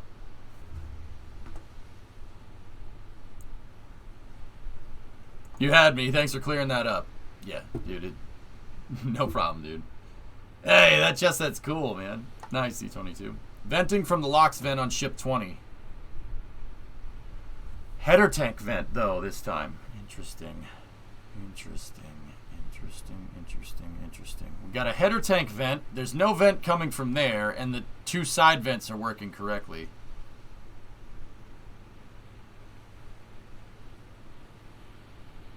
Yeah, Lavi, I agree with you. That makes no freaking sense. What the hell's going on up there?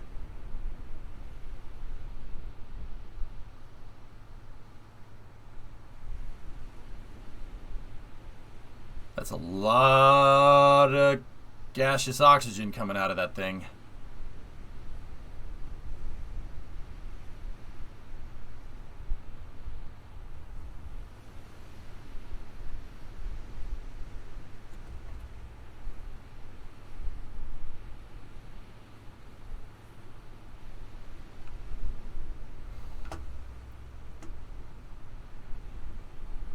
Yeah, it was, right? So that up there is a vent line for the forward liquid oxygen tank.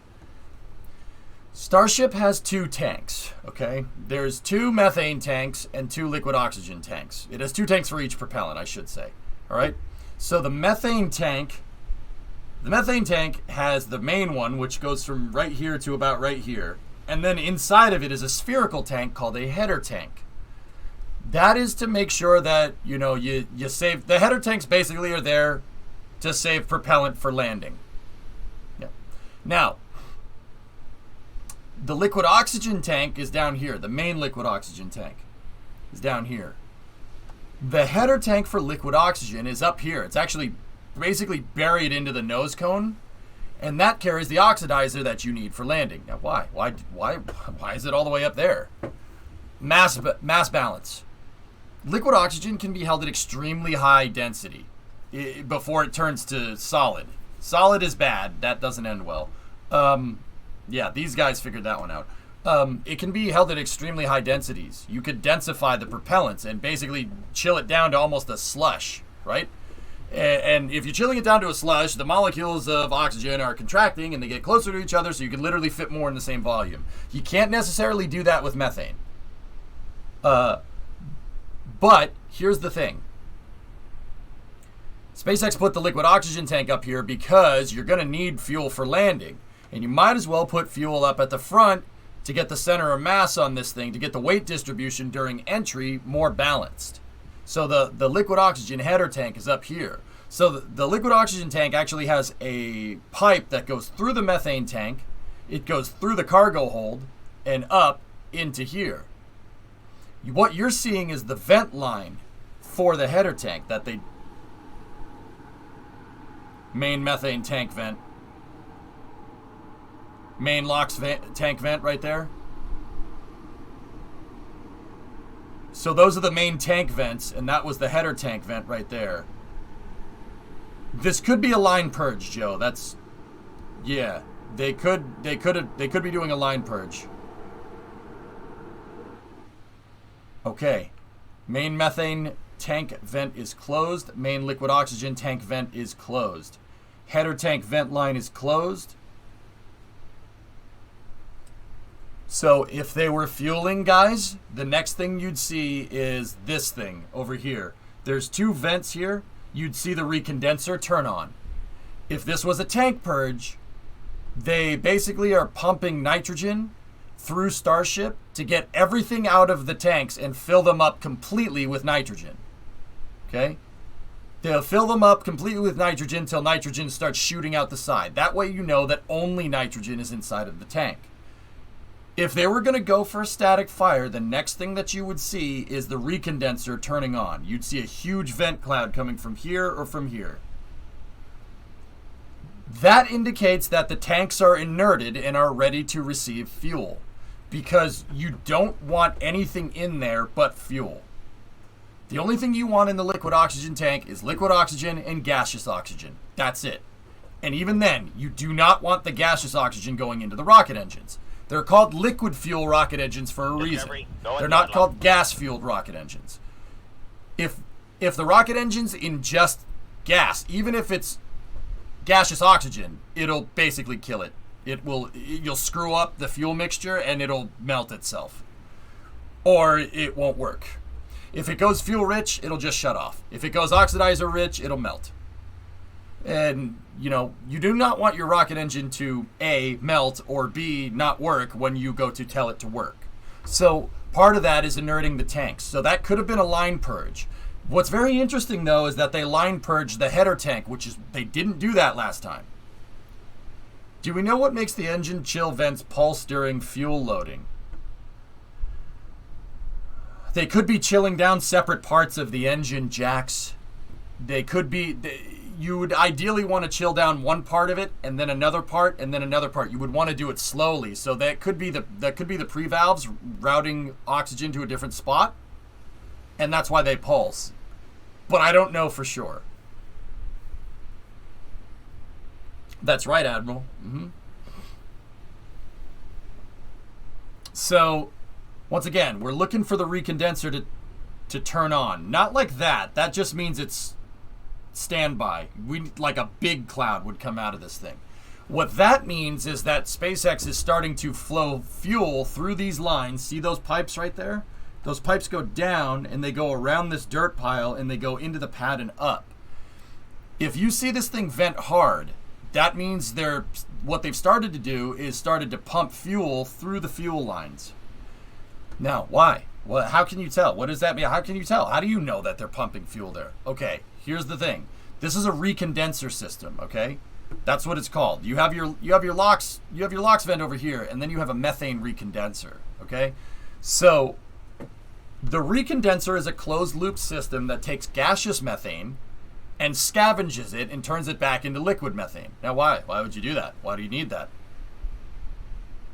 Why do you? What's the point of that? Well, these pipes have been sitting outside in the daytime all day. And yes, they did fill them up with fuel a second ago when they tried to do the test a little bit earlier in the day, right? But they've also been sitting in the sun for a couple hours without being used. If you go to pump extremely cold propellant through an extremely warm pipe, what's going to happen? You'll evaporate all the gas. The liquid will start absorbing the heat from the pipe, and the liquid will phase change into gas. Basic physics. Apollo 8. So what they do is they slowly start pumping.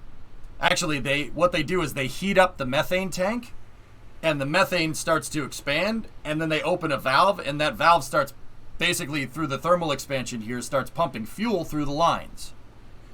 And at the other end of the line over here, there's a gas vent line, and the methane that gets evaporated when they first chill down this pipe, right, goes through the gas line back out and into the recondenser. What that methane gas does is it hits an air conditioner, basically. It's an air conditioner similar like what you'd have in your house. Only instead of flowing air through it, it flows gaseous methane in, and that methane is cooled down from the air conditioner, and it recondenses back into a liquid, and they put it back in the tank. Once again, the recondenser doing that right there is indicative that they're starting to flow fuel into Starship. If they're flowing fuel into Starship, well, I'm pretty sure that flowing fuel into it means that they're going to test something that involves liquid fuel and oxidizer. I can only think of a certain amount of things on this thing that involve using liquid fuel and oxidizer. There's 6 of them, and they're at the bottom, and they make fire. Lots of it. So, see the recondenser turning on?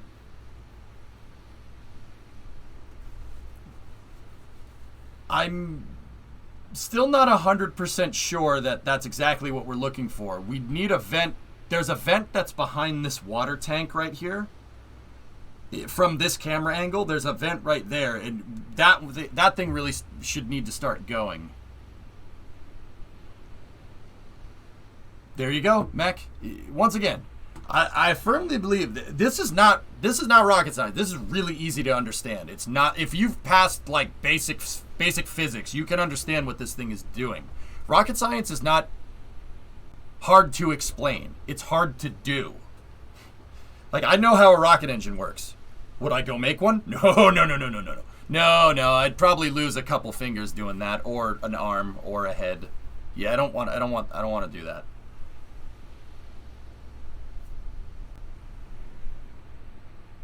What's on the agenda for KSP today? To click on it and play it. I don't know. I have to figure it out.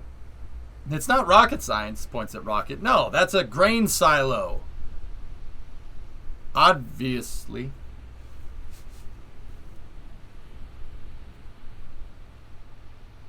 Are you saying rockets cost an arm and a leg? Yes, and quite possibly a head. Now, that's a water tower. No. The water tower is over here. That's the water tower. Yeah, exactly. It's like how not having brakes on a car, Hosen, doesn't kill you. It's suddenly stopping and impacting a wall that kills you. Yeah, the sudden deceleration is not good for humans.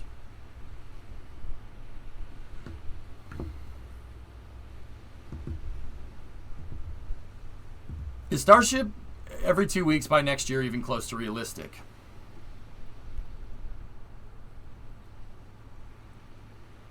I don't think by next year, Embers. By 2023, yeah, sure, why not? You guys got to remember, if you put a camera right here 3 years ago, this would be a grass field.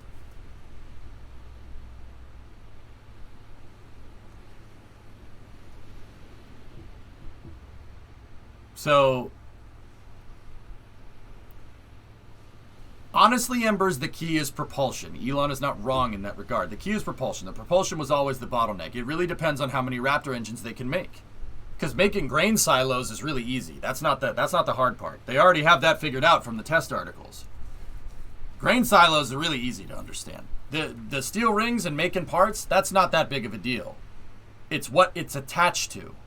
That's the big deal. And the tiles too, but more the propulsion. Propulsion is always the Achilles heel of any rocket. They don't call it an aluminum tube that flies. They call it a rocket because it's got rocket engines on it. Why do they want to belly flop this thing instead of retro propulsion re-entry? The amount of fuel that you'd need to do SSRP with this thing, Flykin, would mean that Starship is just a big fuel tank. Hey, R8, what's going on? Hope you're well. I'm good, Queer. Yeah. You gotta remember, this thing isn't a Falcon 9 first stage, Flykin. It's coming back from orbit. Falcon 9 hits the atmosphere going, what, 6,000 miles an hour for a ballistic re-entry? This thing hits it going 20,000 miles an hour. So by that logic, you would need 3 times the fuel, right? You'd need 3 times the fuel that they have in the header tanks. Because the header tanks are used for landing, right? Or what you'd use for supersonic retro propulsion. So your tanks would need to be 3 times as big as this, just to land. I don't want to try and dumb it down too much. I have a thing about this, Flykin, but long story short, all that extra fuel weighs a lot more than those tiles. That's the really easy way to think about it. You get boosted yet? No, not yet, Inmena.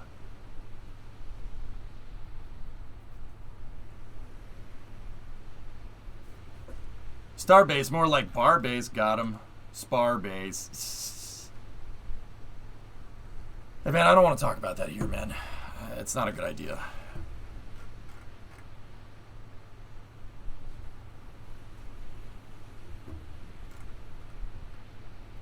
Hey, Demon, 42-month resub. Thank you very much. So we do see some we do see some tank farm activity, but once again, fellas, the condenser isn't on.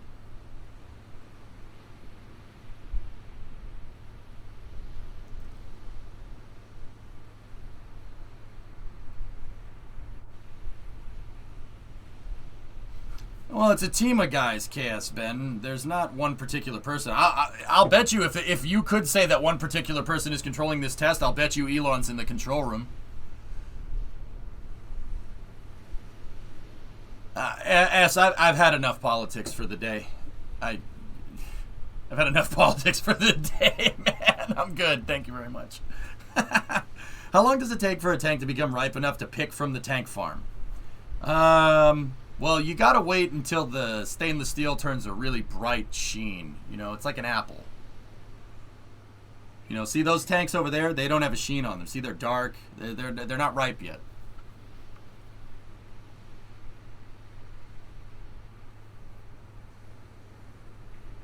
Will the booster do supersonic retropropulsion? Chum asked, no.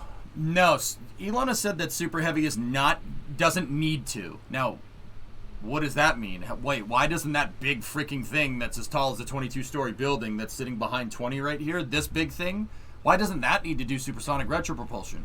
Long story short, stainless steel. Falcon 9 needs to do supersonic retropropulsion to slow itself down and shield it from re-entry because it's made out of aluminum.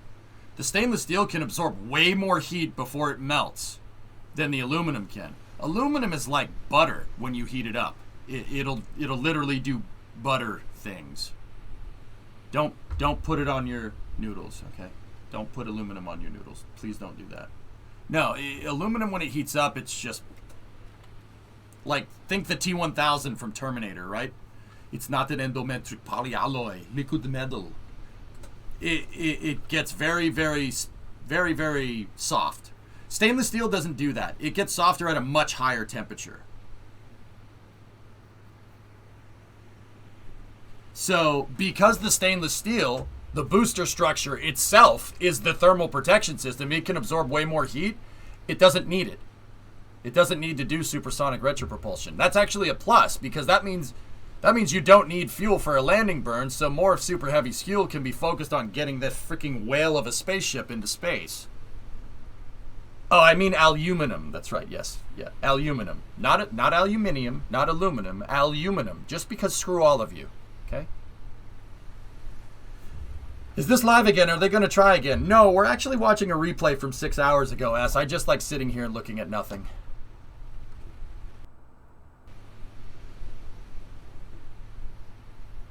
Space whale. What are those silos full? Cooling or fuel? R8, these guys are full of what's called, okay, so in the industry, they're full of what's called commodities. Commodities are things that the rocket uses to do stuff. So liquid fuel, oxidizer. But commodities are also consumables for the spacecraft in other ways. They use nitrogen and they use helium. So some of these are full of liquid methane, some of these are full of liquid oxygen, some of them are full of liquid nitrogen, and some of them are full of helium. For instance, the tank farm right here, the nitrogen tank on this tank farm is actually being used to pressurize this tank, which is actually pretty neat. That means the nitrogen systems for the pad are working correctly. And I bet you that's why they're probably doing this. They're probably doing this to make sure that the nitrogen circulation system on the pad works correctly. So, once again, the layman terms way of saying it is that there's an array of 8 tanks here. 3 of them have methane, 2 of them have oxygen, 2 of them have nitrogen, and 1 of them has helium. I think that's right. But in the industry, they're called commodities. Yeah, that has all the commodities that you need to get this thing into space. Is one of them water, Basia? I'm not sure. I actually forget. There are labels on the tanks, so as we saw them get installed, you could see the label. Like one said water tank on them, the other said methane tank. I forget what so people have made like diagrams. I forget what the diagram is though. The one with the sanded weld lines is water, so that guy right there. So there's a water tank there. So there's, what is it? 3 methane, 2 oxygen, 1 nitrogen, 1 helium, 1 water. I think that's right. Do you have any opinions on UFOs or UAPs? They're out there. They're definitely out there. I don't know what they are. Jay Hayes, maybe we should stop being a wimp about it and go figure out what the frick it is. Everybody just sits there and go, I don't know what that is, but we never bothered. Is anybody going to figure out what it is? No. Okay. 1 is water, 2 is nitrogen, 3 is liquid oxygen, 2 is methane. There you go. Cool. Thank you. So these big boys over here are designed to fuel the orbital launch pad, which is behind this frame right here. There's another set of tanks to the left of the big crane, and those tanks are being used to screw around with this thing right now. Last diagram with them from Brendan Lewis. Nice. Oh yeah, yeah. The cool thing is that their viewers, look at this footage and so this is Brendan Lewis. He's a guy on Twitter that just started making diagrams of what SpaceX has made, which is actually pretty cool. So if you're into it, you can figure out what's going on. So like the one that you're looking at in the NASA spaceflight footage, that guy right there, that's 21. All the parts for 21 have been made, but they have yet to put it together. That's why there's a space right there. Same with Booster 5. And then here, there's the diagram for it right there. Wait, you said this is a replay. Can you fast forward to the action?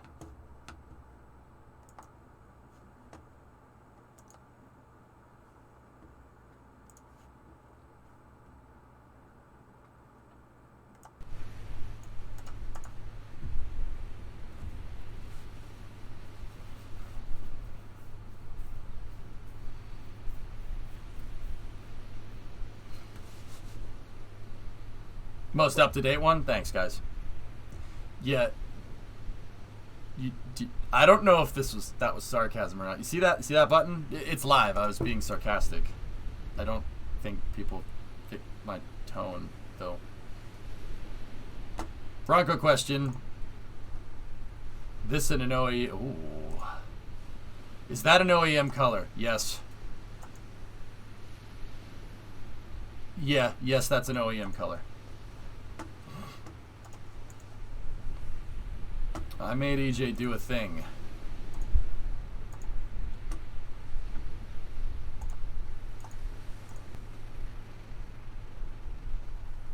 Prepare to fast forward, fast forward. Fast forwarding, sir.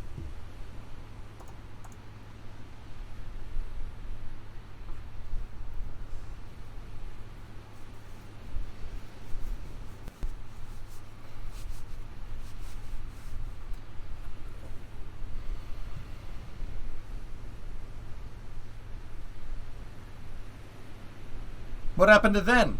You missed it. When? Just now. When will then be now? Soon. I believe the children are our future. Let them lead the way. Yeah, man, that boy good. He good. Yeah, good and terrible. Oh, no, man, he good. He good. I'm curious about refueling in space and how that will be achieved. I don't know the technical way that SpaceX is thinking about doing it, Jay Hayes, but, I mean, what type of propellant, what type of commodity are we talking about here? Because on-orbit refueling has already happened. But the thing is that on-orbit refueling has happened with small thrusters, meaning that the ISS gets refueled all the time from Progress capsules. The Russian modules get refueled literally almost every time. But those types of propellants are a little bit easier to move around. One, because they're not cryogenic. So they're literally not cold. The propellants that we use up there to move the ISS around is unsymmetrical dimethylhydrazine and nitrogen tetroxide. Does that sound like something you'd find in the cleaning cabinet in your house? Yes. Yeah, it's a chemical that basically, when NTO and UDMH hit each other, they explode. That is more preferable to hold up there for long periods of time because one, it's not cold, so you could store it at room temperature. Two, it doesn't decompose. Well, actually, it does over time, but that's another story. Basically, we can hold those propellants up there for a long period of time. Three, they use a pressurized system. So basically, what they have is a gas tank full of helium. Right? When I say gas, I mean like gas, not fuel. They have a tank full of helium, and then they have a tank full of UDMH and NTO, right? And they open up the helium valves and pump the helium into the fuel tanks, and then the fuel gets pushed out, and it gets pushed to a thruster. The system gets pressurized, and that gets pushed to a thruster, and the thruster, they have an on-off switch on the thruster, and that's what happens. That makes it so it's really easy to transfer that. You could transfer propellants really easily because you just pressurize the system and then move the propellant somewhere else instead of moving it to the thruster, right? It's a little bit easier said than done. But that kind of stuff has already happened. It's been happening for decades. when people refer to fuel transfer, they're really referring to propellants that have a much higher impulse that allow the ship to be capable of way more characteristic energy than what you'd get even if you could transfer hypergalls in large quantities, right?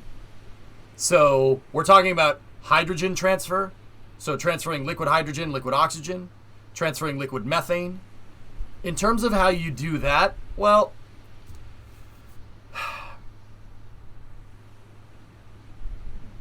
I mean, you could do it with a gas tank purge, right? You could just pump gas into one tank and then open up the liquid fuel line to the other tank. And if you pump gas into one tank, it's going to pump all the water out of, or not all the water, all the propellants out of one and put it in the other. But see, the thing is if you do that, if you pump water into one tank, right, you need to take the gas out of that tank. So it's not like a car, like where you just put the gas, put the fuel in and just pull the thing and the fuel goes. All right, the tank, every gas tank in a car actually has a vent, because when you're putting gasoline in, air comes out. Well, gasoline vapors and air come out, right? Same problem up in space, but it's a little more complicated because, one, the propellants are frigging cold. So they're very susceptible to boil off, especially when they get in the sun. Being up there, unshielded, i.e. not having the atmosphere from the sun is very bright and it's very warm. And that's not good for your super cold propellants. All right? That's like if you live in Phoenix in the summer and you try to have an ice cream outside. It's not going to end very well. Yeah, my ice cream all over the ground. The proof is in the pudding, in the ice cream, I tell you. Anyway, so it's not that simple. It's not just, oh, why don't we just take the fuel and move it over there? You have to find ways to keep the pressure constant in both tanks. That's hard to do when you're draining fuel out of one and introducing gas, or draining liquid out of one and introducing gas, and introducing liquid into one and taking gas out. It has to be a circulatory system between the two ships. So it's not just as easy as just plugging a fuel line in and, okay, flow the fuel over there. A lot of rockets, especially ones that have propellants that have enough power to, like, go to the moon, for instance, right? These things are, it's very big, and it's a very big thing. These fuel tanks are huge. Like the oxygen tank on Starship's bigger than my damn apartment. That's a lot of commodities to move around, and it's a lot of commodities to move around in the sun, especially when it goes through the fuel line, which is getting heated up. So you got to come up with some kind of insulation. You have to make sure that the pressures in the tank stay constant, and that's where I was going with it. Sorry. The pressures in the tanks need to stay constant because with a big rocket like that, rockets rely on fuel tank pressure for structural rigidity. That's very important. Not necessarily Starship, but there are other rockets that do. So that tank has to stay at a constant pressure for when if you got a full tank of fuel, right?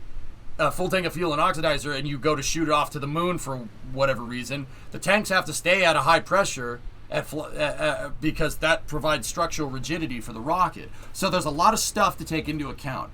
Now, two things, Jays, to basically kind of sum that up. One, this is not complicated stuff. Okay? What does that mean? It's not that we can't do it. There's no practical physics that says that this can't be done. Two, it actually is really freaking complicated because in order to get, like, the act of transferring the fuel is not that big of a deal, but getting an Olympic swimming pool's worth of liquid fuel and liquid oxygen up there, that's what makes this tough. And that's something that, it's not something that we can't do, it's just something that we haven't gotten around to doing yet because it's difficult. It's a hard thing to do. I mean, the Starship refueling variants are literally moving the quantity of an Olympic swimming pool into space. Like that's hard. That's a difficult thing to do, you know?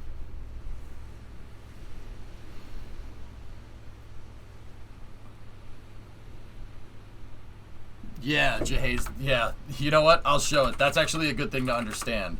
Now,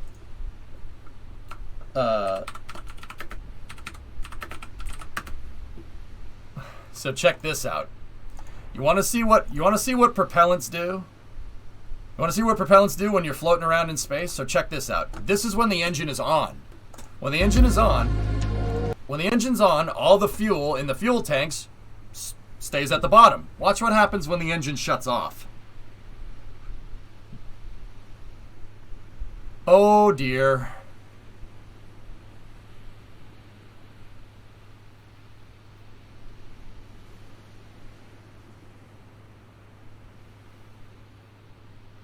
Yeah, that's not, yeah. How are you going to differentiate what gets pumped between the tanks when your propellants are doing that in space? Look at it. The liquid oxygen has surface tension, just like water. It kind of just stays in concentric, not concentric, it just stays in spheres, and those spheres of liquid oxygen just float around. That's another thing you have to take into account. So do you refuel under acceleration? Do you spin the ship so all the propellant goes to one side and you can pump from over there? This isn't as simple. This isn't as simple as you know, you make it out to be. Look at. That's ridiculous.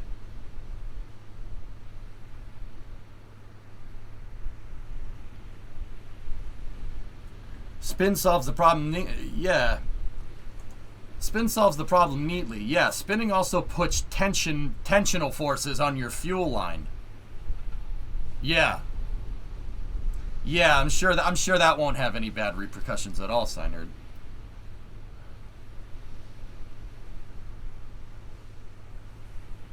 Make it a toothpaste tube and squeeze it out. Jesus, you know, you're kidding, but that's exactly how UDMH and NTO fuel is transferred.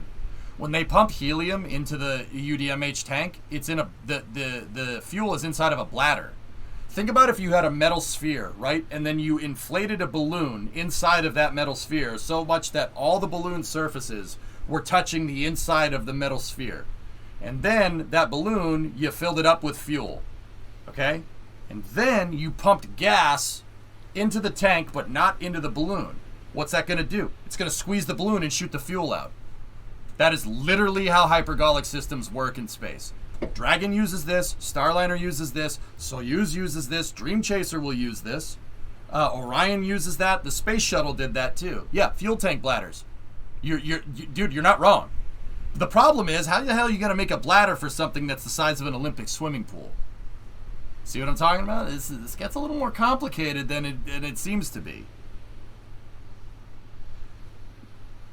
Well, snap. That's pretty cool. Yep.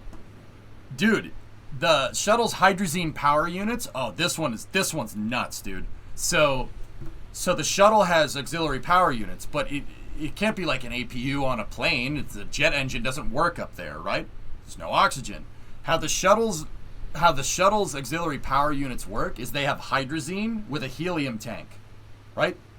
And they do the whole fuel bladder thing, and the hydrazine comes out, and it goes into a pressurized line, and that line hits something that looks kind of like an air filter. Like, picture an air filter for a car's intake, but that air filter actually has a catalyst in it. And when the hydrazine hits that air filter, when it hits that catalyst, it actually heats it. It decomposes it, and it heats it up. And the resulting thermal expansion drives a turbine that's attached to an alternator. Yep. Yeah, ridiculous. Ridiculous. Yeah, it's a catalyst. Yeah, monopropellant system. The shuttle's auxiliary power units use monopropellant. Cool, huh?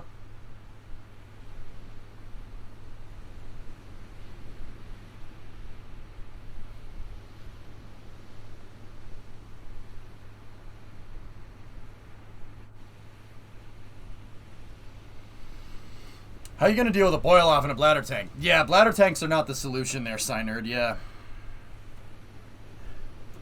Pretty cool, huh? Like I said, this stuff is easy to explain. It's really easy. There's nothing here that's a particularly abstract concept. The thing is that it's difficult to do. It's easy to explain. You can explain it to anybody. It's just doing it. That's the difficult part.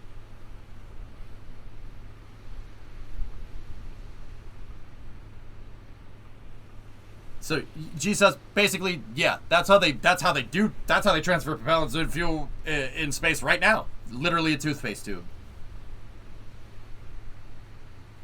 No, C-22, but that's really cool. Alright. I wish they would turn the camera back over to the condenser. Does Starship use hydraulics, or are they still using Tesla motors? They have hydraulics for the engine gimbal sandvoxel, but the control flaps are Tesla motors. They're electrically actuated. Kind of Frankenstein is B2.1.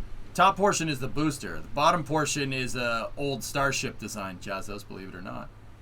What it's testing, I don't know. I don't really understand what the benefits of putting the bottom of a Starship on top of a booster interstage is going to do, but I'm sure there's a good reason for it.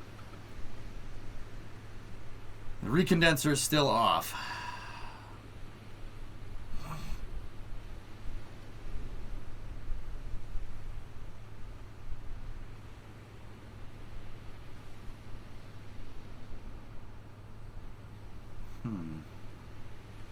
Oh, neat C-22.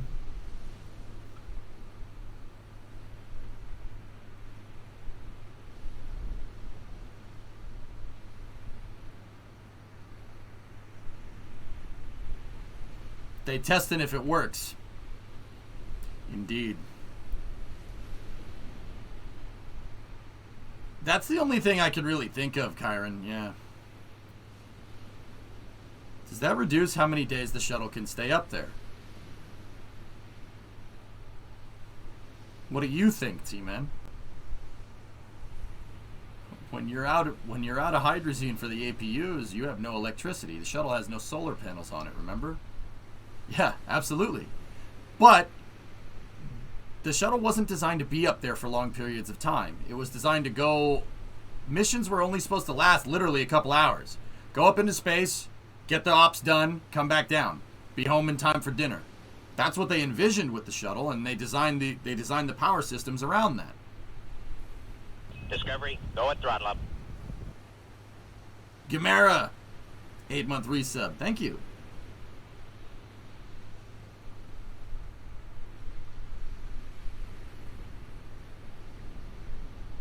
The shuttle part of the shuttle. Yeah, synthesis. It's almost like it's in the name or something.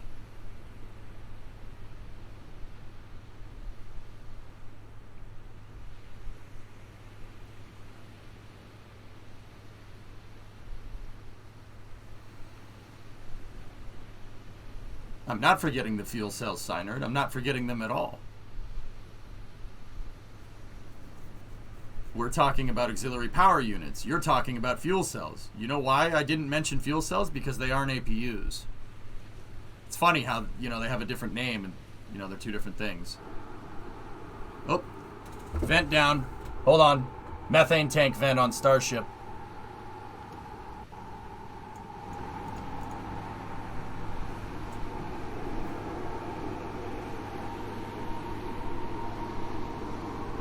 Yeah, we don't know that for sure, Wizard, but I get the sentiment. Yeah, we are. Yeah, like if you and I go to Mars tomorrow, yeah, you could be dang sure we ain't ever going outside without a spacesuit ever again, unless we come back home.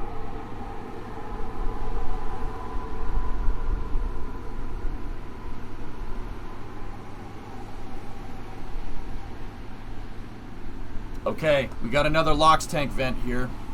They opened up the main LOX tank.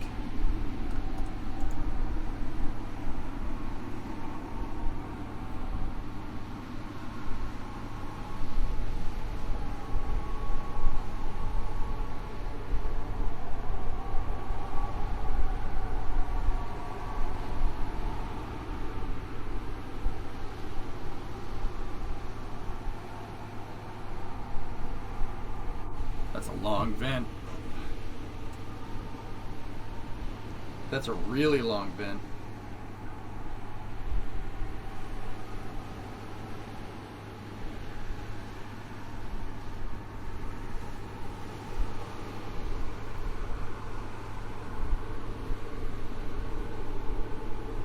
Static fire, Joe, is what we're looking for, but I don't know if it's going to happen.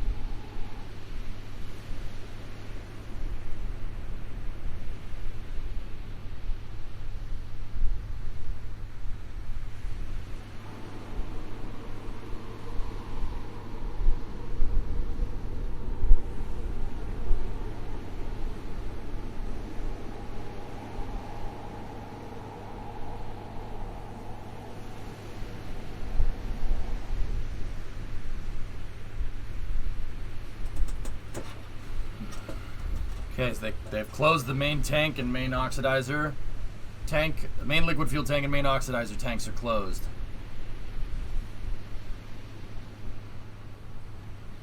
Do they have a way to empty the tanks other than venting if they abort? Leroy, the tank vent is only to bring it down from a pressure, or if you're purging the tanks for inerting in preparations for fueling, or if you're venting the tanks down to inert them in preparations for safing, right? Don't get me wrong, that's just to bring the tank down from pressure.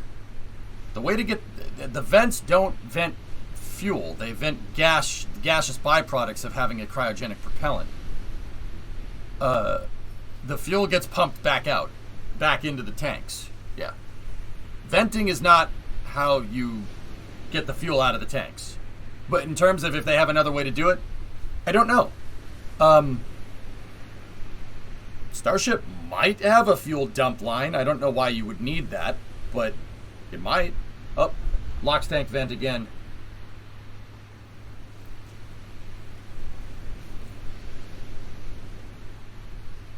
Yeah, you fill up fuel out of the same fuel line that you take it out of. Or reverse that statement, but you get what I mean. What is it doing? I'm not 100% sure, Jay. This is a piece of test equipment over here.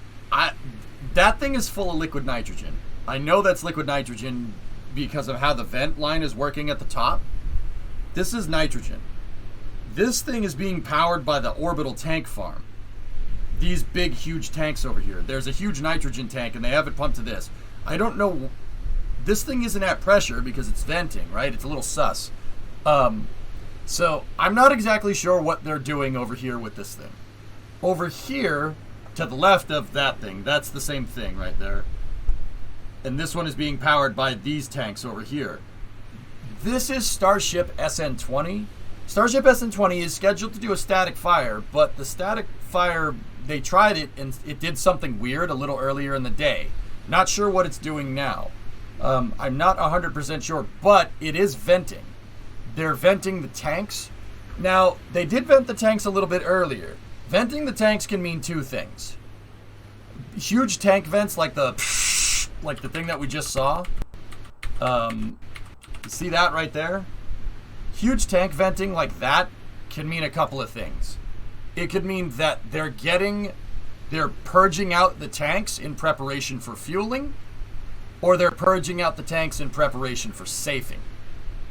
Meaning that they're either getting ready to turn it on or they're getting ready to turn it off.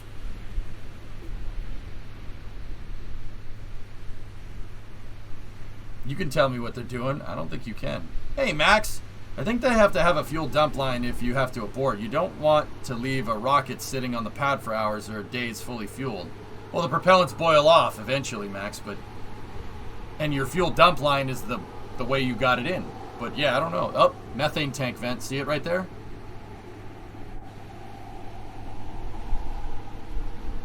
They tested to see if it works. Okay. I'm not going to disagree with you there, man. Yeah, you know what? You're probably right. How long does fuel actually stay stable? All right, it depends.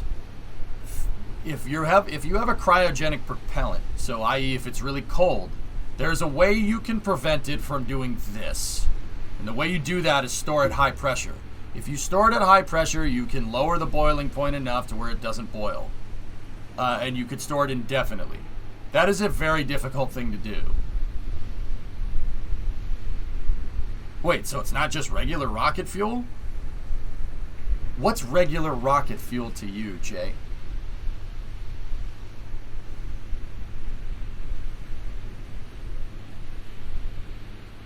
Like common 98 octane, how long it stays you could tell to run the motor with it?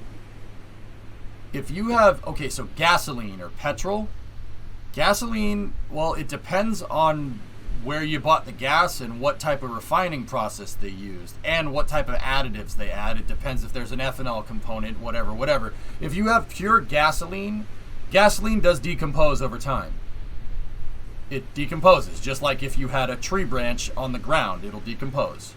Gasoline actually does that. It turns to varnish. Yeah. like paint stripper. Yeah. It'll turn into like gelatin. Yeah, over time. It really depends. Modern gas, a couple of months, 3, 4, 5 months, something like that.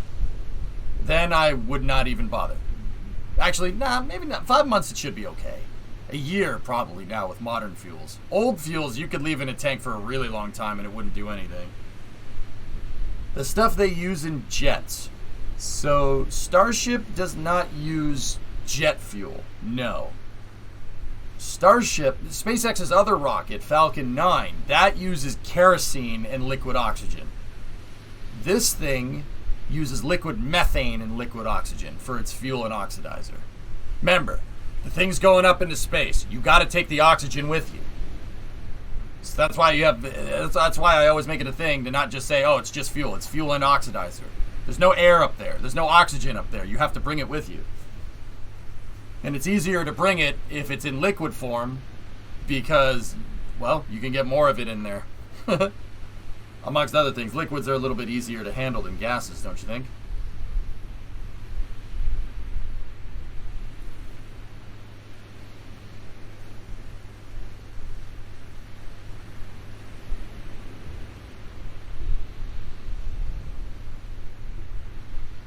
Dude, I just had the strangest feeling of deja vu. That's very weird. Like, Silly Viking, the conversation that you're having with Excessum, this conversation has happened during a Starship test in the past. That's very weird. Yeah, Jay, it's pretty rad, dude. Pretty freaking cool. It's a glitch in the Matrix. I see that as the most likely outcome.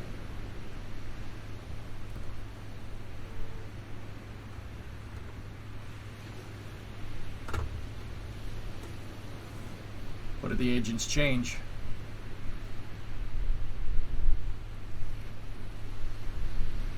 It's venting again. These vents down here are LOX chill down vents. Jay, those are gaseous oxygen chill down vents. Those are not connected to the fuel tanks, long story short. Those are connected to the engines. What they do is, they do what's called thermally conditioning the engines, because you're using liquid methane and liquid oxygen, they're really cold. Your rocket engine is really hot. Well, it's not really hot, but it's hot comparative to the propellants. The propellants are like minus 300 Fahrenheit or something.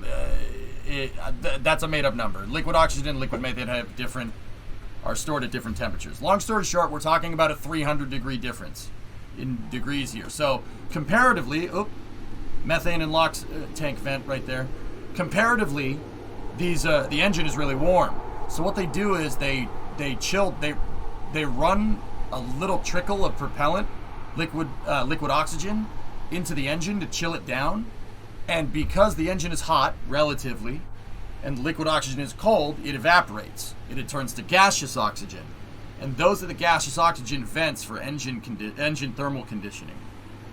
That's the technical way of saying it. It makes the rocket engines cold before they fire them. Because you don't want a warm rocket engine and cold propellants going into it. You will literally flash freeze the rocket engine and it'll blow up. Yeah, it'll explode.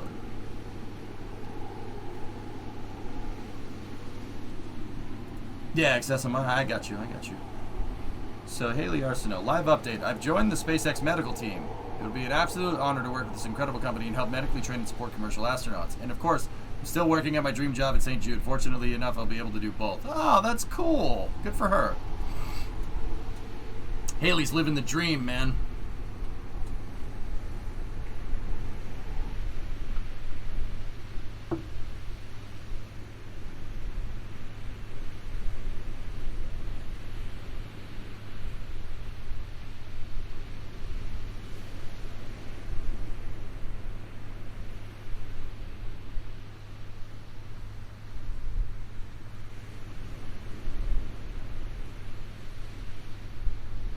See, it hasn't really done a lot in the past in the past 20 minutes, but I'm afraid if I shut it off and go like play Hearts of Iron or something, because we've been basically doing space news for like 4 hours now.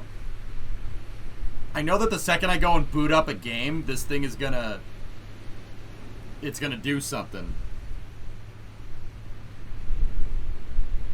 So, Haley, what's your aerospace work experience? Yeah.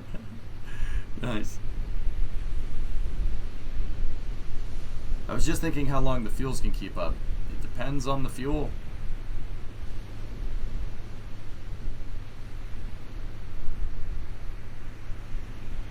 Yeah, Mr. Gecko, right?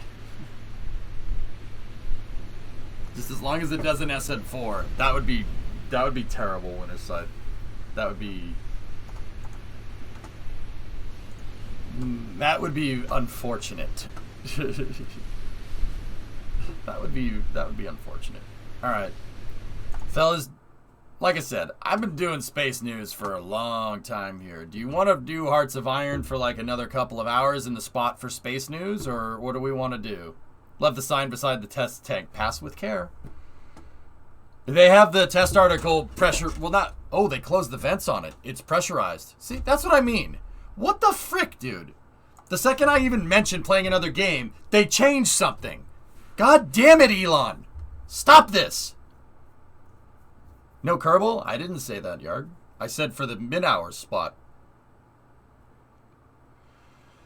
Oh, you're the best person of the internet. Thank you, alright. What's your first language, if you don't mind me asking? Since when is Kerbal not mid-hours? Yard, alright. I'm going to clear this out. I've been doing space news in the early hours segment because of the Starship testing window. Okay, we also cover the National Space Flight Council meeting. That's enough space news for the day. I was supposed to play Hearts of Iron for early hours, but ended up playing it for about 30 minutes. So, because space news took the early hours slot, I'm going to take Hearts of Iron and put it in the space news slot. And then, after that, we'll get Kerbal, and then after that, we'll get MSC. I don't know how you could possibly misunderstand this. Crazy Brandon gifted a sub to R8. You're Norwegian. Cool. Hey, R8, check this out. Check this out.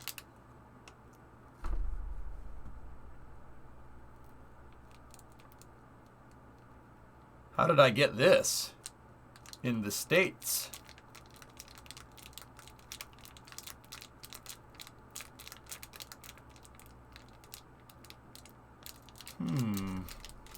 I got some other Norwegian viewers that hooked me up. Brandon, thank you very much. I do appreciate it. Yard complaining again. Shocking. I said it, and he's like, I was like, hey, 2 + 2 = 4. And Yard goes, oh, so 2 + 2 = chair? I'm like, no, that's not what I said at all. I don't know how that possibly could have been misunderstood. It's okay, guys. I give Yard a lot of crap. I don't miss a beat to do it. It's his fault. Obviously. I do recall comments this past weekend about focusing on KSP this week, but...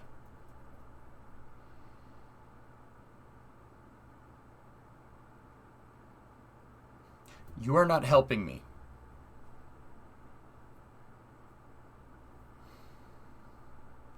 When it's me, it's 2 + 2 = 4. Let me explain the extra nuances to you. See, Max, the difference is you're actually contributing.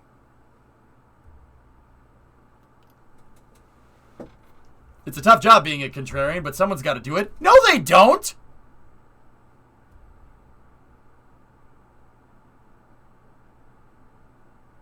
Wait.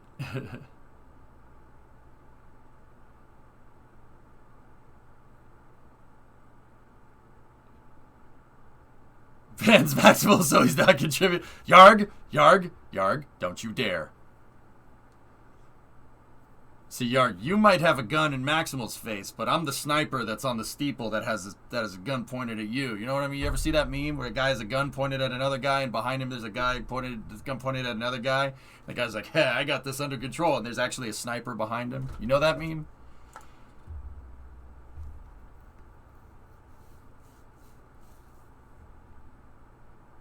Yarp. Nerp. Anyway. They did close the lines on the nitrogen tank, but yeah, nothing. But that will make more work for you to fix it. Worth it.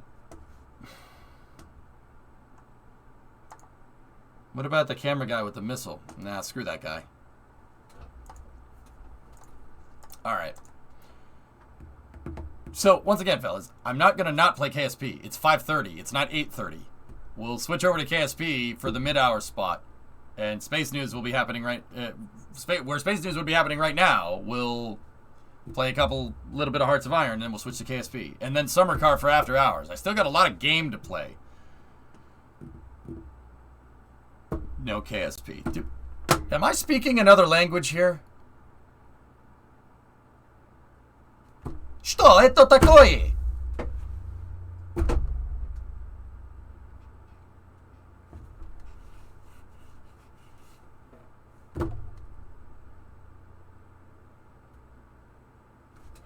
Что?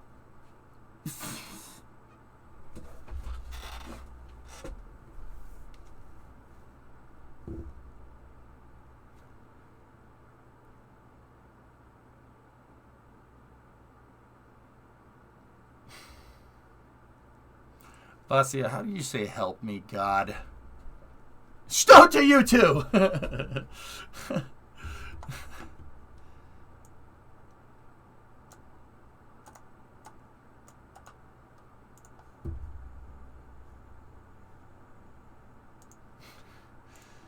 Kerbals of Iron. There's not much KSP these days.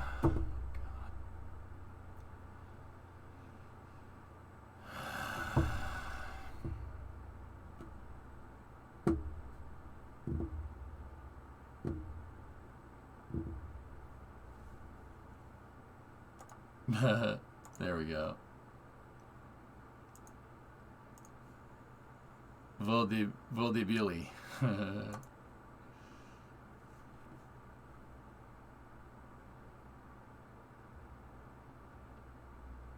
Did you say Minecraft and Satisfactory and City Skyline? What?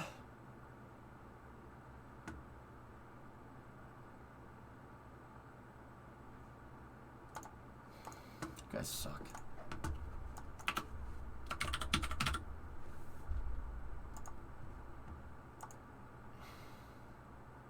Let's just make it easy. You sub everything for MSC. Deal.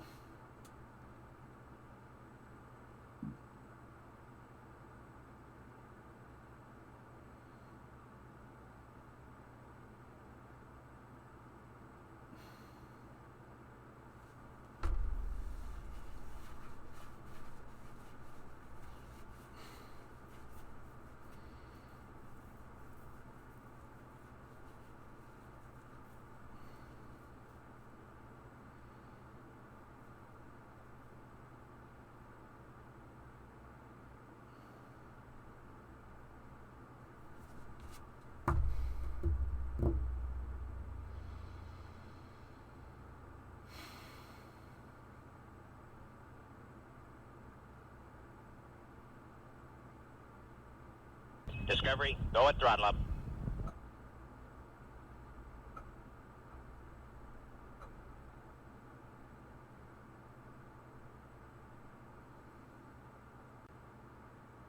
I'm waiting. I'll wait. It's fine.